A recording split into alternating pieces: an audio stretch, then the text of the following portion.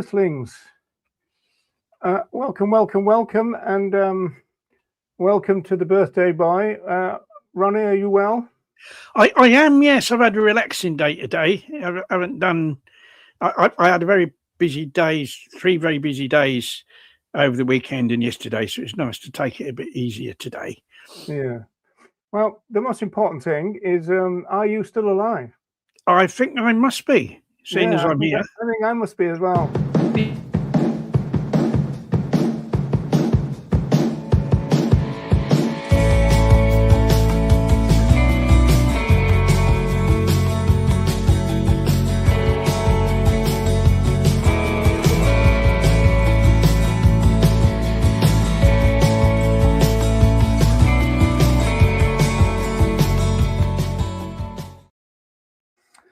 Right, so before we get proceedings going, we've got a few happy birthdays, of course. So there's Philip with happy birthday, comrade Ronnie.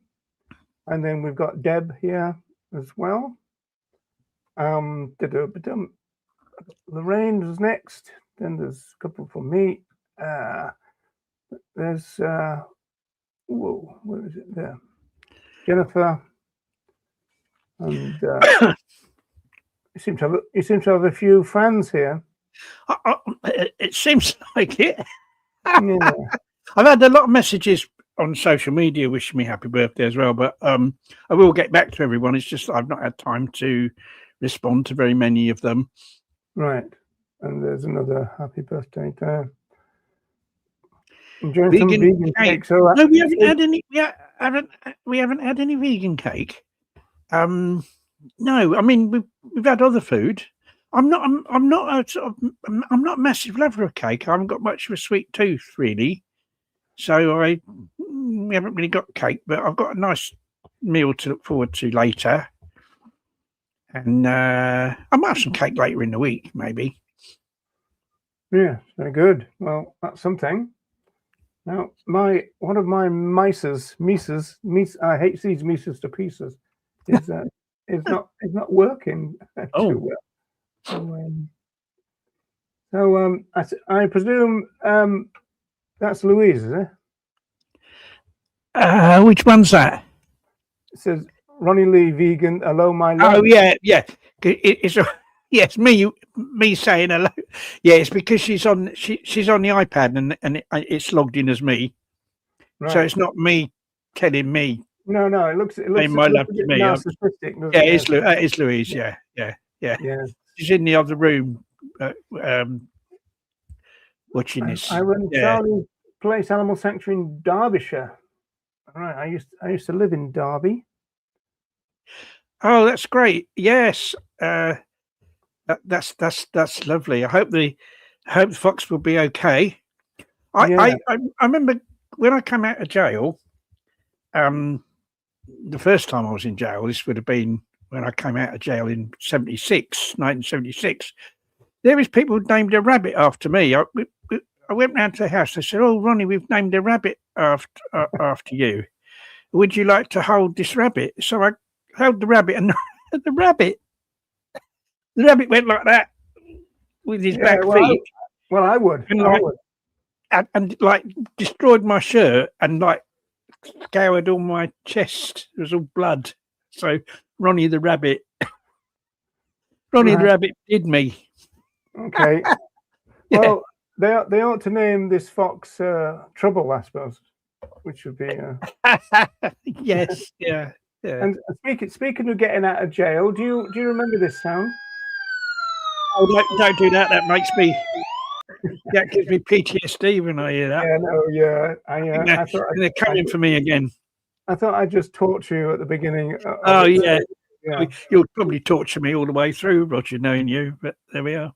Yeah, I've got a few torture things. Don't you worry. So I'm just rejigging things about because I've lost use of one of my mices. So I'm going to have to do everything on this computer instead. So. Right, now, bear with me a minute, because the first item is going to be this. Okay. Right now, watch this this video, Ronnie, and this is fresh from her appearance at the Steen Ep files, because I'm not sure if you can say that word without getting into trouble, but you've got to guess who this is. All right. Happy birthday to you. Happy birthday to you. Happy birthday, Mr. General.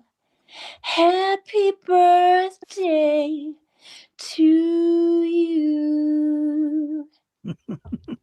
You know what? That Ronnie Lee, he's my kind of guy.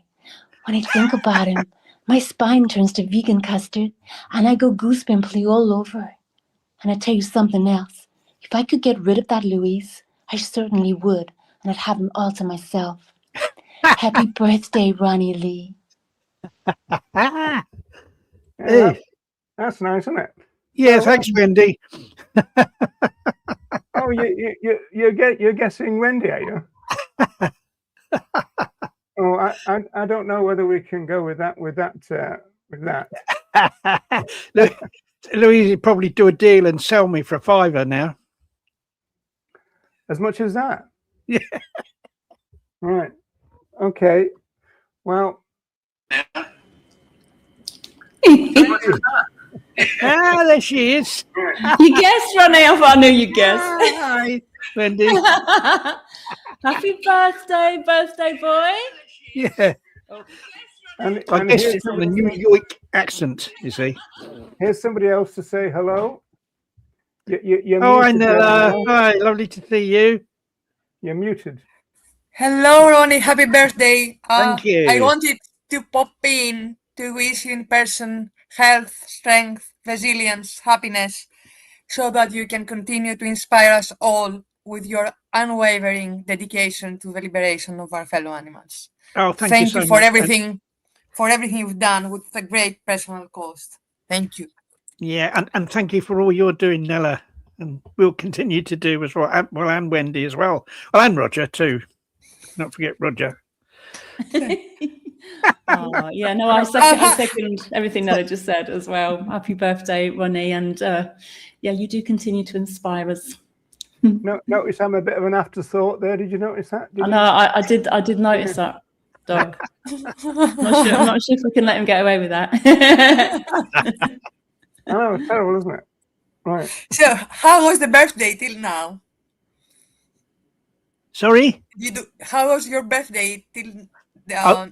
My birthday.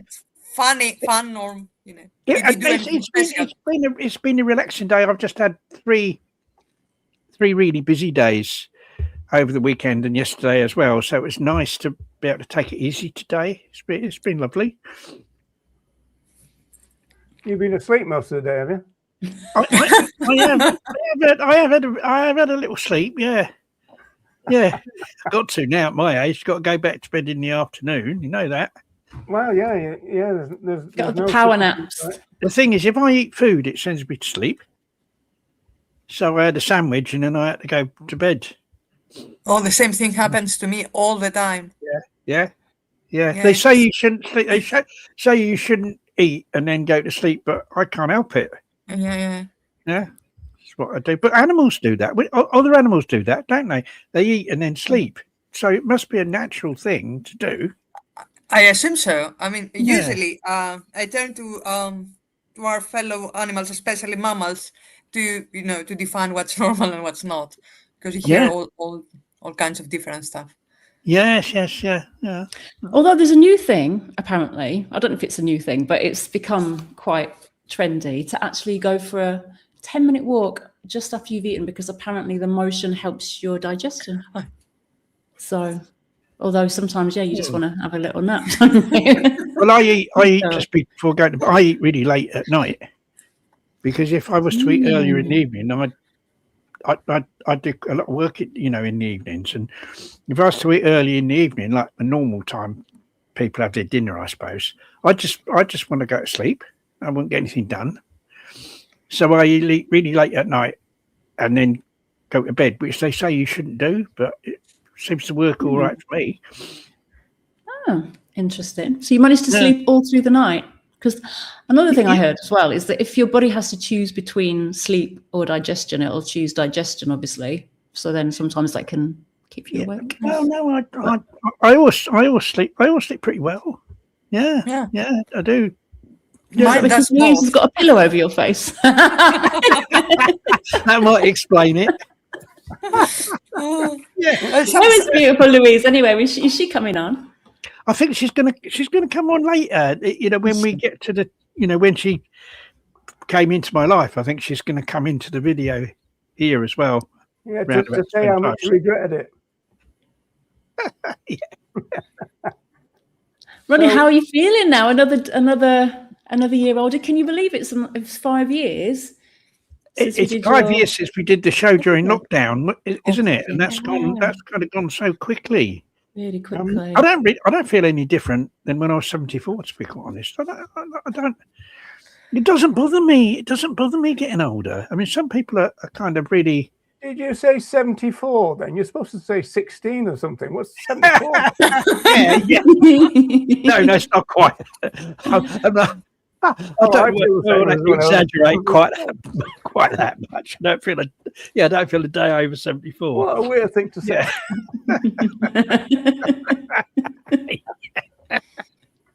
Although Right I now. don't know whether I had much hair then. I think I did have hair at 16, just about. I lost my hair I think I started to lose my hair when I was about 17. Oh, we got some pictures of you with hair. Yeah, but it's not very. It's not very good hair, really. If you were to see more Right, close up, okay. I think it's probably a bit thin in hair in those Or pictures. even when you were a kid. Yeah, Yeah. yeah, especially when I was a baby, I didn't have hair then either. Right now, Wendy has got to go fairly soon. So Hmm. I want you all to have a look at this before that sad eventuality. But Wendy's got a job to do, haven't you, Wendy? You've got I a have. class tonight? Yeah, I do have a class tonight. Yeah. Teaching. Okay. So let's put this up. Right. Okay. So we can all see that. Let me just address people. I'll bring Ronnie down one. Right. Okay. So That's him. Bring him down a peg or two, yeah, Roger. bring him down a peg. In the bottle. I've had some cartoons made up, Ronnie. So after the show, No. I'll send these to you. Should you want them, you might just tell me to throw them in the bin. But so this is the first one. Hey, Ronnie, I bought you a carrot for your birthday, and you're saying you know how to spoil me. Right. And then you say, did you get the Melanie Joy book to review from the publisher? And I say, they sent this old vegan cookbook by mistake. Yeah. And you say, you always were good at dodging bullets. Which,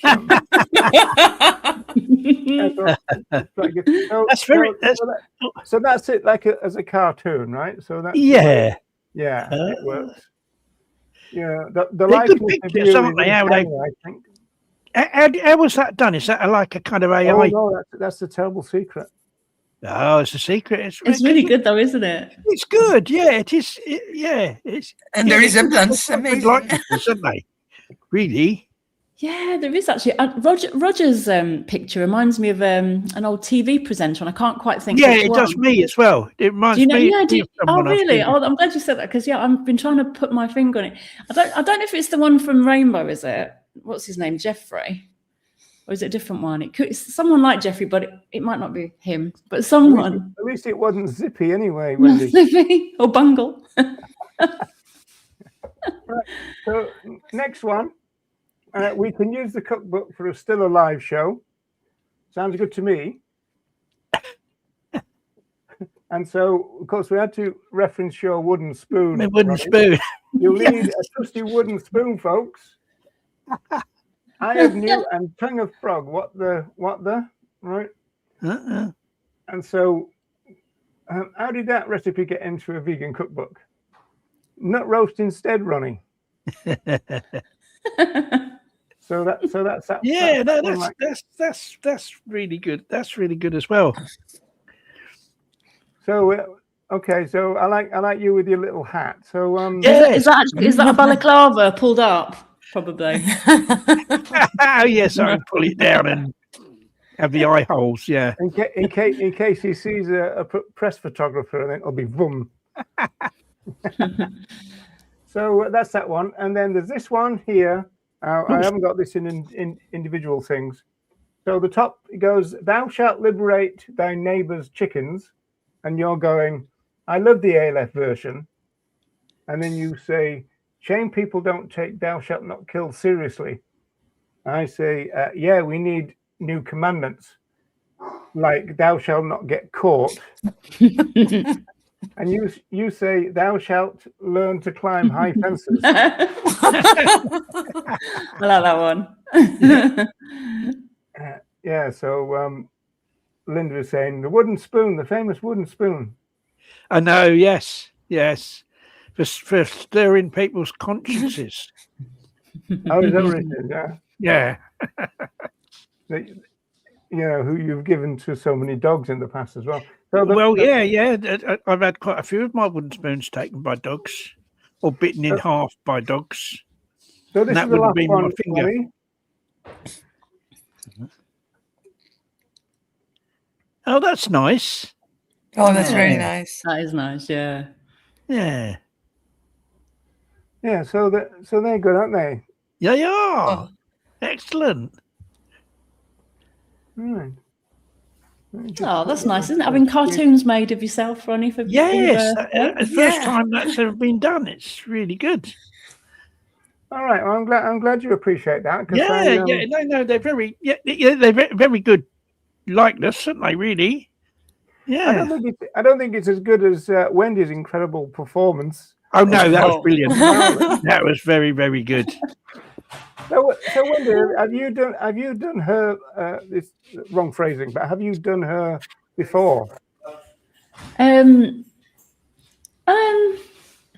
in a professional capacity, just only in a fun way like this, you know. Yeah, I've heard it. That's why I knew it was Wendy, because I've heard Wendy. I think I might have done it for. Yeah. I might have impersonated Marilyn for Louise before. Actually, was it for Louise? Yeah, I did. Yeah, I have heard it before. Yeah, and I was thinking. Oh, I might have. I think I might have sung "Happy Birthday" to Louise before. Oh, yeah, I think that might have been where it was from. And maybe you played along very well, Ronnie. You didn't go, "Oh, now let me think." You just went, "Thanks, Wendy." I knew straight away.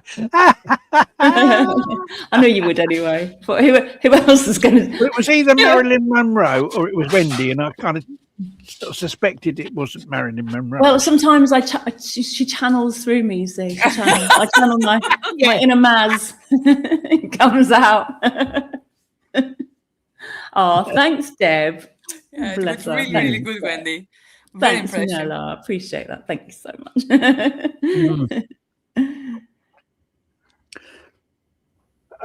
Right. Well, that's me done for a while. So fill in as you wish. Yeah, actually, Jeremy had a question earlier, and he said, "Have you got any?" He said, "Not pearls of wisdom," because of the pearl thing. Obviously, that maybe it's not vegan to have pearls. But have you got any? Let's say nuggets of wisdom that you can share with us of your 75 years. Not. I wonder what was. Oh yes. Well, yes. I mean, it's something that's probably more relevant towards the end of the show, because yes, I mean, I kind of I have learnt.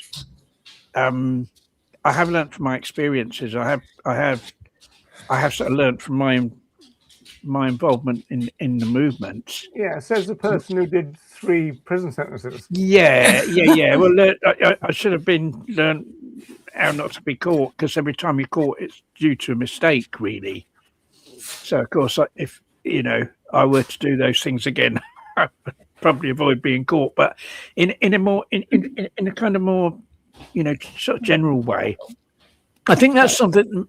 Maybe it's more relevant at the end of the show, because then that's my life, and then I can say what conclusions have I come to, from all those experiences. So if people, would like to wait till then, because I think it's more fitting to talk about it then, really. I was refusing to answer the question. That's No. I'm delaying the answer, so time when it's because we're going through, through my life, we're going through, all the different ways I've, campaigned for our fellow animals, and obviously I've learned from those campaigns, I've learned from those actions, and I've kind of learned from life in general as well, probably on a more personal level. But because that's been that learning process, and I am now where I am, it's more relevant to give that answer at the end, I think. It's just to get people to watch the whole show. That's it. That's what I've got to do. At the end, Stay tuned, everyone. You've been rubbing shoulders with those politicians too much. Yes. Can I ask you a question then, Ronnie? It doesn't have to be about the movement as such, but just a little frivolous question. What do people get wrong about you? Oh, I can answer that. Nice question. A lot of people still think I can put them in touch with the ALF. Well, and you can't. I've not been involved with the ALF for decades. They still think that I can somehow, get them involved. So that's something that people get wrong. What people used to get wrong was they thought I was a big bloke. I remember giving a talk. I used to go around giving these talks. It was really blatant. I go and give talks to these whole pools of people. Very often organised by local animal rights groups. In the day when the local animal rights group scene was like really kind of vibrant, talking about I don't know, late 70s, early 80s, those sort of times. I remember giving this talk. It was in Wood Green in North London, and it was some sort of community centre that had been hired. And there was at least 100 people in it. It was full. I gave a talk about the ALF, and afterwards, this woman came up.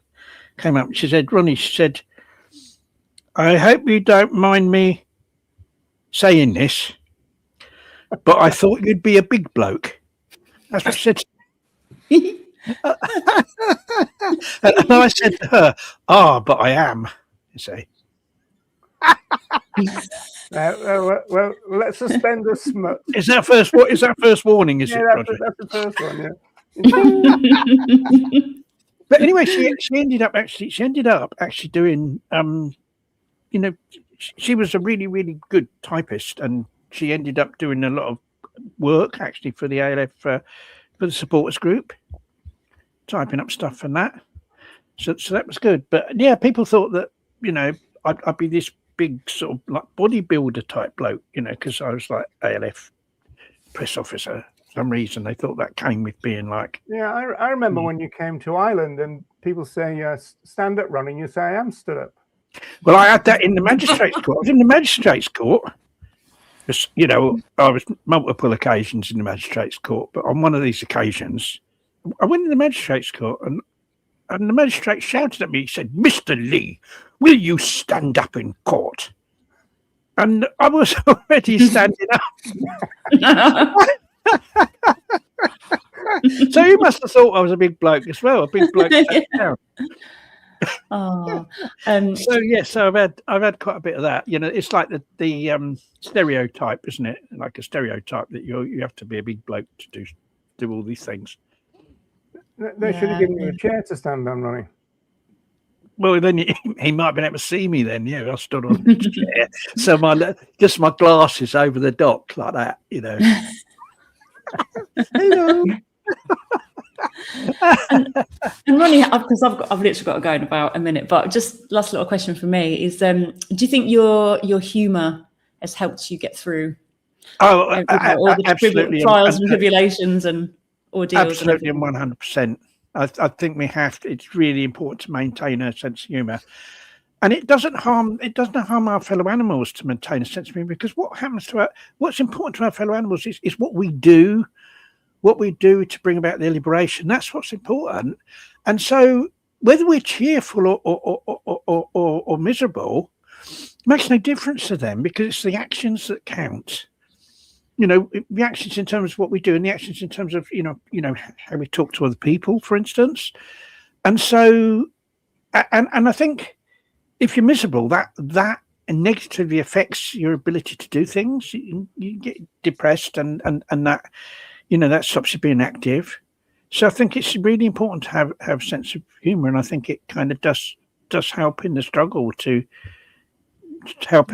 do that, you know. And I kind of and you know, in jail as well, having a sense of humour, I think helped me, because there's loads of funny things happening in prison.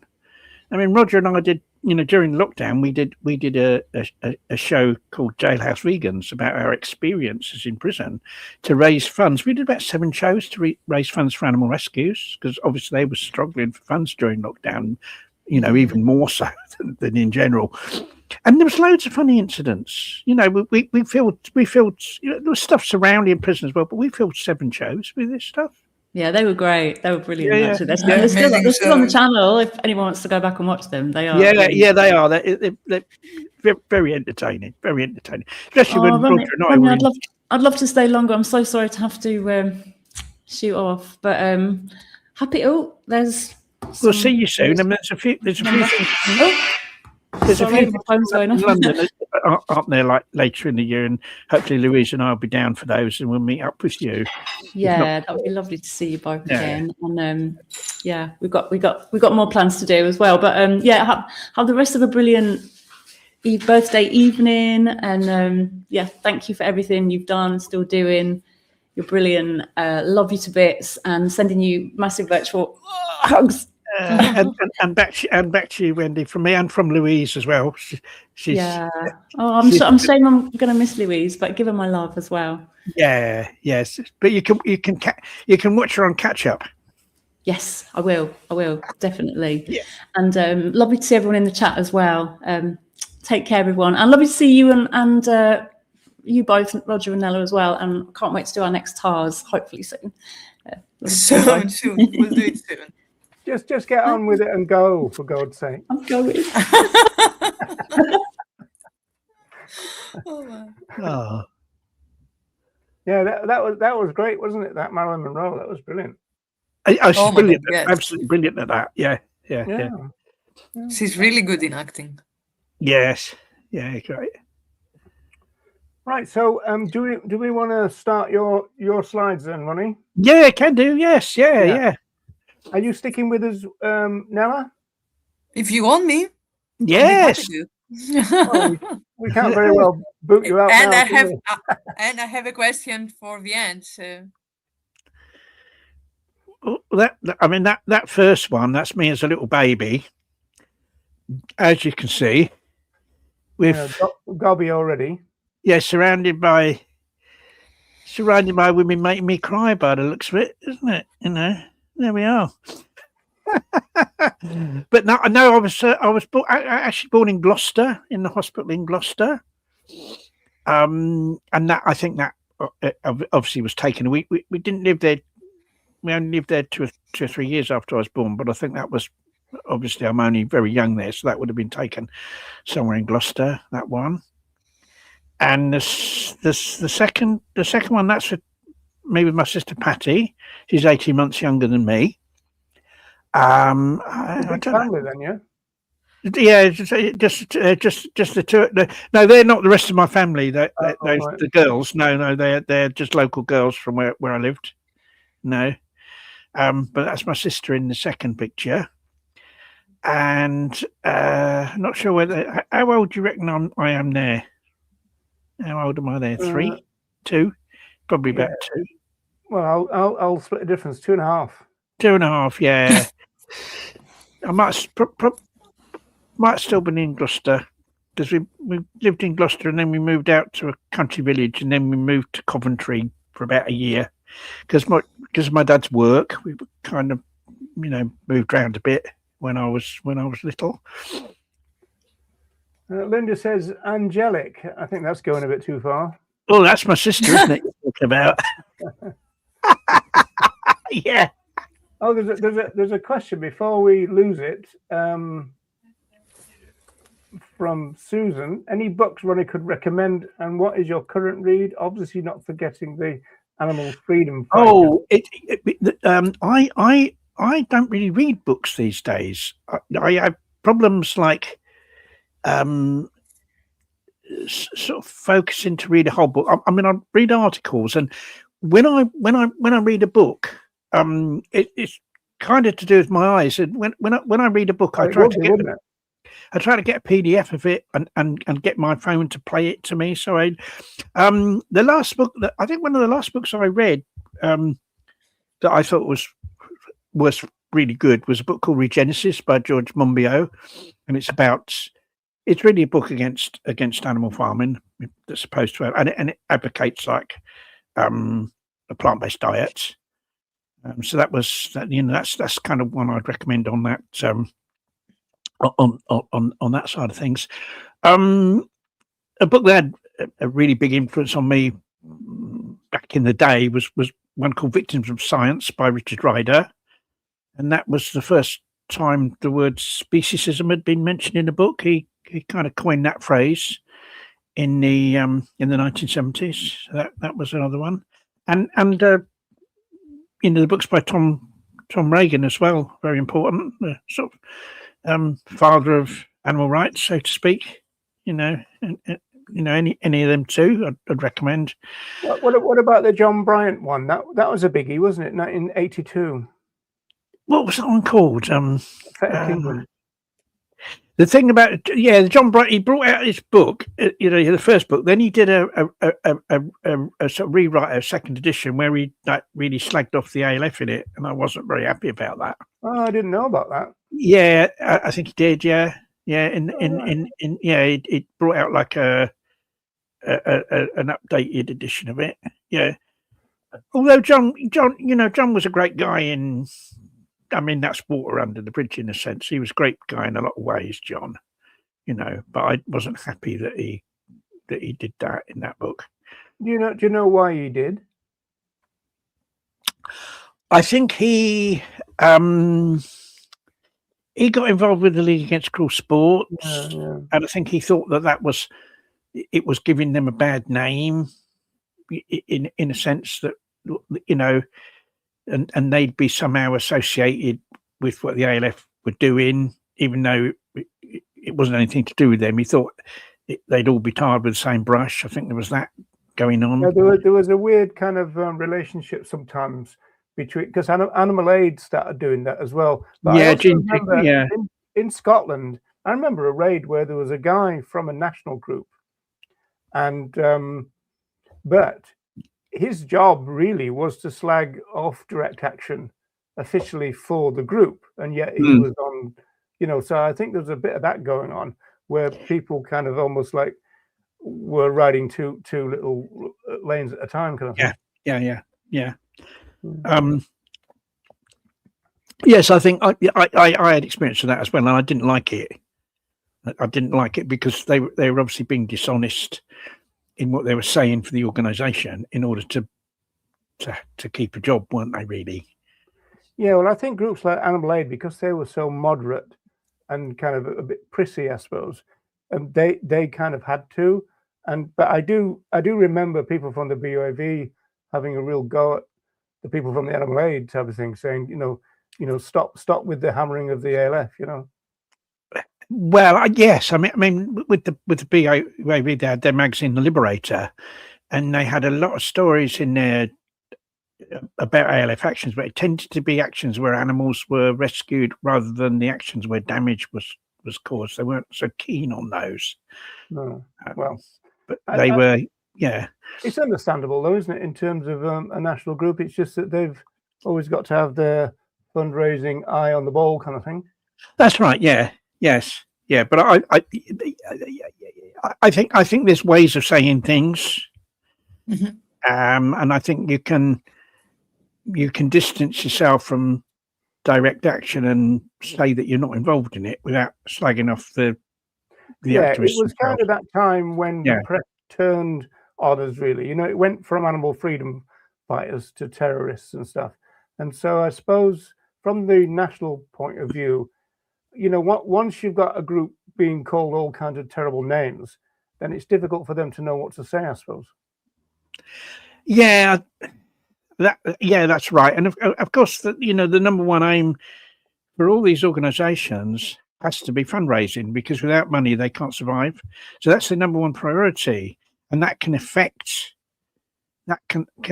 affect what they say in terms of, you know, the animal liberation, animal protection side of their message, because they're and it happens today, and this is why a lot of these organisations do run welfarist campaigns, because they see that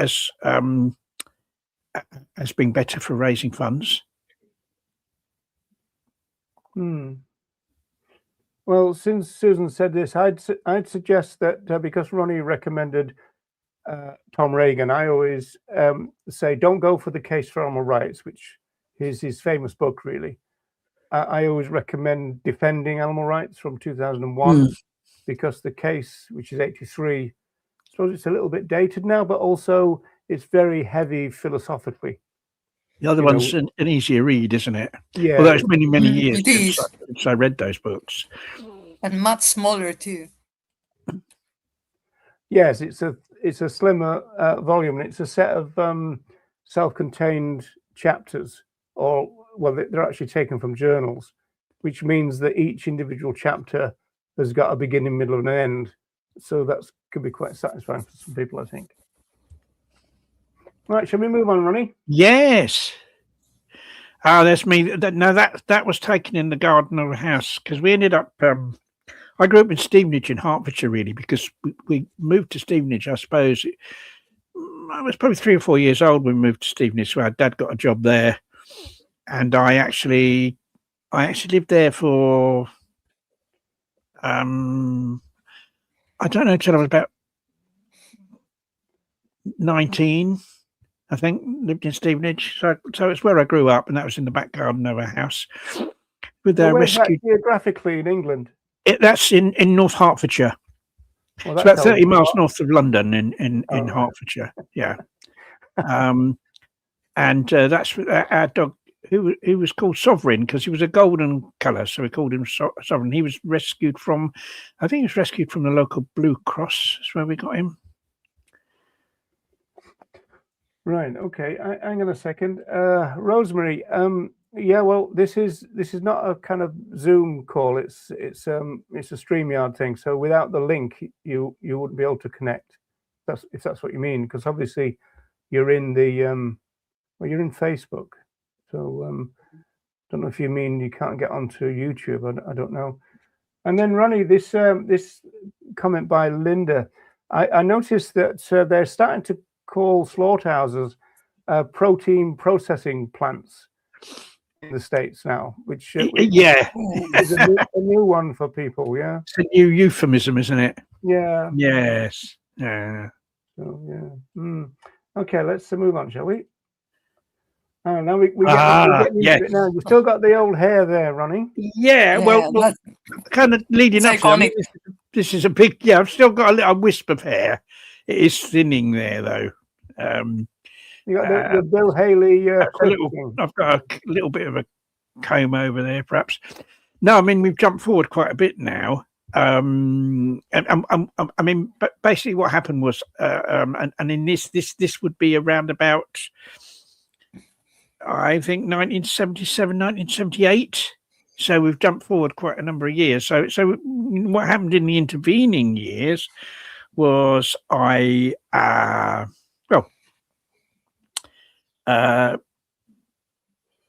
I left school, I eventually got a job in a solicitor's office. I was kind of training to be a solicitor, ironically, and I Would have been handy.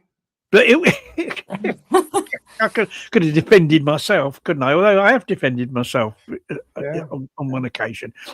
The only occasion when I got acquitted, actually.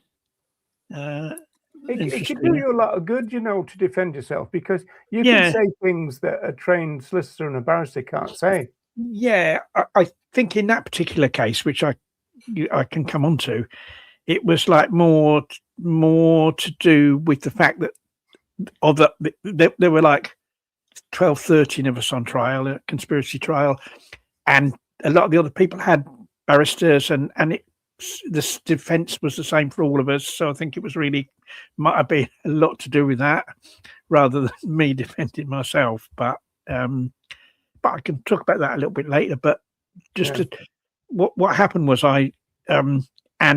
but prior to that, when I was 18, I went vegetarian, and it was through my sister's boyfriend at the time, who later became her first husband. He was vegetarian. I was curious about why he was vegetarian. He said it was because animals don't need to be killed for us to survive, and he was really healthy, and it got me thinking about it. I was a big meat eater, but I decided after about 3 nights of trying to find a justification for carrying on eating other animals, I mean, I couldn't find a justification, so I went vegetarian. My sister went vegetarian as well, and then 2.5 years after that, I became vegan, and I read an article in the Vegetarian Society's magazine about veganism, and found out for the first time about what happened to the cows and the calves and the hens and the chicks, and also found out there was other articles, other items in there about vivisection and hunting and all that. And I just thought, right, I've got to pretty much devote my life to try to stop all this, And I very, very quickly became involved in hunt sabs, and this is to do with hunt sabs, and this is a place called Altcar, which is, I think, north of Liverpool. This is a photo from I think the Liverpool Echo. It's an article about hunt sabs. I think there's probably a couple of hundred of us went to Altcar to disrupt hare coursing. It was like hare coursing was where they basically set 2 greyhounds onto a hare, and they bet on how well the dogs perform in pursuing the hare. And very often the hare gets caught and killed, and there's this horrific tug of war between the greyhounds. And the Waterloo Cup in Altcar was like the premier event. It was the highlight of the hare coursing season, and thousands of these hare coursing enthusiasts would go.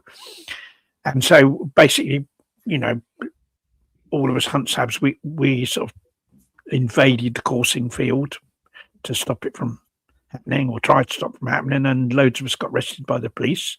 And this is me in the course of being arrested, and they arrested so many of us that they had to take us to the police station in a horse box rather than in an ordinary police vehicle. Oh, wow, looks like you're resisting arrest there, Ronnie. Yeah. I think I actually hit a police officer, punched a police officer at that event because he had a woman sab. He was pulling a woman sab by the hair, pulling her hair. So he turned around and said, "Stand up and do that again." Yeah. Sorry, I should not do that again. Yeah. He was dragging her by the hair, and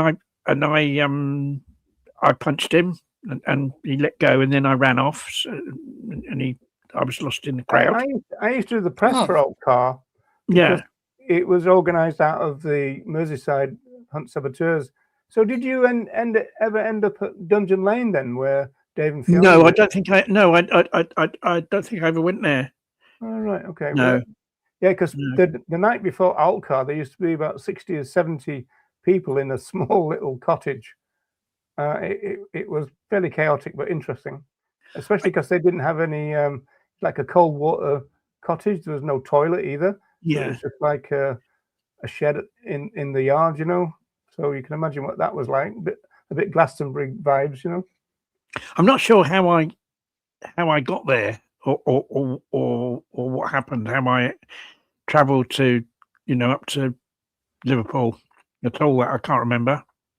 Yeah, because it's north, isn't it? It's near Formby, the area of Formby. Yeah, it's north of. I think it's north of Liverpool. But what happened was it's the only blood sport that was really seriously affected by the Hunting Act, because what there were these hare coursing clubs, maybe half a dozen, 8 of them around the country, where they do this hare coursing, and there are other hare coursing events in other parts of the country I've been involved in disrupting as well. And of course, so when the Hunting Act came in and pursuing other animals with dogs was supposedly outlawed, the coursing clubs weren't able to operate because there wasn't any way they could kind of get round it.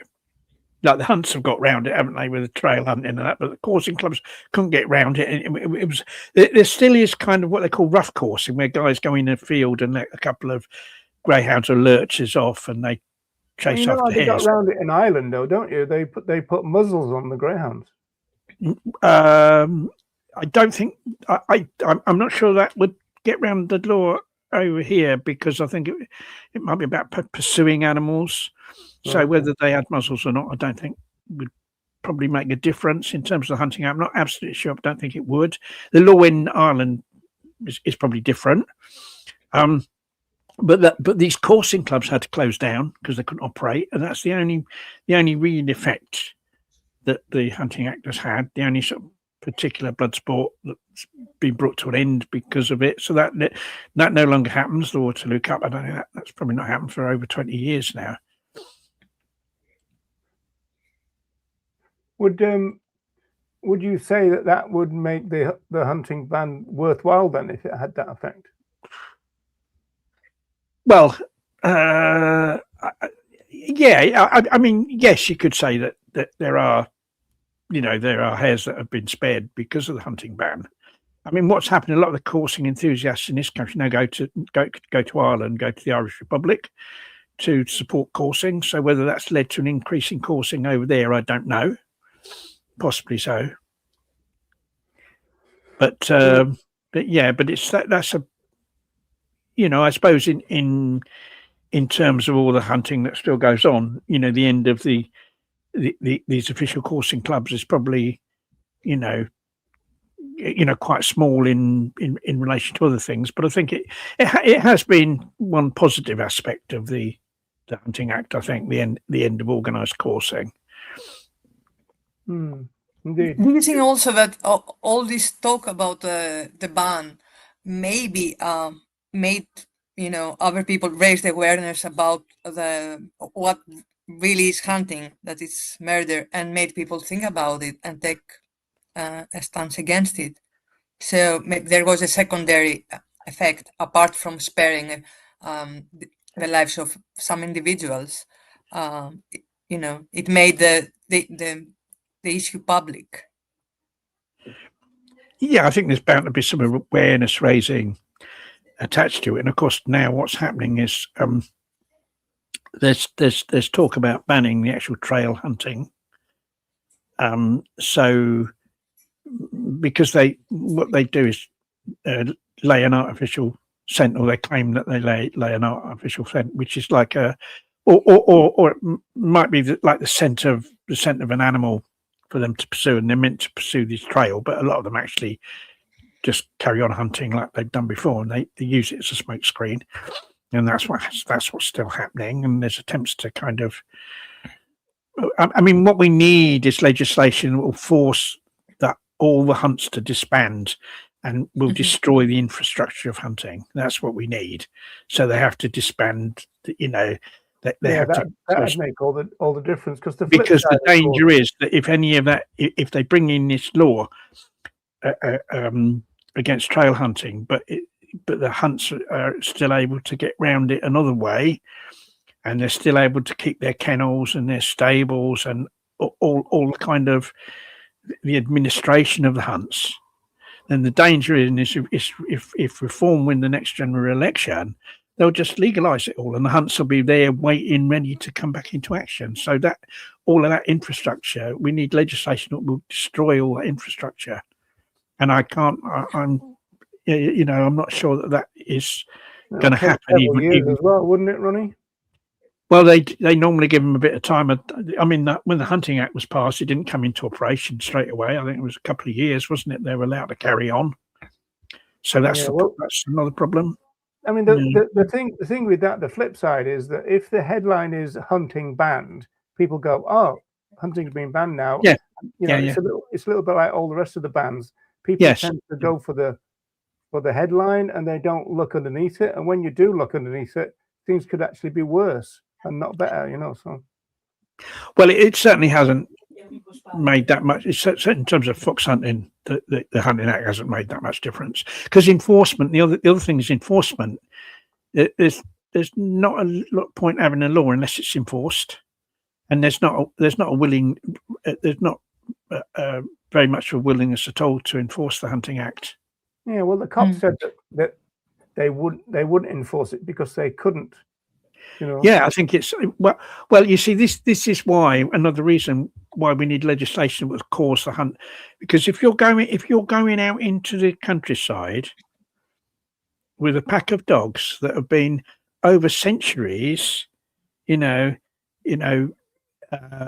purposely bred, genetically selected, I suppose, to pursue, our fellow animals, to pursue foxes. Originally, they were bred to pursue deers, of course, foxhounds, and then later on fox hunting came in, and so they're selected. That you're selectively bred to be keen, and you have a pack of dogs, that have been selectively bred to chase after other animals. Even if you set them to go after a trail, if they get the scent of a fox or a deer, they'll be off after that animal. You see, this is the danger. It's highly dangerous to have a pack of dogs like that loose in the countryside. Yeah, of course, we know all the stories about cats in cats, people's cats in their gardens, or even a small dog, other animals, people's rabbits, and foxes and deers and other animals living in the wild. They're all at risk. They're all at risk from these dogs. And it's a fiction that they can be disciplined to keep to the trail, because that isn't. Well, they can't, can they? Yeah. No. Shall we move on? Yeah. Now, this is an interesting one. This Peter Lang is an interesting journalist. There was a couple of things that I noticed here when I was looking at it. Obviously, as usual, everything gets translated to welfare language. Yes. So I think, though, that it's not just the journalism. We did tend to speak in those terms as well, because you see, what happened was that, like, the ALF was like, in a sense, a militant version of what had gone before. And what had gone before, the rise of the ALF, were these national organisations that campaigned against, various areas of the oppression of our fellow animals. You had the anti-vivisection organisations. There was Compassion and World Farming, wasn't there, against factory farming? There are anti-fur organisations. Organisations against zoos and circuses, and they tended to speak in welfarist terms. They tended to talk about cruelty, focus on treatment, and so you know, when the ALF arose, we were a sort of militant version of them, and we kind of kept the same language in our messaging. Well, you don't hear, in fairness, because you know we are a direct action campaign against all animal exploitation, says Ronnie. We want to see all animals left alone. Yeah, yeah, that's right. I think that's kind of really what we felt, but you know, then nevertheless, I mean, there's a clip coming up of an interview with me where there's a lot of welfare language used in that. I think you're going to play that in a minute, aren't you? Yeah, but there is a point to be made about that. But we'll wait for the clip before we. Yeah, that's right. And this was, I think, I lived in Wood Green in North London at the time, and these two cats were two cats. It was there was the one in my left hand is Cyril, and the other one's Oscar. And I live with a couple of friends in a flat in Wood Green, and I think the newspaper, I think it was the Hornsey Journal, that's the local newspaper that interviewed me, and Cyril was a street cat that we rescued, and he was he had quite a lot of injuries from fighting, and we got him treated. And not Cyril, sorry, Oscar was a street cat, and Cyril, where I'd lived previously, he just turned up on our doorstep as a kitten, and we couldn't find where he came from. So Oscar looks like he's got the street cat kind of look about him. He did, but it was strange. I'll rip your head off, kind of. It's strange because my friends had a cat called Olive. It was a black and white cat called Olive. When we first adopted Oscar used to just go for Olive all the time. But when we got him sorted out and he got used to being in the home, Olive became the boss and Oscar was the subservient one. Well, after you got him sorted out, I love that language. Got him sorted out, yeah, that's it, yeah. You mean once you chopped his balls off? Well, yes, we did. Well, yeah. Well, there's no wonder he took second place then, is there? Yeah, he did. Yeah. Well, I know the feeling, Roger, myself. Right. Okay. Well, we won't need to go into that aspect of your. Might take second place to Louise. Yeah. Right. Okay. Moving on. So, do you want anything? This was while I was on. I think when I did this article, I was on bail. On a charge of where I'd broken into a place that bred mice for sending to laboratories, and I was on bail for that at the time when I did this interview, and I think that's mentioned in the article. Okay, that's an interesting juxtaposition, isn't it? On bail for liberating mice and holding two cats. Yeah. Yes, I know. I don't think they'd have helped me. Well, they might have liberated the mice, but for a different reason. 120 mice, it says here. There's 120 mice, yeah. From a place down, and I think we wrecked their vehicle as well. But I ended up being arrested for that. The police had found out where I lived, and I didn't think they had, because I'd recently moved. Did you get time for that one, Ronnie, or was? Yes, I got 12 months for that. Right. Okay. Yeah. How they found out? But do you know, or can you say? Somebody grasped me up, told the police where I lived, and I just moved, and I thought it was safe to take the mice back there because I thought I've just moved. The police won't know where I lived, and next morning, knock on a door, the police were there.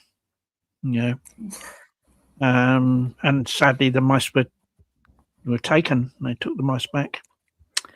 I got a funny story when I was at the dungeon.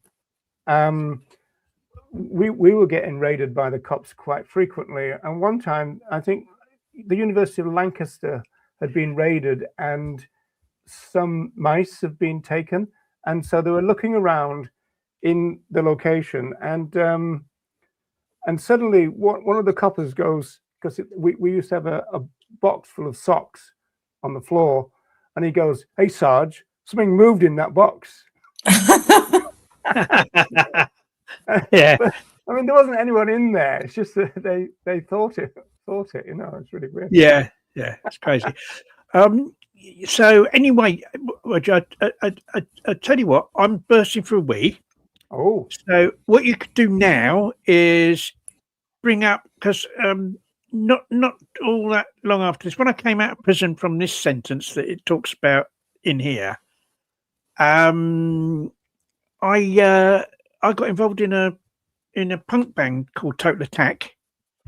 And yeah. what Okay, you we'll do that in a second. So you go for your wee, and then I've got a bit of surprise for you when you come back. Oh, right. Okay. All right. I just thought people could listen to the lovely punk music while I was having a wee. But I'll be back in a second. Well, yeah, we'd certainly need to do that. Cover it up, wouldn't we? Yeah. Right. So, hey. Hey. Hello. Hey, nice to see you, Roger. Nice to meet you, Nella. Thanks for the invite, by the way. You're Nice welcome. to meet you too. So you'll be able to say hello to the birthday boy when he comes back with his bladder freshly emptied. Indeed. Yeah, I've been enjoying the stream. Thanks for making it educational as well. Like the book. Oh yeah, you can't not do that. But yeah, you doing good, Roger? yes, thanks. Yeah, still alive, to coin a phrase. No, remind me, I can't remember. Are you older or younger than Ronnie? I'm well younger than Ronnie. Okay. Well, thanks for organizing this. Yeah, I'm kind of 7 years younger. Yeah. Do you think Ronnie knows what's happening right now? What you mean? Is he senile or not? You mean? Yeah. Thought I'd take my jabs before he gets here. No, I don't think he knows what he's doing, to be honest. Yeah. Oh, Hey, Ronnie, look that's who we've better. got. Oh, hi, Jeremy. Hey, Good Ronnie. To see you. Good to see you. Hey. I'm drinking too much of this non-alcoholic beer, which is called Faith. Is it any good? Isn't something I have actually. Faith, Northern Monk. A lot of these non-alcoholic beers have got religious names. There's one called Lucky Saint. They seem to think that there's a religious aspect to not drinking alcohol for some reason. There we are. They actually have alcohol in them, don't they? Usually, like just a very small amount. They have it's not in 0.5%. Yeah, I think this is 0.5% is classed as non-alcoholic. You better be careful, lad. I can't, because once I've drank about 30 or 40 of these, I'll be well slewed. How many? 30 or 40 probably to get drunk on these. So we've got another guest for you, Ronnie. So here's Deb. Hello there. Hiya, good Welcome. to see you. Hey, Great Donald to see you, Deb. says his love. Oh, lovely, thank you. Hey, Let's see if I can can't put this on top a better Wendy, screen. There you go. but let me try. Happy birthday to you and Everybody. more. Thank you. Yeah, happy birthday, Ronnie. Such an honor. Thank you, Jeremy. Yeah, Thanks thank for you. setting the bar high for all the activists. Yeah, as a big bloke, I would have to set the bar high, wouldn't I? That's right. Yeah, I suppose our early thing about you not standing up and not is a bit heightist. I think is that what you can say? Heightist? I think it probably is heightist. Yeah, I think I swore at the magistrate though, so I did tell him off. Interesting enough, he did that on purpose. Yeah, strangely enough, he didn't give me bail. Yeah, odd that really. No. Do you think Which he was is usually- genuinely confused, or was he actually just trying to? No, I think he genuinely thought I wasn't standing up. He genuinely thought I was sitting down when I should be standing. Yeah, because he obviously thought I was a big bloke as well. That's probably why. Were you tuned in, Deb, when Ronnie said that before? Yes. Yeah, right. Yeah. I suppose it is a bit of a funny comment, but yeah, it is a bit weird. Yeah. Although the funniest incident I know of in the magistrate's court was his chap. He was arrested for raid on they'd done a raid on a chicken farm, arrested some chickens, and he went to court dressed as a chicken, but it was more like a chick because he had this yellow zipped up chick outfit, and he went in court wearing that, and the magistrate shouted at him, "This is disgraceful behaviour. Remove that immediately." And so he said, "All right." And he unzipped it, and he was totally naked. So the magistrate had to order him. I bet that was your idea, wasn't it? Actually, John Page did that. You know the Battery 22. I think it was John Page. Yeah, I think it was John that did that. Was that the Battery 22 one then? I think it might have been. I think it, unless John was done on another occasion. I think it was John. Yeah, because what it was every time they asked him his name, he just squawked. Right, and he went this kind of thing, and then they ordered him to take his chicken costume off because we'd had a mock trial before we went into, because it was on the local, 1 o'clock news and everything. I was the judge, and I think I sentenced John to be put into a battery unit or something because he had the temerity to escape from a free range farm or something like that. But even after he took his chicken thing off, he still just squawked. He wouldn't answer his name because we were a bit bolshy like that in those days. We wouldn't kind of give our real name and stuff. I was terrible in court. I used to swear at them, everything, and and then wondered why I didn't get released. No. I wonder you're still not in the slam. Yeah. So, Jeremy and Deb, have you ever dressed up as a chicken? Ever what? As a chicken? No, I don't think Oh, so. dressed as a chicken? No. I have dressed as a cow and a bee. Oh, we've got a picture of the bee coming up. Yeah, the bee. Yeah, I'm a serial animal dress rapper or whatever. Impersonator. This is the. Have I dressed as anything else? I got carrot out. I got carrots. I got carrot outfit. Got this carrot outfit. You can get a cream for that, Ronnie. And it was I couldn't wear it. It was too big. It was too big for me. The carrot. But I always used to, when I was dressed as a cow. I don't know what we could do with that information. Yeah, when I was dressed as a cow, I used to always worry. You'd be in the street. You're going to scrape your udders along the wall. I used to always worry that a short-sighted farmer might come along. I was frightened of a short-sighted farmer. In your dreams. And I can imagine the conversation he'd have, afterwards saying, "Oh, I saw this very strange cow today." I love. Oh, very, very, very, very strange cow. Oh my God! Only one teat, a very small udder, and the milk didn't taste very nice either. So is this a farmer or a pirate, Ronnie? Well, they're both farmers and pirates have the same accent, don't they? They're who are. So who's a farmer, who's a pirate, you can't tell unless they're all pirates. He wanted to shiver your timbers, didn't he, Ronnie? So I had to stop. Out of my fear of that, I had to stop wearing the cow uniform. I have a question for you, Ronnie. Where did you wear this cow outfit? Where were you? It was when we were doing vegan stalls, promoting veganism. I gotcha. Okay. Yeah. So, yeah. And I don't want to do your job for you, Roger, but that was probably warning number 2 right there. That last story. Yeah. How many warnings have I got? Well, you're on your last one. It's 3 strikes and you're out, isn't it? That's I've got quite a while to go. Oh, now. Will I last? It'll be quite a birthday stream. You'll have to finish my birthday program without me. I'll have to kind of just have a cartoon picture of me. Yeah, we'll put one of the cartoons in your place. Yeah. Better behaved. Yeah. Right. So, Jeremy, Deb, do you want to have you got any other questions or anything? And then we'll say goodbye. Oh, look. We want to move on. That's Jersey. She says, "Happy birthday." Oh, she looks amazing. Beautiful. Thank you. I very often have a cat with me. I haven't the door's closed, so they can't come in here at the moment.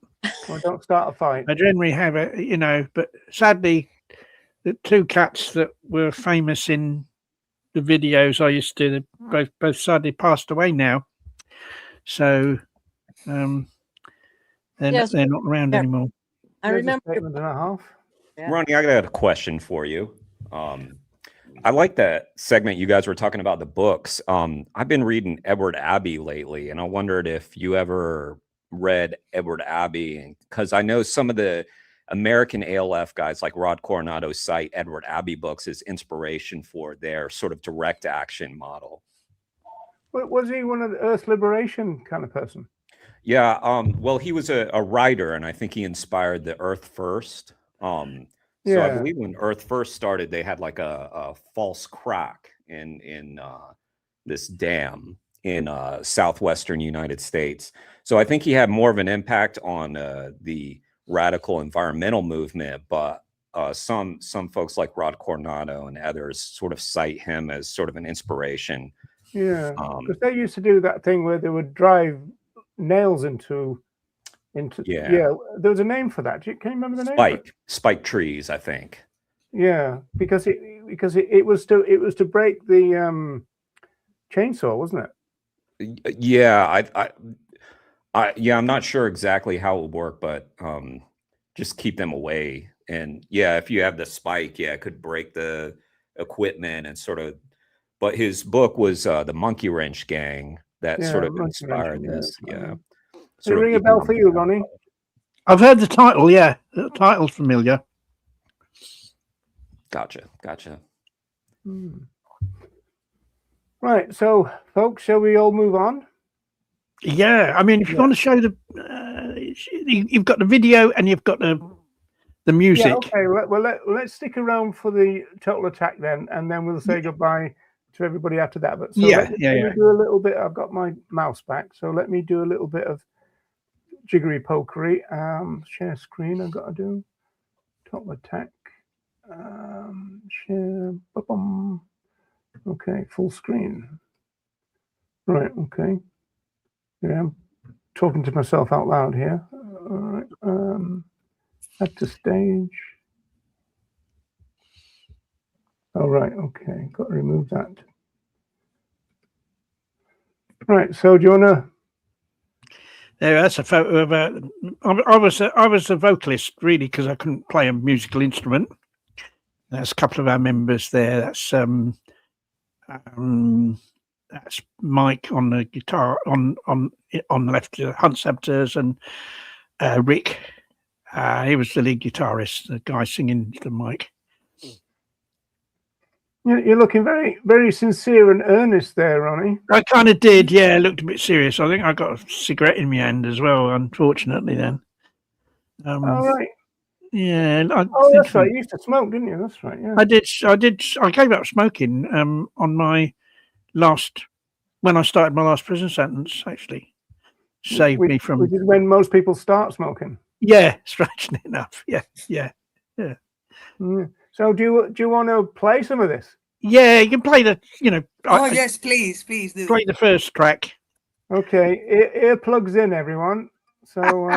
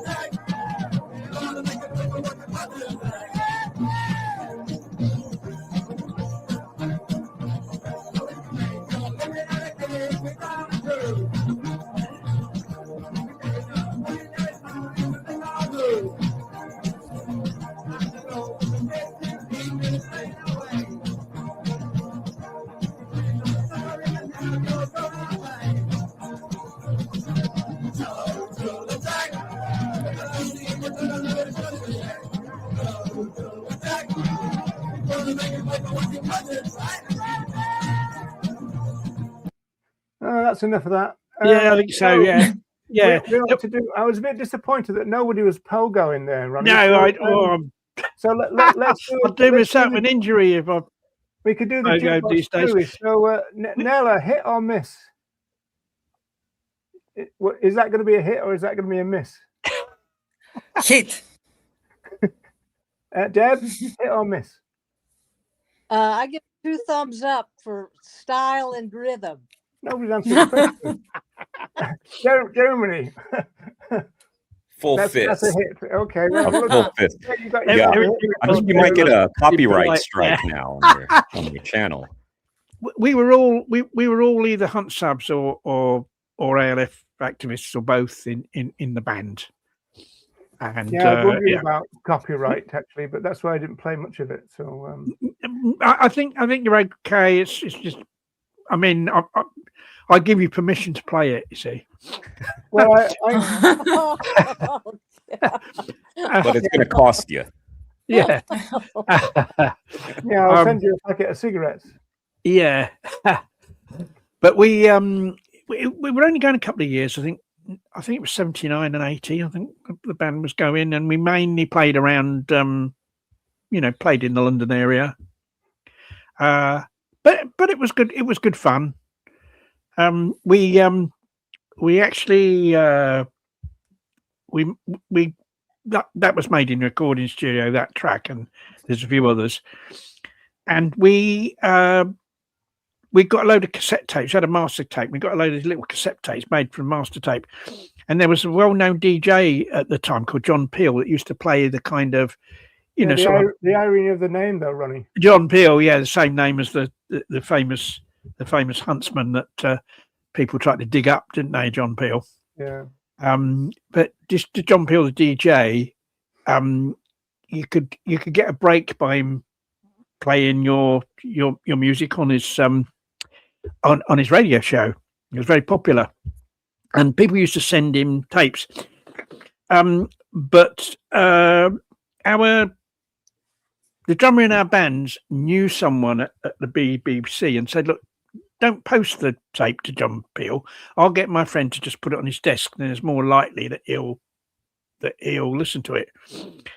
And what happened was we did that and packaged this tape up, and it got taken to the BBC. And I was listening to the John Peel show every night, waiting for it to be played. It was never played. And then a few weeks later, we questioned the drummer. We said, "Well, our tape's not been played. What's happened?" He said, "Oh, I've been too embarrassed to tell you what happened." And what happened was, it was at the time of the IRA. There's a lot of IRA bombings and that going on. I suppose especially in London. And they found this package on John Peel's desk, and it started a bomb alert, and they had people in to destroy it. They thought it might be a bomb. And that's what happened to our tape. So it didn't go up the charts. It just went destroyed. Destroyed as a suspected suspicious package. Yeah, but he must have got loads and loads of letters and stuff. No, he got but they came through the post. But this didn't come through the post. Somebody put it on his desk, so they were suspicious of it. You see, and that's what happened.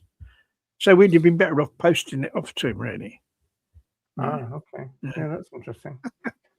Okay, well, I'm gonna go back to your thing. So everybody's welcome to stay if you want to, folks. But do you want to move on from this slide, Ronnie? Yeah, move on to there should be there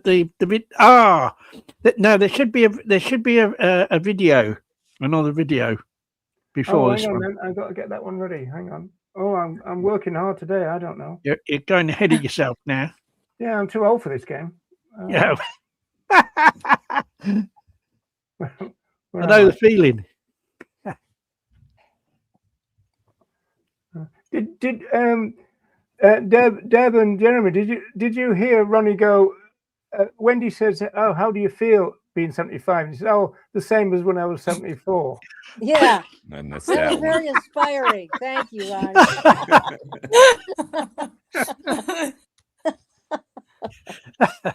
What does it feel like to be 74 then, Ronnie? What's that like? I'd love to be 74 again, Jeremy. Those were the days of my youth. In my Those youth, were the days. when Those I were was the a headbanging days. Yeah. the 74-year-old whippersnapper.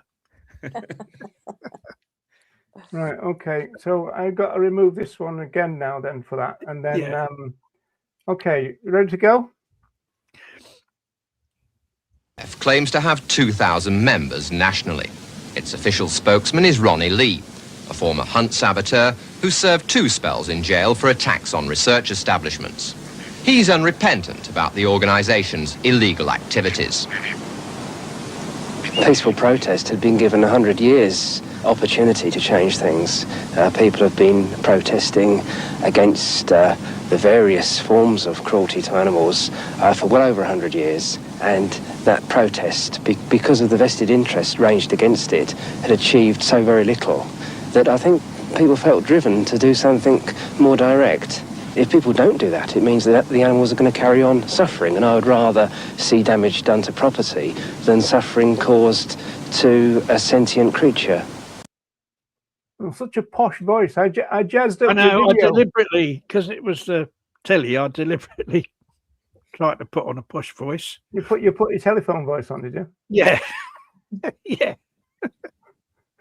So, Was that the BBC?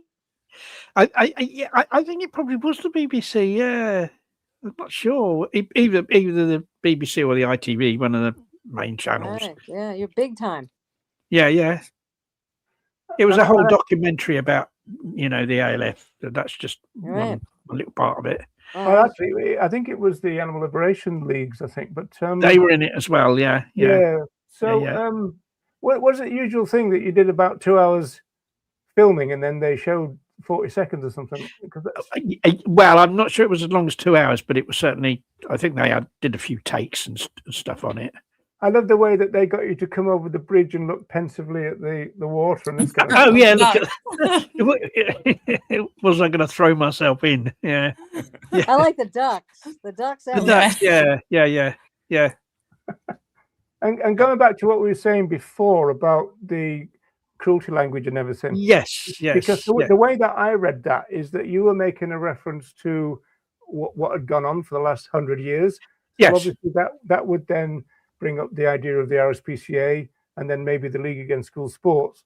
So Yeah. I read it as, so that was the time of campaigning against cruelty. Now it's animal liberation, but maybe it wasn't that. Well, yeah. My wishful thinking. It, I mean, in the songs that about Total Attack, we in a lot of our lyrics, we kind of talk about cruelty, sing about cruelty, for instance. So there was an aspect of that. There was an aspect of that rather than talking about. I think it kind of switched between the two. Yeah, it's a good job you didn't mention your most famous track, otherwise Jeremy would be giving you the third strike, I would think. I can't remember what the name of that is at all.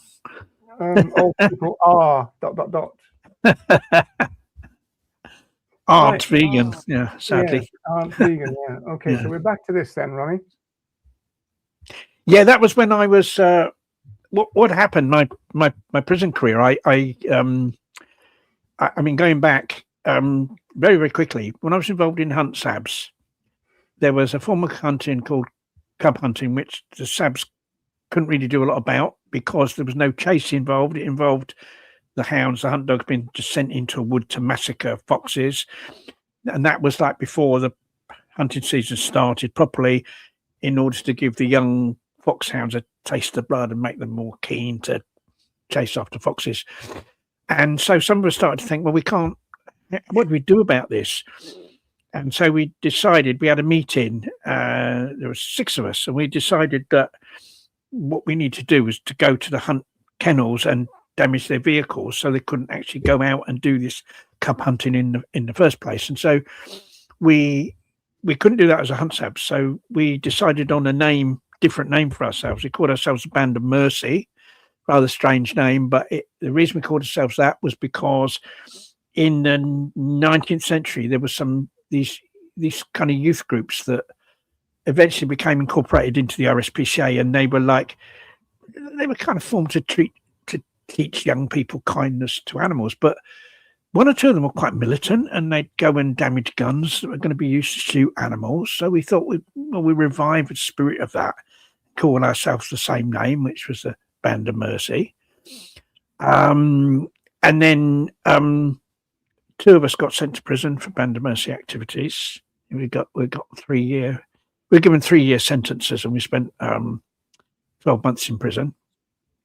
And then after I came out from that sentence, which was in 1976, the name got changed to the Animal Liberation Front to more accurately reflect what we were all about.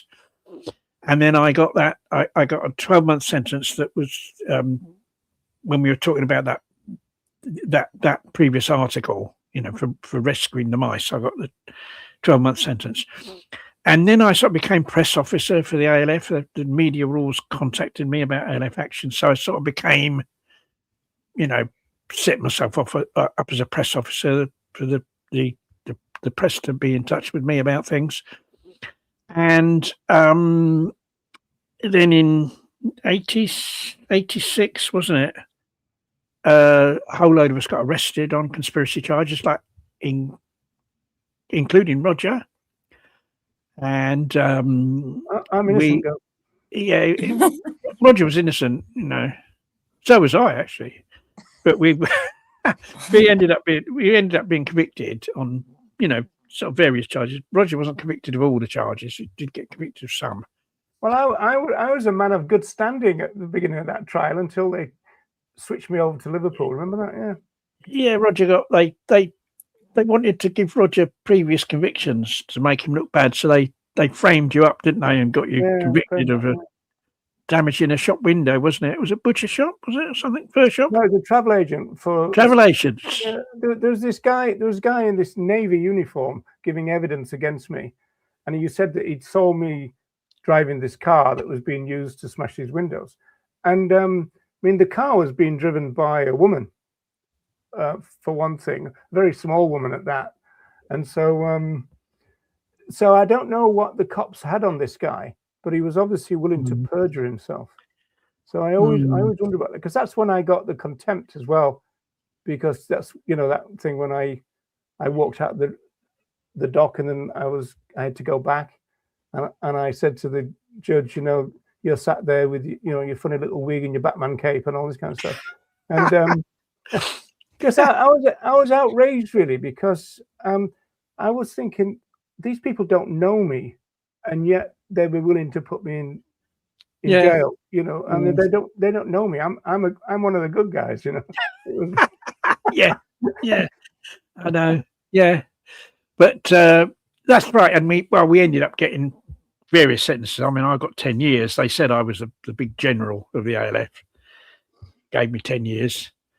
And I was in prison for 6 years and 8 months of that. And that photograph of me with the Free Ronnie Lee placard, because there was this Free Ronnie Lee campaign where those posters were put up in different places. Is that when you're on home leave, Ronnie? It was either on home leave, or it might have been when I was actually arrested. I think it might have been when I was finally released. I think that was a bit late then, isn't it? If you were released, it was too late. Yeah, I mean, it didn't work, because I wasn't freed any earlier than the date. Because what the situation was that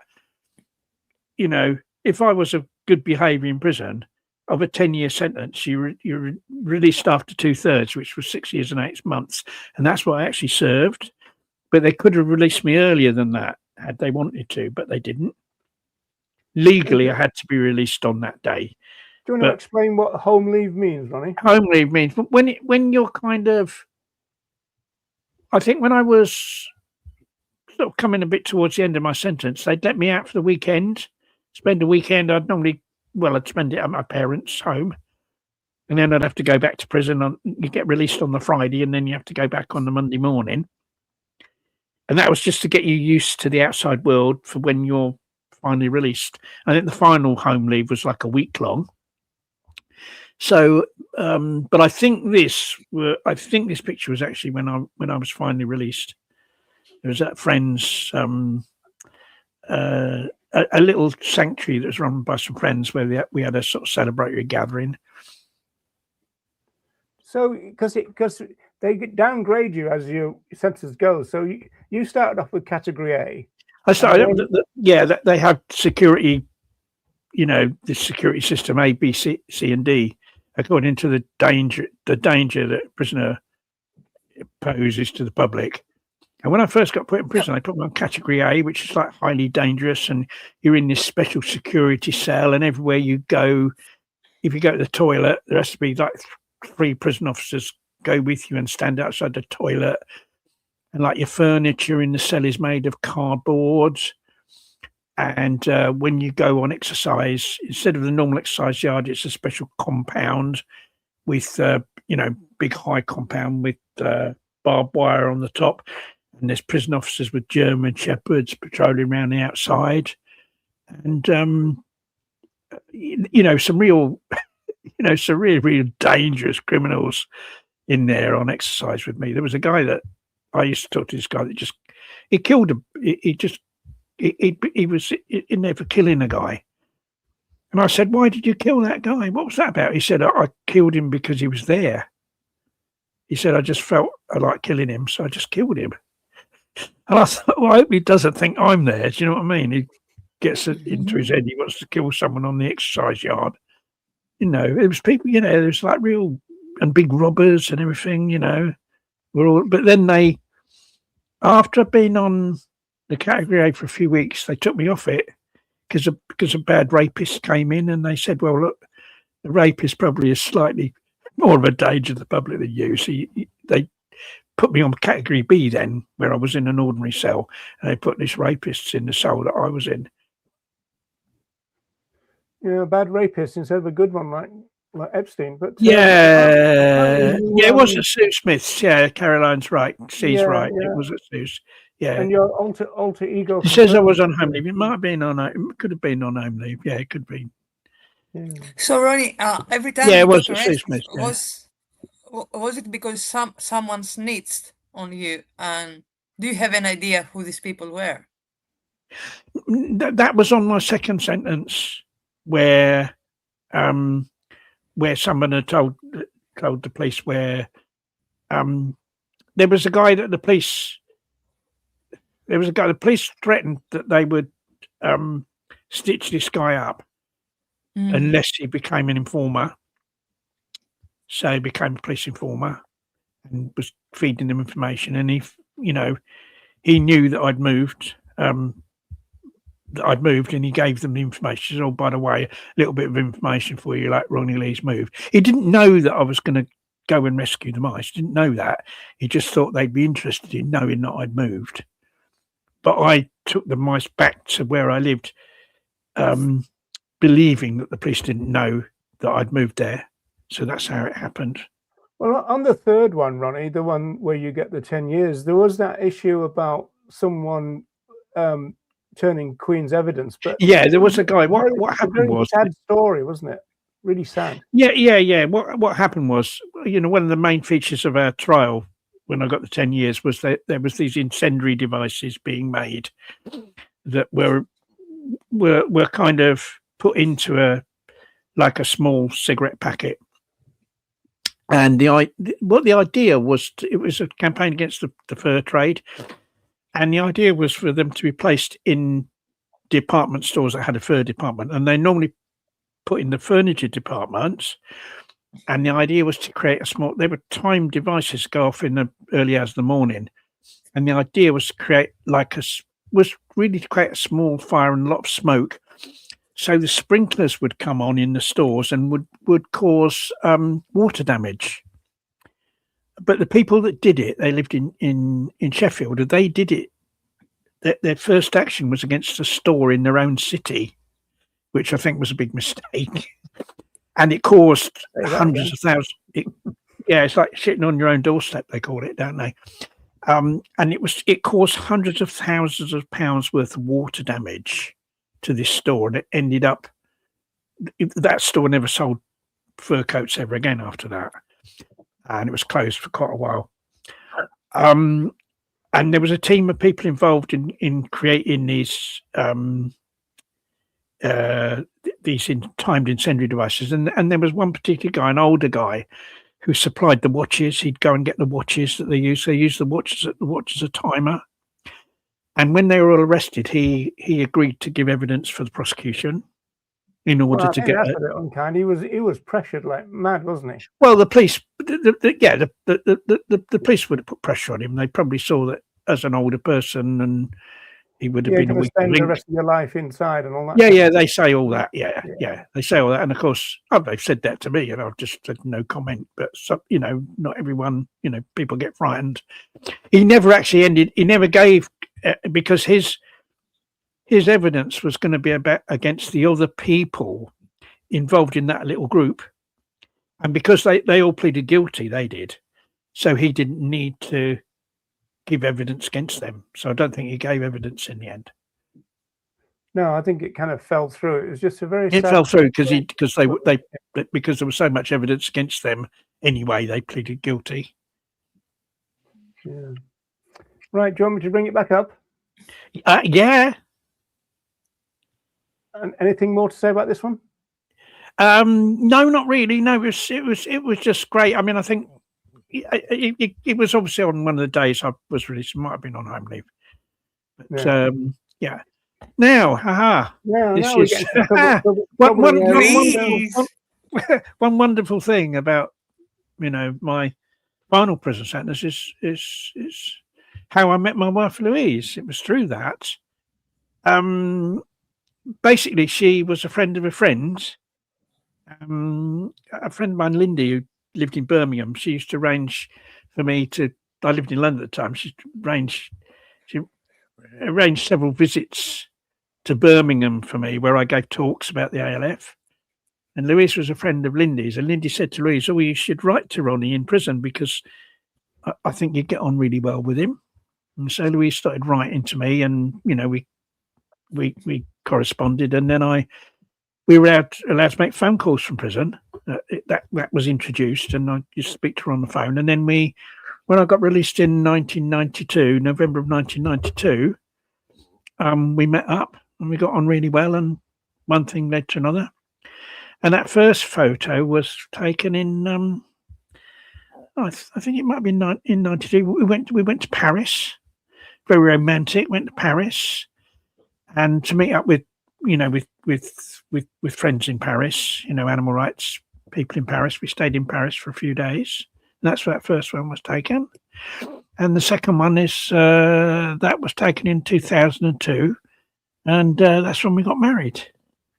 Very it's a very Paris centered haircut. That one thing that really shocked me in your autobiography or your biography, Ronnie, was your dad called Louise it.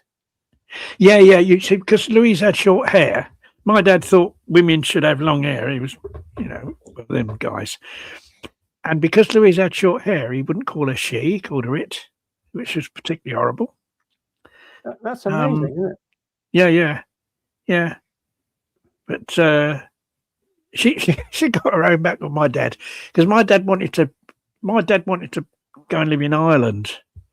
Yeah, this thing about living in Ireland, because he'd worked in Ireland, and he actually wanted to leave my mum and go and live in Ireland, you see. And it was the time of the Troubles and all that going on. And he said to him, don't you think Ireland's got enough problems without you going to live there? All right, Louise. Let's go back. Where is Louise? Louise should be. Where is he? Louise should be joining me now. Perhaps she's got fed up and she's no longer listening to the. Let me just go and find her. She might have fallen asleep. Wait me a second. They probably used the opportunity to flee, I would think. Sent that birthday message and then took off. Yeah. There's Joanna, yes. And I noticed Ronnie said one of the most beautiful things that happened to me. I think he was reading from a script then, I think, that Louise has probably written for him. So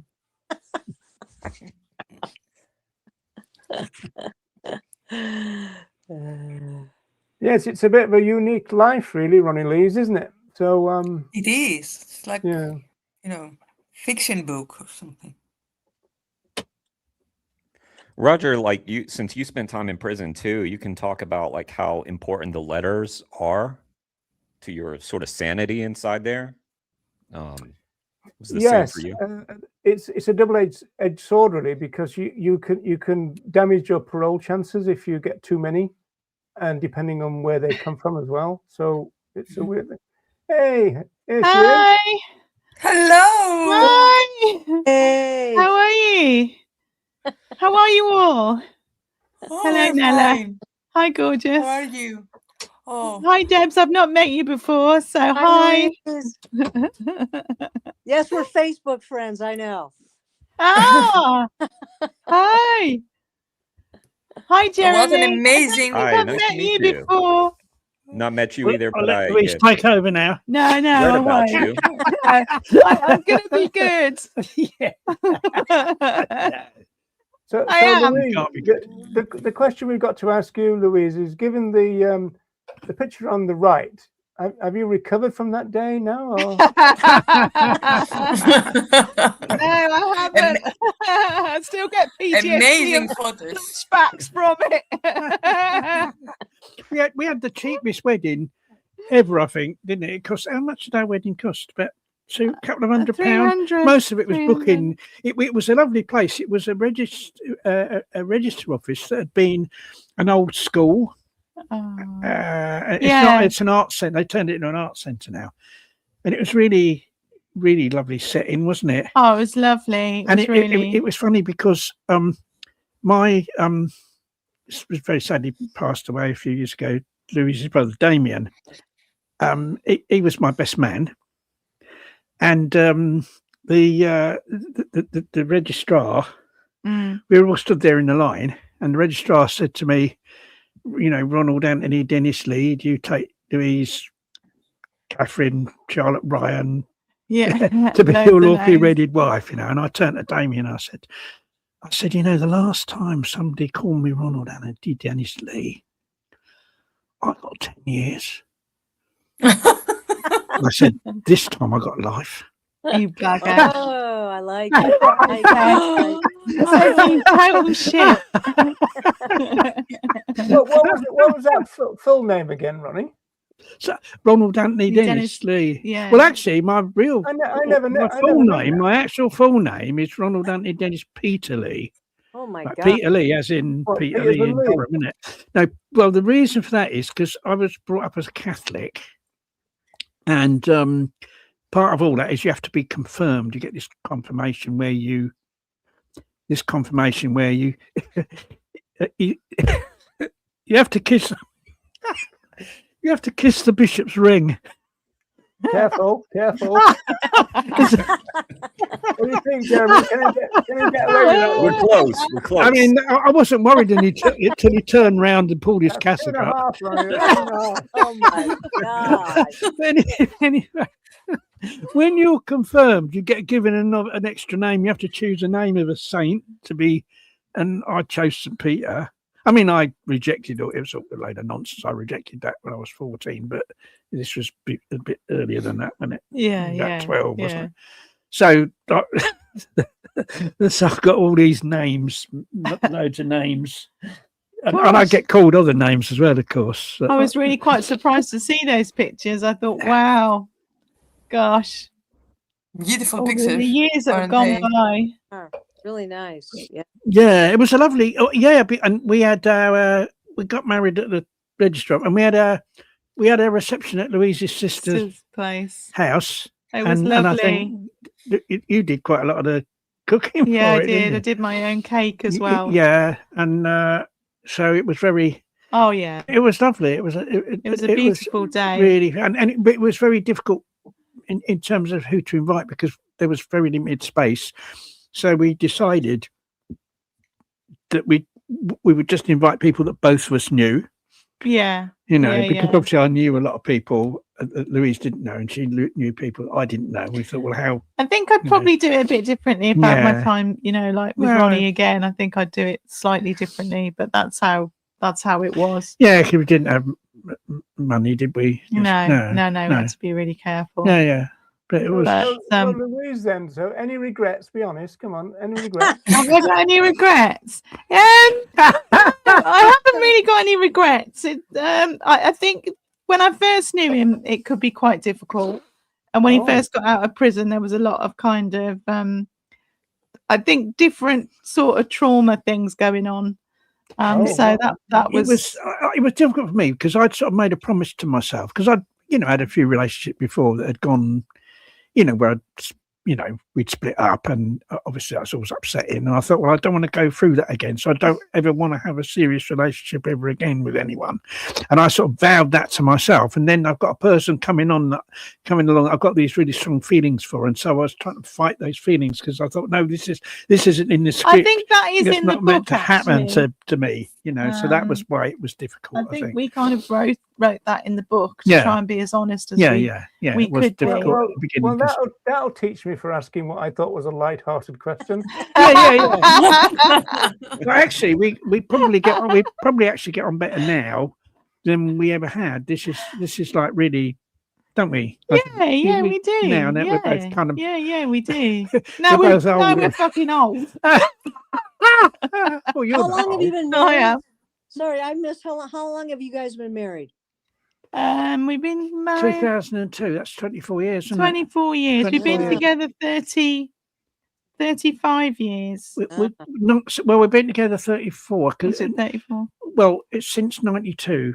Is that Come 30? on, Louise. That's You must be 34 years, isn't it? Yeah. old by now. 34. Yeah, 34 years. So we were together almost 10 years before we decided to get married, weren't we? Yeah. And then we've been married for 24. But for me, I think going back to the Free Ronnie Lee campaign, that was such a huge campaign.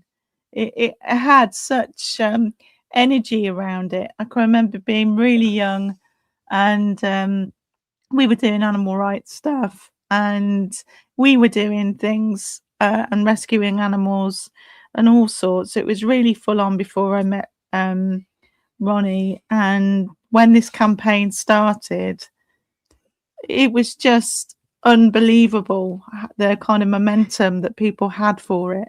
And I think that gets forgotten about a little bit in the kind of way it was. The energy from it was really quite incredible. And I can remember sending off for my pack and putting the poster up on my wall and chatting to different people about this guy that had been a long time in prison. And I thought, how awful, how wrong is this? This is just totally unjust. And if I'd have known what I know now, I'd have said, keep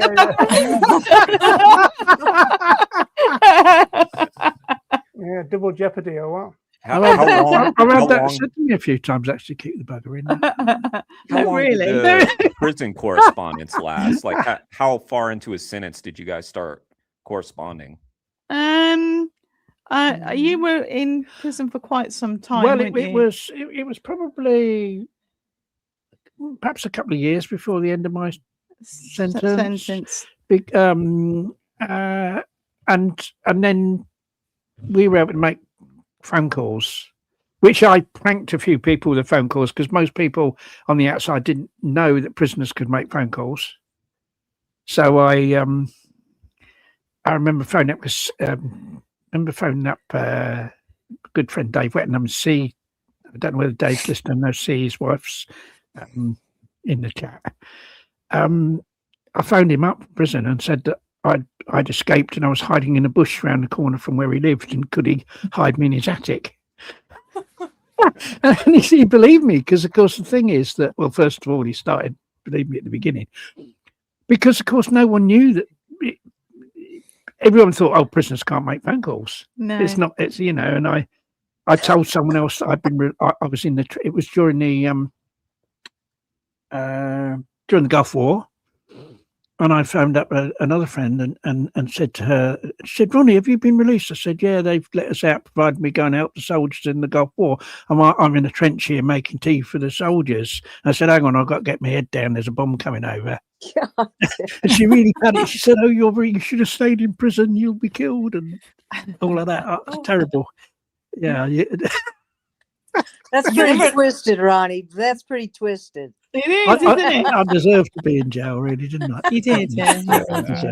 Deserved to be. It's a good, right decision. It's amazing you didn't a new lose your campaign, sense of humor in the Louise. jail. Put him back in campaign. No, Yeah, jail Ronnie Lee. but I think as a couple in animal rights, as people in animal rights, I think it's important to keep your sense of humor as well, and do things that are good for you to do, like have time out from different things and different things that you're doing, and get back to who you are as well. I think that's important. It never leaves you. Animal rights, animal liberation never leaves you. It's part of who you are. It's part of your very makeup. So I think it's very important to have that there, where you do have humor. And as a couple, we do have humor, and it's been quite an amazing journey, really, over the years, and kind of lifting each other up from, the tumps of life where you have to kind of walk through everything and try and make sense of everything, and have this backdrop of animal liberation always with you. It never ceases. That's what I would say, really. In my experience, vegans have always had a great sense of humor, all the ones I've ever met. So I don't really know where the stereotypes that we're supposed to be. I've met some real serious arses. I mean, I really have. There are.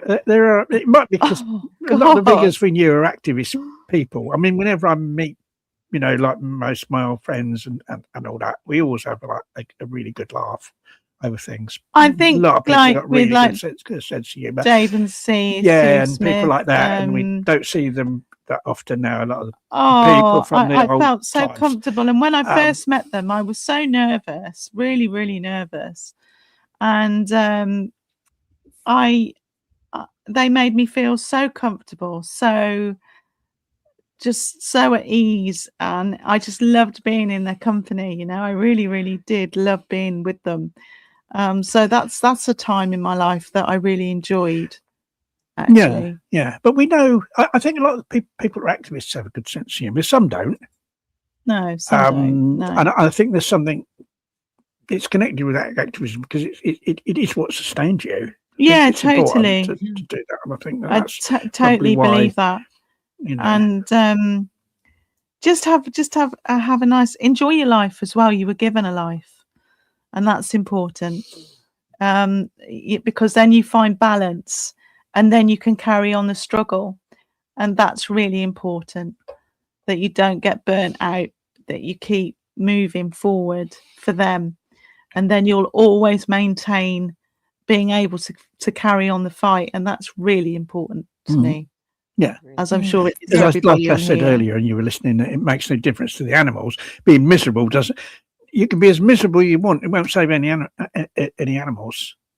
It's the action that saves them. Oh yeah, I've had an absolute ball when I've been doing actions, and I've been really laughing, even inside the police van, just really laughing. Hysterical laughter coming from. I was laughing as well when I saw Louise. It was.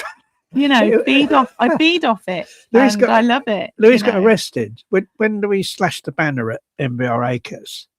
She got arrested, and a friend of Louise's that was there. She phoned me up and said, "Oh, and Louise was there as well, like with the police talking to her." And she said, Ronnie's, Louise has been arrested. Louise has been arrested. No, she's with the police, been arrested. And I started laughing. Yeah, I started laughing. I said, bloody, she's arrested again. And she was, and this friend of ours, she was horrified that I was laughing. She said, she's from Lancashire. She said, Louise, Ronnie's laughing. He's laughing that you've been arrested. She thought it was terrible that I was laughing, but that's how we are, you know. You just take it on, because I know that it's not. No, she's going to be all right. I mean, when you're in it, you don't obviously you're not sat there laughing like a lunatic. You're not kind of, like, hey, this is great.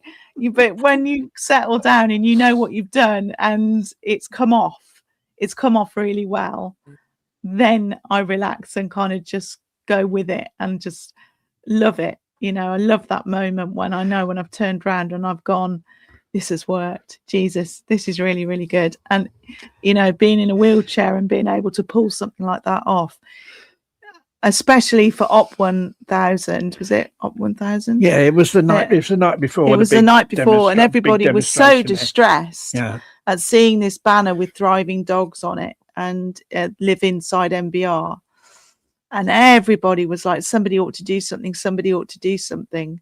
When is somebody going to do something? And I was up there and I just looked and thought, I've got all my equipment here with me. And it was for the Saturday. I was going to do something.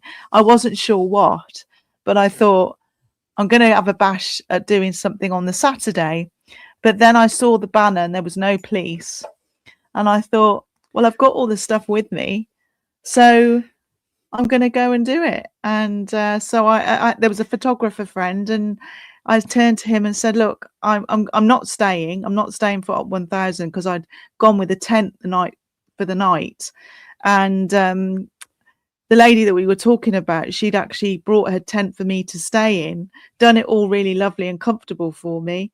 And I said, look, I'm not staying. I'm going to go and do this banner. It was, I mean, it's a big banner. And I got a blade underneath my thigh, A Stanley a knife. Stanley knife, and got all my paints and everything around me in my wheelchair, packed it all in, covered it up with the direct action banner flag, and went up to the gates. And that's when I decided to then start slashing as much as I possibly could, throwing paint absolutely everywhere, and red paint. Or chalk spray. And chalk spray as well. Chalk-based, eco-friendly Yeah. And stuff.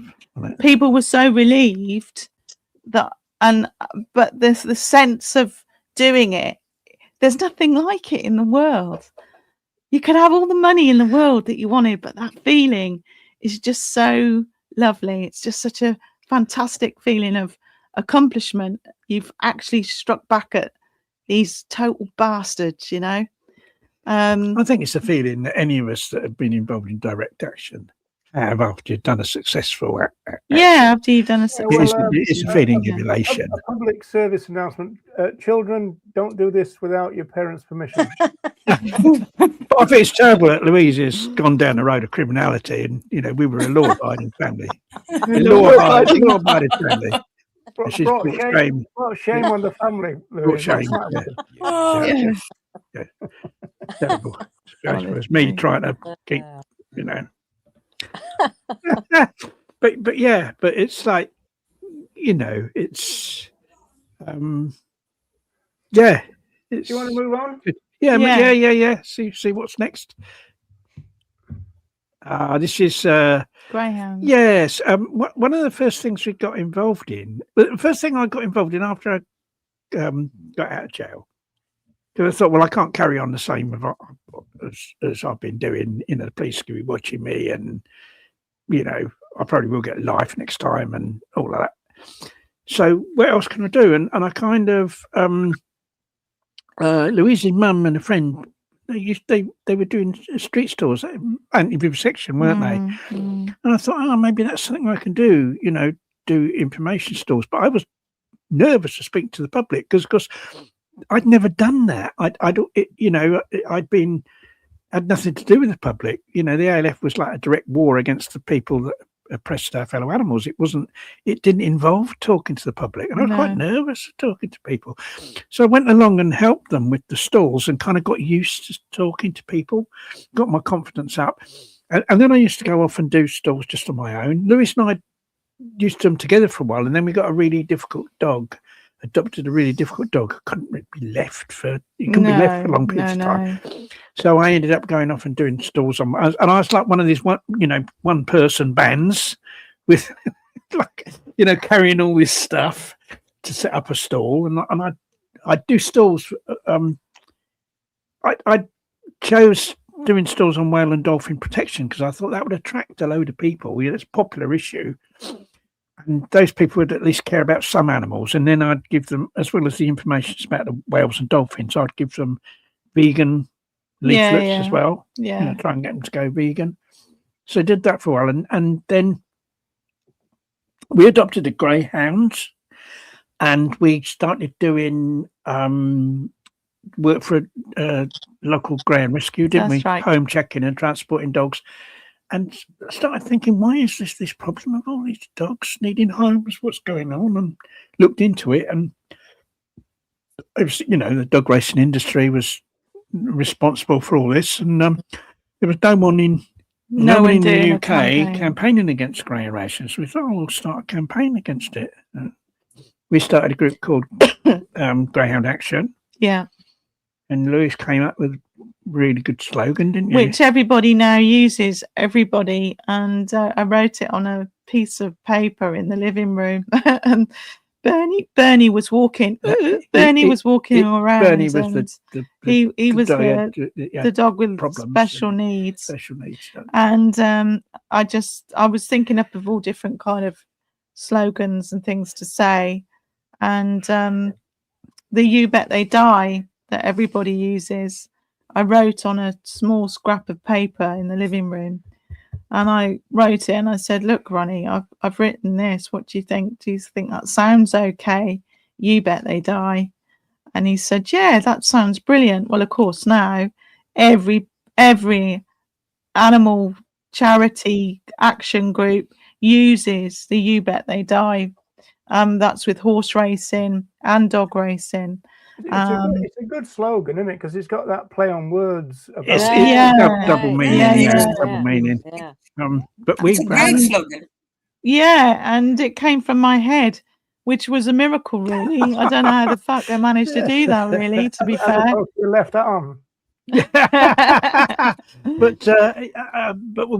that campaign, we ran that campaign for 13 years, and And I mean, primarily it was an educational campaign to educate people about dog racing, so I didn't go to the tracks to... we worked really hard as well, because we would go to the tracks, we would see, there was coaches, taxis, people walking in, and you're talking tens of, thousands of in people in the early days. In the early years. Yeah. You could really get 8,000 going through the gate. So we would work really hard, giving out leaflets, talking to the punters going in, and sometimes they would be really abusive, other times they wouldn't be. They'd just be like, oh, who gives a shit? And there were times when I could feel really, really down with doing the educational side of it, because again, really, as an activist and campaigner, your heart really isn't in a sense, or mine wasn't. I've always had this struggle where I've always felt better in terms of direct action. If you were to ask me which I would prefer to do, it isn't standing and talking to the public.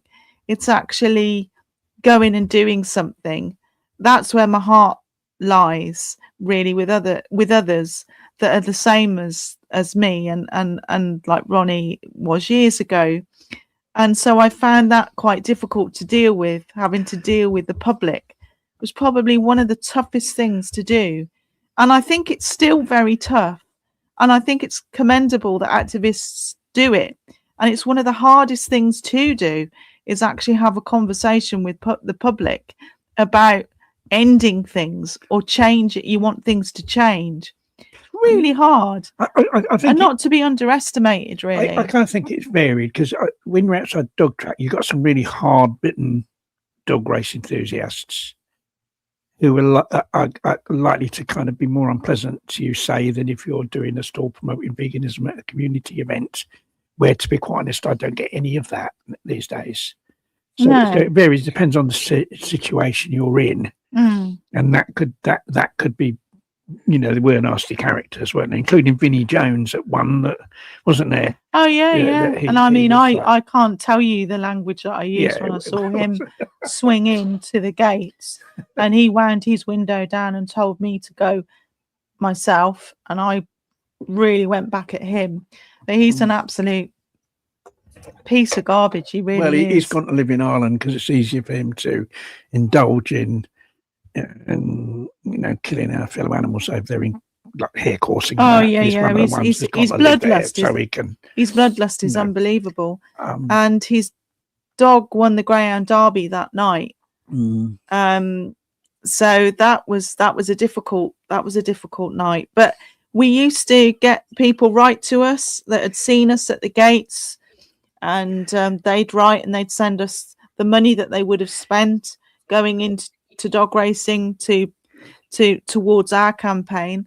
So we knew we'd had an impact when people saw us, especially those that came from offices for like a night out at the dogs, and they kind of semi-guessed that it wasn't good. Hard-bitten kind of race goers. Yeah, it's really difficult. You're dealing with an industry that's struggling anyway for various reasons.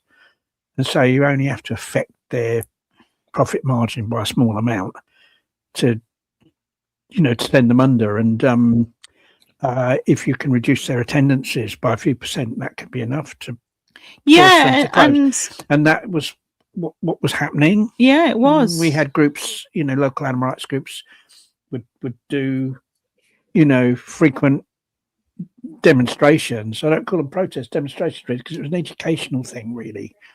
And giving out leaflets, and a lot of tracks closed because of that persistently educating people about what's happening we would to do the dogs. Things like the British Greyhound Racing Board.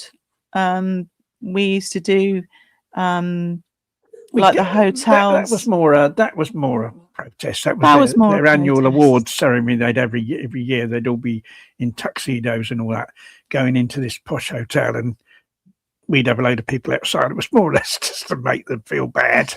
There was one woman, the first one we organised, the police turned up and then just drove off. And there was an elderly woman, as they were going in, all these people dressed posh, this elderly woman was battering them with a plate. She was.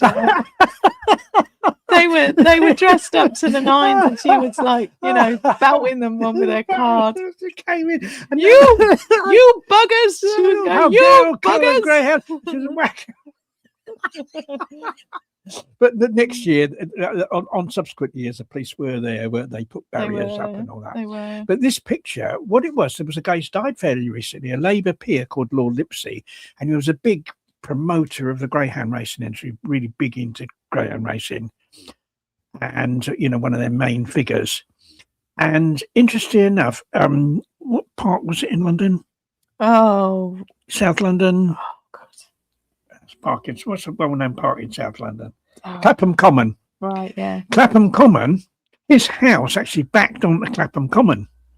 So we had a big rally right next to his house on Clapham Common for the greyhounds, you see. Yeah. And we lay wreaths outside his house. He was out at the time. I think he chose to be away. Yeah, he did. But we were there anyway. And this picture, the one on the left-hand side, is from that rally that we did right outside his house. But we were very, very, very dedicated to it for a very long time, and now other groups there's a new campaign by Animal Aid to see the end of greyhound racing, and it looks really, really positive. I think there's going to be a ban in Scotland, Wales as well, and but Wales. They've only got the thing about Wales and Scotland. There's only one greyhound track left in Wales, and there's only one left in Scotland. In England, there may be 18, perhaps something like that. So the industry is still stronger in England. Although, I mean, at one time there were, over 100 dog tracks. Even more than that at one time. Yeah. The industry, that industry is very, very much diminished. Well, massively diminished. But it's still stronger in England than in the other, the other countries in the UK. So that's that one. The one on the right, I got involved. Good, perhaps 15 years ago, I joined the Green Party, and I was very involved. I set up a group in the Green Party called Greens for Animal Protection, which was like had kind of about three purposes. One was to educate people within the Green Party to become vegan. The second one was to improve the Green Party's policies on animal protection, and they already had quite good animal protection policies. And the third kind of aspect of it was to encourage people concerned about animal protection to join the Green Party. So there's three things, and we do stalls. I think this was a stall at a vegan fair that I was running for Green for Animal Protection. It's not something other people are, running. I'm not very much involved with that at all these days, but it was something I going back a few years, it was something I was very involved with, and we did improve Green Party policies on animal protection quite considerably, and people are still doing that now.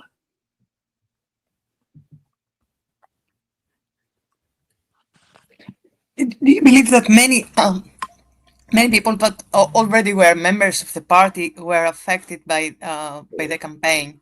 Did they decided to go vegan, for example? Oh, I think definitely people are educated to become vegan, and I think that's still happening. There's still stalls going on at the party conferences and that kind of thing. Yeah. I mean, there's more vegans in the Green Party than any other of the parliamentary parties. In the leader of the Green Party is vegan. It's vegan as well. And the previous two leaders were vegan as well. So there's a lot of, I mean, and our local Green Party, the guy, the coordinator, that is a long-term vegan. Yeah. And the one district councillor we've got, Green Party district councillor, she's vegan. So there are a lot of vegans involved in it. I mean, not everyone in it is vegan, of course, and so there's still a lot of work to be done. But certainly, there's a lot more than in other political parties. Ronnie, was it difficult for you talking to the public? Both you and Louise mentioned difficulty talking to the public when you had so much experience as a spokesperson and you were dealing with the press a lot. How was that different? It was a different conversation. I mean, with the media, with the press office, with the ALO actions, the media would want to know, well, why have people done this? Why has this particular, place been attacked? Why have those animals been taken out of there, for instance? And I would give the reasons what actually went on. A lot of it was in terms of animal experiments, but there were like battery farms, rescue chickens from battery farms, for instance. There are other things, and basically it was just to provide them with that information that they could or would hopefully put into the newspaper article. With members of the public, it was different. I mean, obviously, I kind of started off, on the street campaigning, the street stalls with anti-vivisection. So it was talking to people about that, and then there was the whale and dolphin one of explaining. But of course, you've got literature to give people as well when you're doing that, so they can learn more from literature you give them. And then in more recent years, it's vegan outreach, and so it's quite a lot different speaking to ordinary people than it is talking to the media.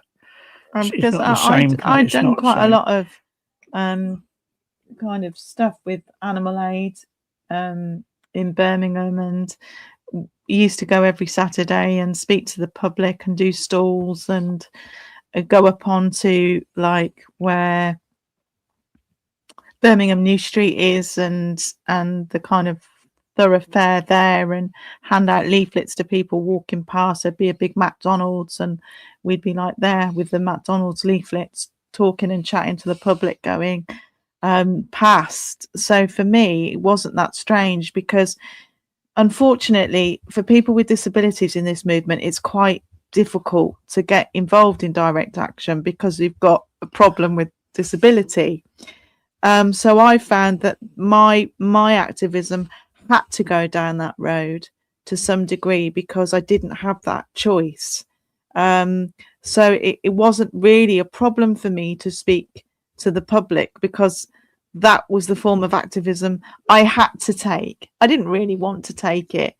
I would have rather have done anything than speak to the public. I would, definitely.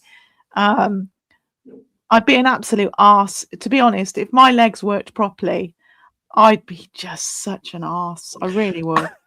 And Your legs work properly. if my legs work properly. So what I'm saying is that there are avenues that are open to you and you have to take those avenues. And I was very good at speaking to the public and very open. So I found people came up to me and wanted to know about what I was doing, and other people were there with me, and we'd be doing stalls every weekend, you know, without fail. Come rain or shine, I was there. So for me, as the partner to Ronnie, that wasn't that strange, really. It was more hard for Ronnie, because Ronnie would say to me, I'm quite nervous about taking this on. And I'd be thinking, really? You've spoken to the press. How can you be nervous? And he'd say that's a completely different thing. This is talking to the public, and I'm really nervous about that. And I just don't think his head had gone there. Because to be honest, I don't find that animal rights activists naturally want to speak to the public, really. I don't think it's our first port of call.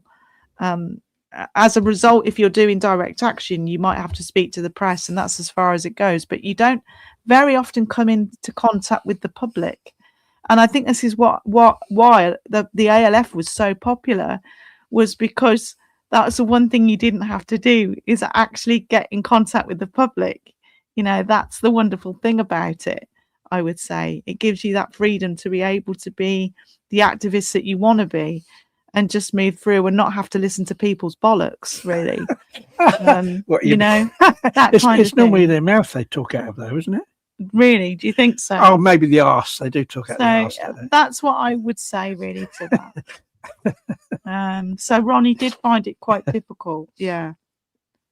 It's understandable, though. I mean, it may be very disheartening, because when you talk to the audience, very often you have this sense that people will just lift their, you know, shoulders and continue doing what they do, and you don't see any direct effect. You're never actually going to know what impact you've had on somebody. That's the thing with it. Whereas with direct action, it's instant. You know it because you've seen it, because you've done it. You know the impact. But when you're talking to the public, you're never really going to know. You do sometimes. Sometimes you do, like as I said, that people feedback, but most of the time, you're not going to know. You don't get that. With direct action, you know, well, I've smashed that window, I've rescued those animals. I think it's why a lot of direct action people are attracted to animal rescue, because that, once again, is an immediate thing. It's immediatism, isn't it? Yeah. There's an immediate result to what you've done. Whereas with vegan outreach, it's more of a long-term. You're kind of thinking in sort of general terms, that, like, we know that all of us who are vegan became vegan because we received some sort of information in one form or another. So we know that the more of that information we get out there, the more people will become vegan. But that's just a very generalized thing. In terms of specific people, it's not very often. I've had people come up to me and you know, and say that I'd turned them vegan, or I'd played a part in turning them vegan, you know, at a previous stall they came up to perhaps some years ago. You know, I've had that, but that's quite rare. And most of the time you kind of don't know. No, we only know in very general terms. And I think that's difficult for people. I think we kind of, you know, in a sense, people's heads are wired, or their brains are wired for this more immediate. They want this immediatism, and I think in a sense it's a problem for humanity, because it means that long-term things can easily, like the climate crisis, is a result of immediatist thinking. In other words, that's something that's in the distance. We don't have to worry about that. We don't have to worry about that. We don't have to worry about that. And suddenly, you know, you get a situation where it becomes too late. And I think that's the result. You know, this is, you know, one of those things that's why, because of the way people think, short-term thinking. No, but yeah. Where were we? Shall we move on, Ronnie? You move on, yeah. Yeah, okay. But before we do, I think, all right, we had somebody ready to come on, and he's just disappeared. So, oh dear. Yeah. Does anybody want to ask us anything at all? Well, there's people in the chat. I'm like, Are they? oh no, that's I had a book written about me. Oh, when was it? Oh, it was Biography. about 9 years ago. 9 years ago.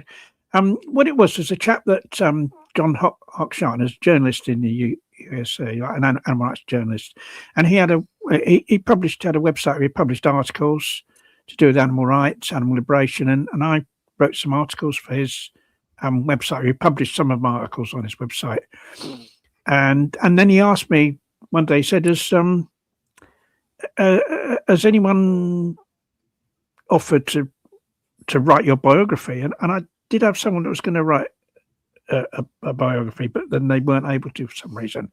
So I said, "Well, no." And he said, "Do you mind if I do it?" And I said, "No, go ahead." And so over a period of about 6 months, I'd have a long chat with him. Sometimes it would be for about 7 hours, pretty much every Sunday over Skype. Yeah, I remember that. And he wrote a book called the Animal's Freedom Fighter, about me. And there's me signing copies of it, to be sold. It was turned out to be a very expensive book because it was published by an academic publisher in the USA, and how they work is they charge high prices for books because they're aiming to sell them to universities and places like that, academic institutions. That's them, that's their main aim rather than the public. So the price was horrendous, wasn't it? I've never liked the cover. It looks like it's me at a stall. Ronnie's at a stall, but it's like a kind of vicar's kind of a vicar's tea party. It looks really weird. The Spanish translation one is so much there were some people better. wanting to translate it into Spanish, and that's totally different. That's all militant. That is. It's Spanish, so because different. a group of Spanish anarchists translated it and they just made it better. I don't know. They've used the photo of Ronnie that was at the Waterloo. They've used that on the front instead of that picture on the front, and it just looks completely different. It looks like a different. And there's book. pictures from ALF raids in it as well, doesn't there? Yeah, But let me just drop that out a little bit and welcome. Hello, Philip. Philip. Hiya. Lovely to Hi. see you. Hello, everyone. Hey. Hello from the greater New York area, Mid-Atlantic. Great to be here with y'all, and wanted to just take a quick minute, say very happy birthday to Ronnie. Inspiration, and especially wanted to jump on and appreciate having the opportunity to just send special thanks to both you and Louise for your work with Greyhound Activism, because laying behind me, they may be joining our 5 schools. Of course, in the USA, the dog racing industry is almost finished. It's basically done in the USA. Basically done. It's interesting because it's one of the few areas of animal liberation campaigning, I suppose, that started in the USA before it started in the UK. There was a group called the Greyhound Protection League. Yeah, a group called the Greyhound Protection League, and there was a group called still going, Grey 2K USA. Grey 2K, sure. Yeah, they were the big driver. And they actually started a couple of years before we did. I think they did a couple of things with us as well. Yeah, we which met was them, lovely. and we were in regular touch with Carrie and Christine. Right. Christine Dorchak, yes. Christine Dorchak, I've met Christine. She came over for a meeting here in the UK a few years ago, wasn't it, in Birmingham? It was when the League Against Cruel Sports changed and became opposed to dog racing instead of being welfarist on the issue, which was always a big bone of contention. Can we say bone of contention? Can we say that? A human bone of contention. And they've had huge success. It used to be huge in the USA, dog racing, but now it's huge. Only exists in one state, and there's only 2. I mean, I can actually really see Greyhound racing going completely. Yeah. I really, really can. It's one of those Kind of a- campaigns. And It's, now they've kind of antiquated. Oh Yeah, yeah. And I As a think because it- pastime in the U.S., people like who goes to that? You know, who would think No, about same here. let people out and Yeah, do that? yeah, You yeah. know, But it's Yeah. but it's interesting and it's brilliant because over there they've got a wider range of tools they can use in that there's those ballot measures, aren't there, in the states? well, that's where how it's like- how it happened. But- Yeah, yeah, ballot whereas- initiatives. You get enough Ballot signatures. It's It like a goes on the referendum. ballot. Yeah, state referendum, and Yeah, they've won a yeah, few yeah. of those. On Referendums. dog racing. And Yeah. the death knell, thankfully, was when the state of Florida, surprising no one, Florida was big, wasn't it, on dog you know, racing? being Florida, it had a ton of tracks, and when it passed there, that was basically the end. You know, Yeah. the Yeah, death no, that- rattling is Yeah. maybe 1 or 2 tracks in one state, something like that. See, But, sometimes it's just about it's really just about keeping on going, a drip, drip, drip, drip, drip effect. But you see, once And, again, and you can really, Yeah. somebody told me once years ago, they said to me, Louise, with this Greyhound campaign, you're just pissing in the wind. And I remember feeling really down and thinking that's such an awful thing to say, because I just really felt that we would get somewhere someday. I just knew it. I and just again- said it's going to be, you know, once it goes, once we push it, it will go. And it, you know, we're getting there. I mean, dog racing began, you know, when it first started in the world at Bellevue Stadium in Manchester 100 years ago this year, isn't it? July. Yeah. There's going to be a march in There's London. going to be a march in London, you know, to mark that. And I remember going to I started a campaign against the track in Bellevue, and that campaign probably started about 20 years ago. And I Yeah. went there, one of the early demos, and 8,000 people went in. 8,000 people. And that campaign, they campaigned against that, regular demonstrations, pretty much every Saturday, wasn't it? And towards the end, there was just a trickle of people going in, Yeah. a couple of hundred, Yeah. and it's now a housing estate. Yeah. Play as a So housing it's just estate. like, And so that's what, you know, this constant, persistent education, because even the ballot measures really in the USA are based on education, because if you want people to sign, it's like a kind of petition that people sign, isn't it? You have to have 100,000 signatures, isn't it? Get on the ballot, yeah. In order to persuade people to sign that, you've got you to need to educate them about the issue, don't you? So once again, That's a heavy lift, sure. Based on education, really, at the end of the day. Yeah, I mean, Yeah. education, I've always said direct action education are the two bedfellows that are brilliant. If you've got those together, if you're really good at doing education and you go down the road of education, I'm always saying to people, well, if you can't do direct action, do education. And for those that can do direct action, go for direct action. And if you can do that, you can really move mountains. Those two things combined are so powerful, really powerful to me. And I've been lucky that I've been able to do both. But because there's something out there for everybody that you can pick and go with.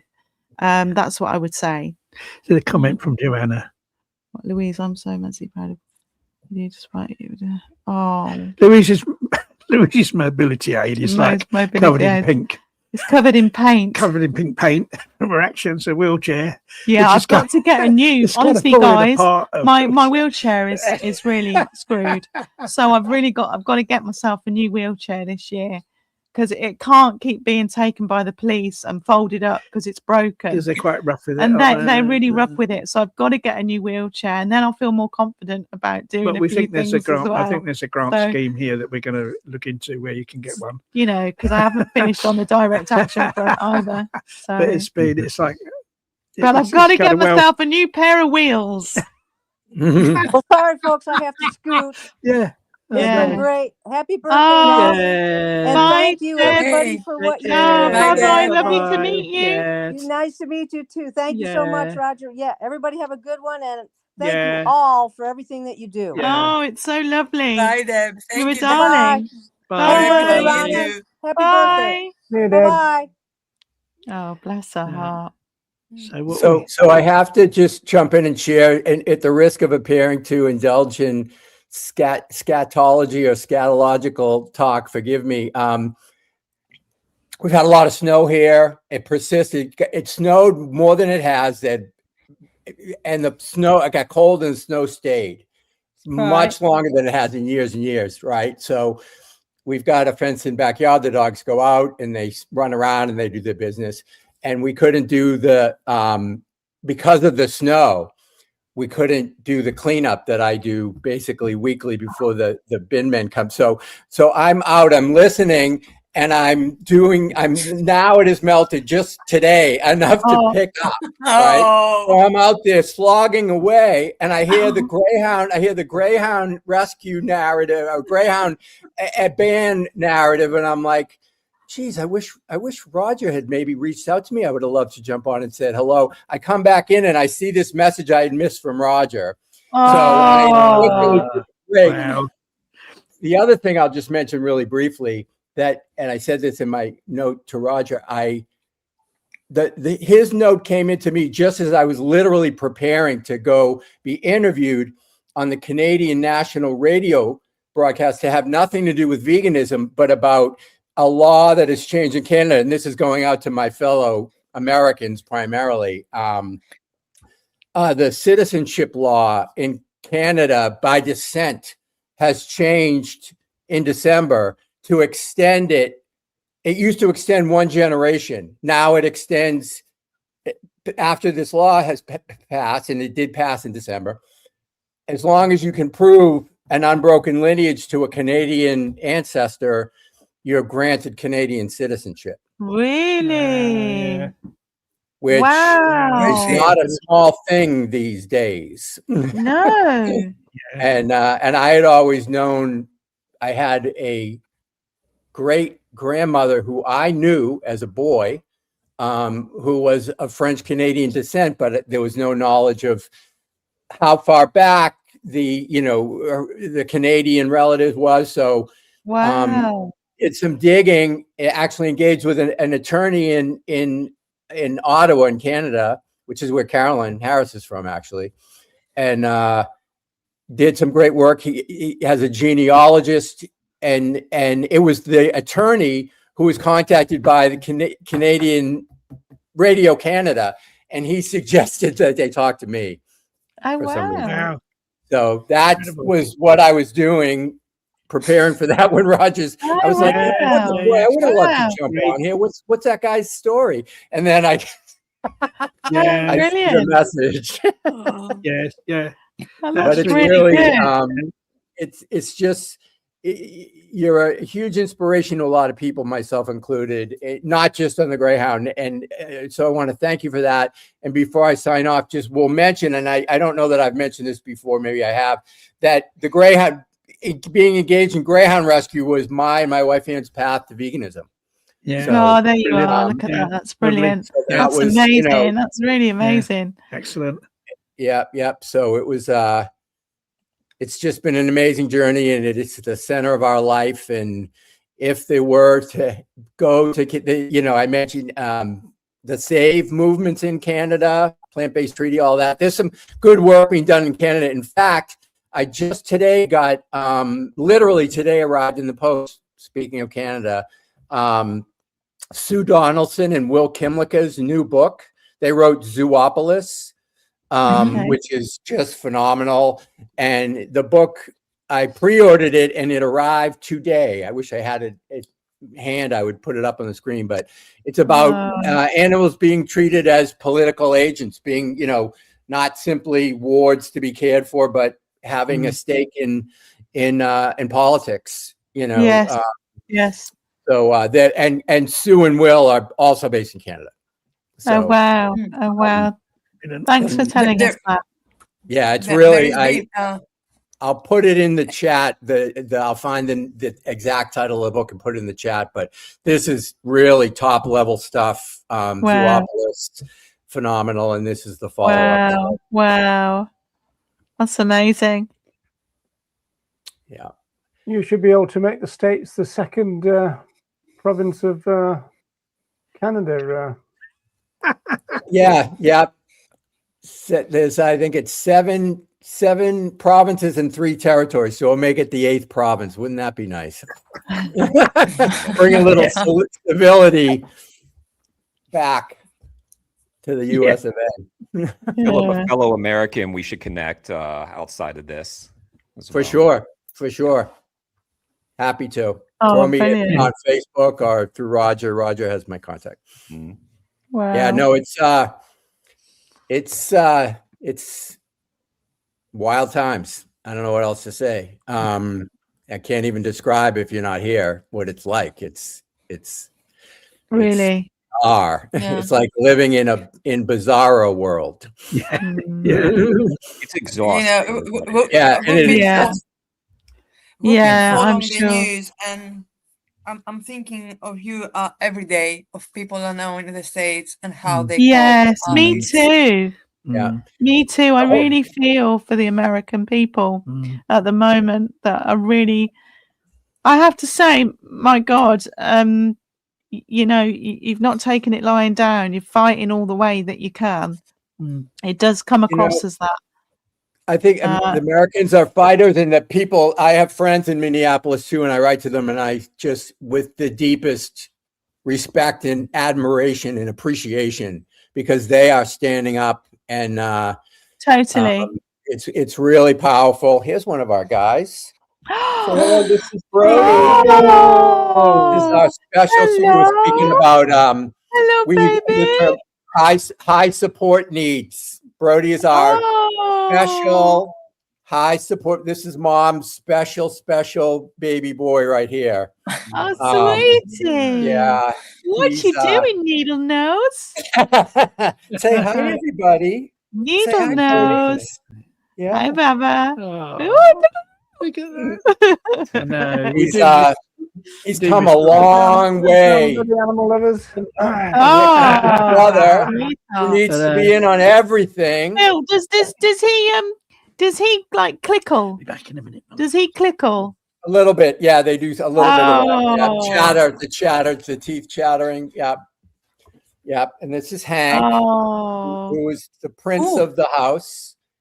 When Hank wants, Hank lets you know, and Hank generally gets. He is not shy how about many dogs making have you his got, needs Phil? met. How many dogs do you have? Broadcasting. What's that? We have a foster in the house presently, makes 5. Oh, So, really? 4 full-time family members, plus foster at this point. I'm really bad at fostering. Oh, that's I can't foster. Foster fail is a real thing. We've been there more than a couple of times. No, Actually, I can't. Hank was a foster fail. I just can't do it. Yeah. I've tried, but I have sat in the bath sobbing and sobbing. It can be tough. It can be tough. But we, the household revolves around the 4-foot furries, for sure. And I wouldn't have it any other way. No, that's lovely. That's really nice. Fact, as much, and I think Roger and I might have talked about this. So my wife, Anne, acquired through descent Irish citizenship. Both of her paternal grandparents are Irish.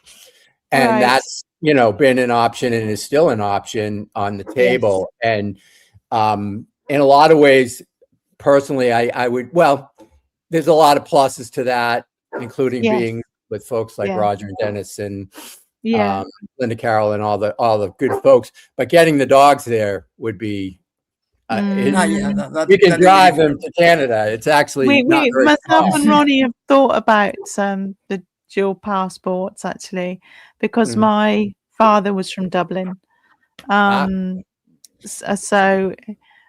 Ronnie's mum is from Northern Ireland, so he can also go forward for dual citizenship as well. We didn't think you could for Northern Ireland, but you can. Yeah, because of UK, yeah. So, but apparently you can. So we have been looking at that for a few years now, and so I think it's something that we might actually do. Why not? Really? I mean, it can't hurt. You know, and it may never come to pass for me. It's the way the world's going, though, Phil, isn't it? It's the way the world's going. If you're a world citizen and a European, there's no cost to it. It's not a situation. If one had to renounce their citizenship of their home country, it would be a different story. But you don't, not here anyway. With any of these options that very fortunate, and we do consider ourselves to be fortunate because others are not so fortunate. Yeah, absolutely. But it doesn't cost you anything, so why not? Other than the time and energy and some money, to process. It's just with the rise of the far right, it's just having that difference. It's almost it's like a one finger up to them as well, because your identity is kind of who you are, and it's another way of kind of going back at them by saying, "Well, I'm a dual national." A plastic paddy like me, but also you got the thing about how Britain is funneling money into Israel. Like there's no tomorrow. No, it's I just why not have options is the way that I've said it over and over, but that's the well, it's sad that we have to think that way, but we do have to think that way. That's the reality of it. No. And here is the last thing I'll say about this is like the seed of empire and all that comes with that, which is not a lot of not very good things. And it's disheartening to be watching the Olympic Games and seeing people booing the vice president. I'm all for that because he's a cretin, but just booing America it's heartbreaking. It's like it doesn't have to be like this, and here we are. I mean, Jeremy looks like he wants to say something. I'd be interested to hear.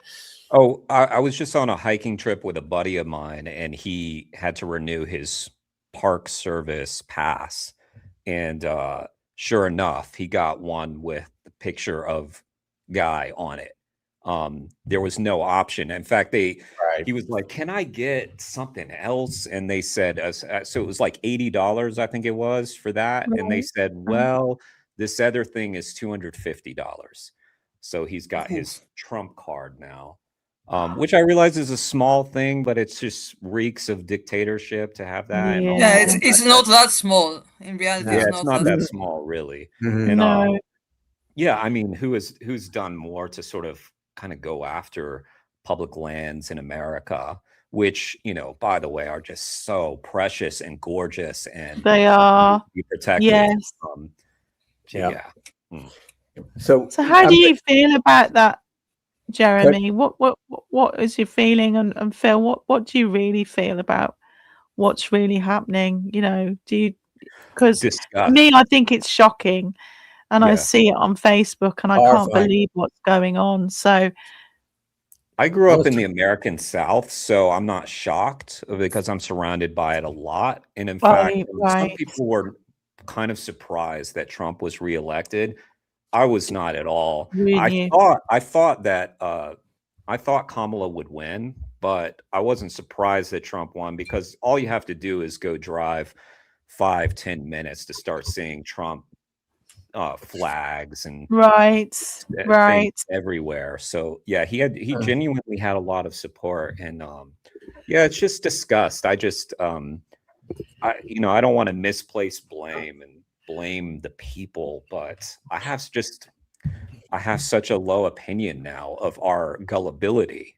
Because we did this once before, and like I described, it was exhausting for 4 years, and then 4 years later people want to do this again. And that was kind of the sense that I felt was devastation, because there are some things that can't be undone. We can deal with 4 years of corruption, but like I said, the public lands, damage to the climate, all those things are irreversible in some way. So I just felt it was a tragedy. But also just like, we're really going to have to do this again another 4 years of just constant, just you. And, you know, Philip probably knows this too. You sort of have to insulate yourself. You just can't bury yourself in the stuff all the time, or else you will go mad. Yeah, so right. just Yeah. from a mental health perspective, you kind of shut off. So what do you guys do to kind of help with that? What do you do? How do you take yourselves out of that? Like on a day-to-day basis? For me, like I what just we were got talking about buried earlier. For me, I just bury myself in animal rights, which is so separate from that world. I always, you know, like, I think like in a way, like animal rights activists are better equipped because we always feel like we're up against it. In fact, some people were asking me, and maybe they did, you too, Philip, where they were asking, how are you going to deal with this? Like, I need some advice how to deal with this. Yeah. Yeah. That's I really think interesting. definitely the animal liberation work. And I want to come back to with something you said about, you know, being joyful, that, you know, the animal, it's not hurting the animals to be joyful. You know, it's not diminishing the cause. So there's some of that. And I'm going to have to jump off in a sec, but I want to just bring it back to what this, you know, political situation, human political situation, and animal liberation, because and I'm preaching to the choir, saying this to all of you and to the audience, the hierarchy and domination, you know, our relationship with other animals is the foundation of this hierarchy and domination. And I, you know, credit David Nybert for kind of, you know, raising my consciousness around that. He's got a new book coming out, which is really exciting. But so to kind of tie in the work, and it's so challenging. And so we are aware as animal liberation activists, just the scope, scale, and duration, it's the worst thing. But to address, I feel like I can address this human political situation in some way by raising awareness and being like, the way we treat beyond human animals is the foundational act of hierarchy and domination. So if we get it at its roots, right? This is a way, it just, if for no other reason, it helps me go on. Like, you know what, I'm resisting by attacking the roots of this horrible, absolutely dynamic loads of connections here, because well, we're hoping to get David on the Animal Rights Show, but he told me the other day that apparently ICE are arriving at the place where he works, which is a bit concerning. But in terms of the connections between, you know, animal rights, human rights, entanglements and all that, I mean, it's clear that the Trump regime and the kind of people in the kind of Epstein class, they tend to think of their victims in as livestock and below them, that, you know, that they're entitled to use them. They're commodified. They don't really have much kind of value, you know. So there's some real kind of striking and disturbing parallels. Oh yeah, totally. There's very, very clear connections. In fact, I would say that, you know, even with Epstein, you probably find that they've messed about with animals as well. As it hasn't been brought up, but I bet you that that's also something that they will have done. So there's always that connection there with anything like that, where they see human life as just very, very cheap. They were saying something the other day about this young girl that they picked up. She wasn't particularly good looking. This was Epstein, but you'll have fun with her. She's not particularly pretty, but you'll have fun with her. And that's what he said. And that's how they see it. It's just like, yeah, what's the problem? You know, get over it. And you just kind of think, Jesus Christ, what a way to think. But at the bottom of it all is the animals. The actual roots of this go far deeper. The abuse and they don't even mention. Nobody mentions that. Since we're all here, something that's been playing on my mind the last few months, really, because I think I'm more pessimistic now than I've ever been. I got to admit. But I've been feeling that veganism seems further away now than I've ever thought it to be. And I wonder whether I'm just being overly pessimistic, or have you felt that as well? In the true sense of what veganism really means, yes. But if you're talking about plant-based, it's absolutely romping away. But the actual message of veganism, to me, is really far away. The animal liberation message is a world away. And we seem to have lost that. Like I said to you before, Roger, we seem to have lost that, what veganism truly means. And that I find alarming as a movement. I find it alarming. I really do. That we should have animal liberation at its heart in this movement, and it's not. To me, it's not anyway, and it feels further away than it ever has. I did an interview with Jerry Kelly, Irish radio journalist, and I was explaining about the fact that veganism saw themselves as the ultimate peace movement, and he said, "Well, oh my God, Roger, we need those values more than ever now." And there's no denying that. Veganism's the answer to all the world's problems. And yet it just seems to be so far away. It's such a beautiful foundation for everything that we could do and change everything around us for the better. And yet we just seem to be so far away from it.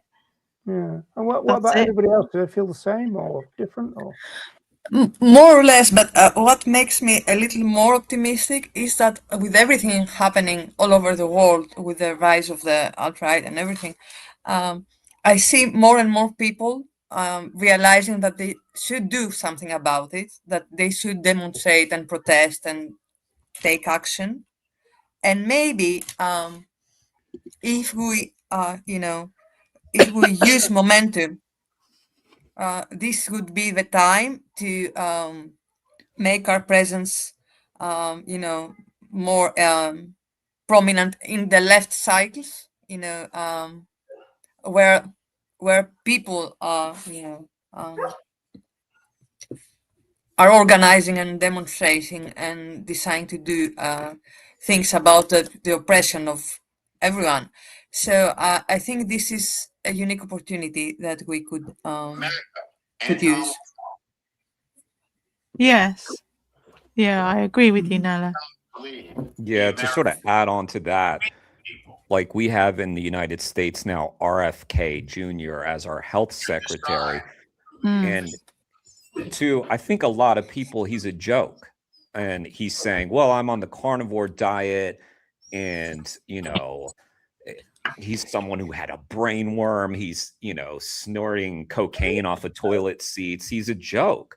So, and that gives me a little more optimism that there will be a swing back in terms of like overall optimism and pessimism.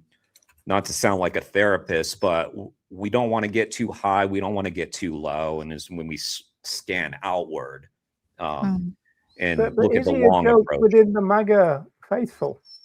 Say again? Would he be regarded as a joke within the MAGA faithful? I think the MAGA, I don't think so, but I think the MAGA faithful is actually quite small. They're a very loud minority in our country, I believe. And the fact that he's won a few elections is very alarming, but, and I don't want to read too much into polling data, but his numbers are tanking. Right. He's very unpopular, and he's very likely to get clobbered. Even though he won't be on the ballot, the Republican Party is going to get clobbered in the next election. All signs point to them just getting decimated. If you have a next election, that's a problem there, isn't it? It's a fair point. It is a fair point. Let's hope there is one. Yeah, we're dancing with fascism, and there's a breaking point, and we're very close to it, I would say. So you're right. I mean, it's. I think there will be an election, but I mean, there is that breaking point that I don't know how close or how far we are from it. Because it feels very much kind of like a civil war almost, doesn't it? It's like on the edge of. I think Trump himself actually mentioned a civil war in a recent interview. Like, there you go. And I didn't even know that. Yeah, I think yesterday he said, I'm not concerned about Epstein. He said, we're about to have a civil war. There you go. Right. Yes. Something like that. I don't quote me on that, because I like probably Phil. I don't know if Philip stays in the news for that much. I'm getting a lot of social media stuff because I can't dive full in, or else I'll just lose my mind. So yeah, okay. Social media headlines and stuff. Jeremy, can I ask you what kind of stuff have you taken part in? Well, my story. Cocaine from toilet seats. Yeah, yeah, that's somehow not in my past, but well, I've been in the movement for about 8 years, and I've done a lot of local campaigns. I started with Anonymous for the Voiceless and the Save movement kinds of stuff, and then I got really involved with Direct Action Everywhere, and my closest association was with Wayne Shung, who I started to work with closely, and I started a podcast on my YouTube channel after kind of teaming up with Wayne to start his podcast, and I was working closely with Wayne. For people who don't know, Wayne Shung is the attorney who, kind of a giant in our movement. That's sort of my background. He was a student I think he was a student of Francione at one point. Did you, because you had Wayne on your channel, Jeremy, did you ask him about that thing? Because he said that he thought Trump 2.0 was going to be the most vegan-friendly administration ever. Yeah, we disagree a lot about politics, and we had a lot. We have this sort of nice relationship where we can disagree on our channels and stuff and have discussions about it. I don't entirely disagree. See, if I could sort of paraphrase what Wayne is sort of getting at, or is tried to articulate to me, is that sort of what Nella was saying is that with Trump, there's sort of an awakening. People kind of wake up. And when Biden was in the White House, people think, oh, it's all good. And then there is some movement because the Trump administration is not so beholden to institutions like universities and stuff. So there's movement on animal testing. They don't feel that same pull where it's like, oh, Harvard says it's okay, so it must be okay. That's so we are getting some movement, but it's with people like RFK who say I'm on the carnivore diet in one breath, and then in the next breath says a great nation is judged by how they treat their animals. He used that quote in an interview about animal testing. So an extraordinary quote followed by rank hypocrisy. They also changed the dietary guidelines to. Oh yeah. So it's pretty minor and a distraction. Any progress for the animals, I guess, is a good thing, but it's buried in a morass of terrible things. Oh yeah, I totally agree. Well, I'll tell you what, here's a really heavy question. We will get back to you, Ronnie, don't worry. But I'm all right. I'm intently listening. Obviously, this animal experimentation thing is quite interesting, and obviously there's echoes of that with the Third Reich and everything. Now, the reason for that is that the Third Reich weren't shy of experimenting on human animals, and there's a hell of a lot of people who've gone missing from Alcatraz and all the other concentration camps and all that. I wonder whether we're going to get news in the end that was going on here too. Yeah, do you know, Roger, I've actually thought the same thing as you. I've wondered if when Trump's no longer in office, whether there's going to be like pits found with people that have been experimented on, or they've just been disappeared. So where have they gone? And it's the same as like the homeless. They were saying about that, and there's a lot of tents and stuff on social media, like Skid Row, where Trump regards people as losers, right? Yeah, so yeah. If you can get scientific data from them. Yeah. Yeah. So it does, it's going to be a story that's going to break at some point, and we're all going to be sat thinking to ourselves, we had this discussion all together, and we'll know that that's the case, that bodies have been found or dug up. It's a bit heavy though, isn't it? But, No, but it's true. Yeah. That's already started.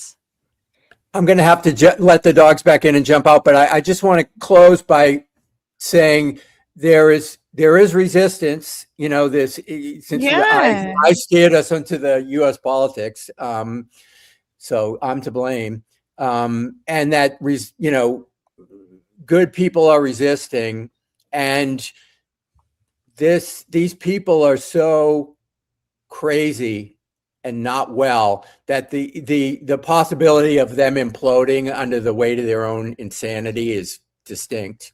So that and that gives you hope. Just the kinds of things I was talking about are kind of insurance policies about leaving. I'm an American. I've lived here my whole life. I don't want to leave, but I'm resisting. There are a lot of good people resisting. I'm sure Jeremy and himself and knows a lot of other people that are pushing back. And again, just I encourage folks to really bring this piece about to folks who are resisting and of that mindset to say, if you really care about ending this, we have to go to the taproot, which begins with our beyond human family members. It's a great entryway to a conversation. I'm very active in the peace and social justice movement, and got an award for that from the Peace Abbey, and that led me to be more involved in their major players. And they've been vegan. Megan Lewis Renda, who founded the Peace Abbey Foundation, for a long time. But they, their communities, there are not many vegans in the U.S. peace and social justice. So it's been a silver lining, maybe, if I'm being optimistic. And to just, keep fighting as our friend Jake closes all his episodes with, and I'll leave you with today. Keep fighting, my friends. Keep fighting. Great to be with you all. Ronnie, happy birthday again. Thank you for your inspiration. Thanks, Philip. Thank you. Take care. Bye. Bye. Bye, Philip. Oh, bless him. He's a peach. I have a question for you. From the oh my god! me. Nice. Look at you. There's me. Ronnie Is B. it me related? Ronnie Nella? B. Yeah, I was carrying the out question. a thing there. Oh, Yeah, this is nice picture. All right, hang on. Let's have Nella's first question, shall we? Oh, it's relative to the photograph. Actually, I was thinking from all the things one can do within the movement, like the education, demonstration, liberation. What do you find more gratifying? What do you find more effective? And if education has a different element in the sense that it's the way to connect to other social justice movements. Well, I think fundamentally, we could say, in a sense, all the problems in the world are down to a kind of lack of education. I mean, for instance, why was Donald Trump elected? Why have we had a sequence of terrible governments here in the UK? And it's because those people voted into office. Millions of ordinary people voted for these characters. And so unless we educate ordinary people to think differently, to fundamentally have a change of mindset, we're not going to ever alter that. And so I think education is actually fundamental to progressive social change, and especially in terms of achieving animal liberation. If the vast majority of people don't believe in animal liberation, how are we ever going to achieve it? So we have to, you know, as Roger says, it's to do with cultural speciesism. We have to, you know, that has to be, you know, the focus of, you know, ending that has to really, whatever else we do, ending that has to play a major part in our activities. And you know, so I in that sense, I'd say that education is the most important form of action we can take. Whatever else people do, I mean, people are drawn to different types of action. Like Louise is very much.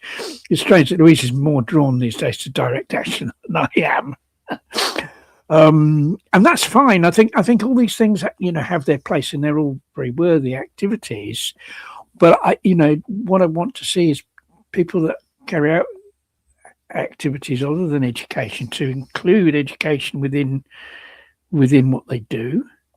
I mean, direct action can be a form of education. You know, it can definitely. The messages that accompany, you know, the claims making that accompany the direct action, you know, can be very educational.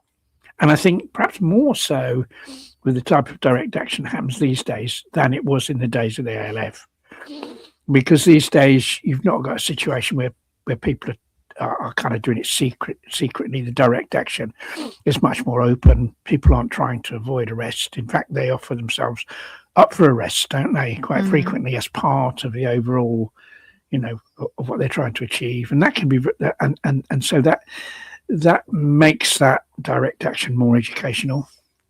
The fact that people are you know, are willing to stand by and be identified as the people that carry out the actions. So I think, you know, my view is that you see, I think we've kind of, in a sense, the movement has kind of gone along the wrong track. What we've tried to do is force speciesists to make concessions. In other words, you know, campaigns against governments or even companies that are basically speciesist in their attitudes, in what they do. You know, our movement has been trying all the time to force them to make concessions, to exert pressure on them to force them to make concessions. We've never thought about replacing those people. Instead of trying to wring some small crumbs out of them, you know, for the benefit of our fellow animals.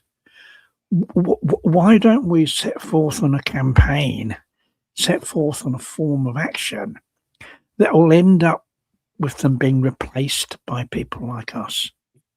And the only way you do that is through education. Because if you're going to create social change that leads to political change, then you've got to educate a large number of ordinary people. Otherwise, that's never going to happen. And I think our failure to do that over decades has sort of led to the situation where we are in now. In the US, it's led to Trump. Here, it's led to a succession. You know, we've got the terrible Starmer in power. It could get even worse if Reform UK win the next general election. And that's all through the fact that ordinary people haven't been educated to think differently. And because they don't think differently, they vote in such terrible ways for such terrible people. So it's absolutely, we have to think about, and I call it the difference between being a rebel and being a revolutionary. And in a rebel, you're trying to, you know, force the existing system to do something. A revolutionary, it wants to actually change the system. You know, the revolutionaries want to be the ones that kind of call the shots.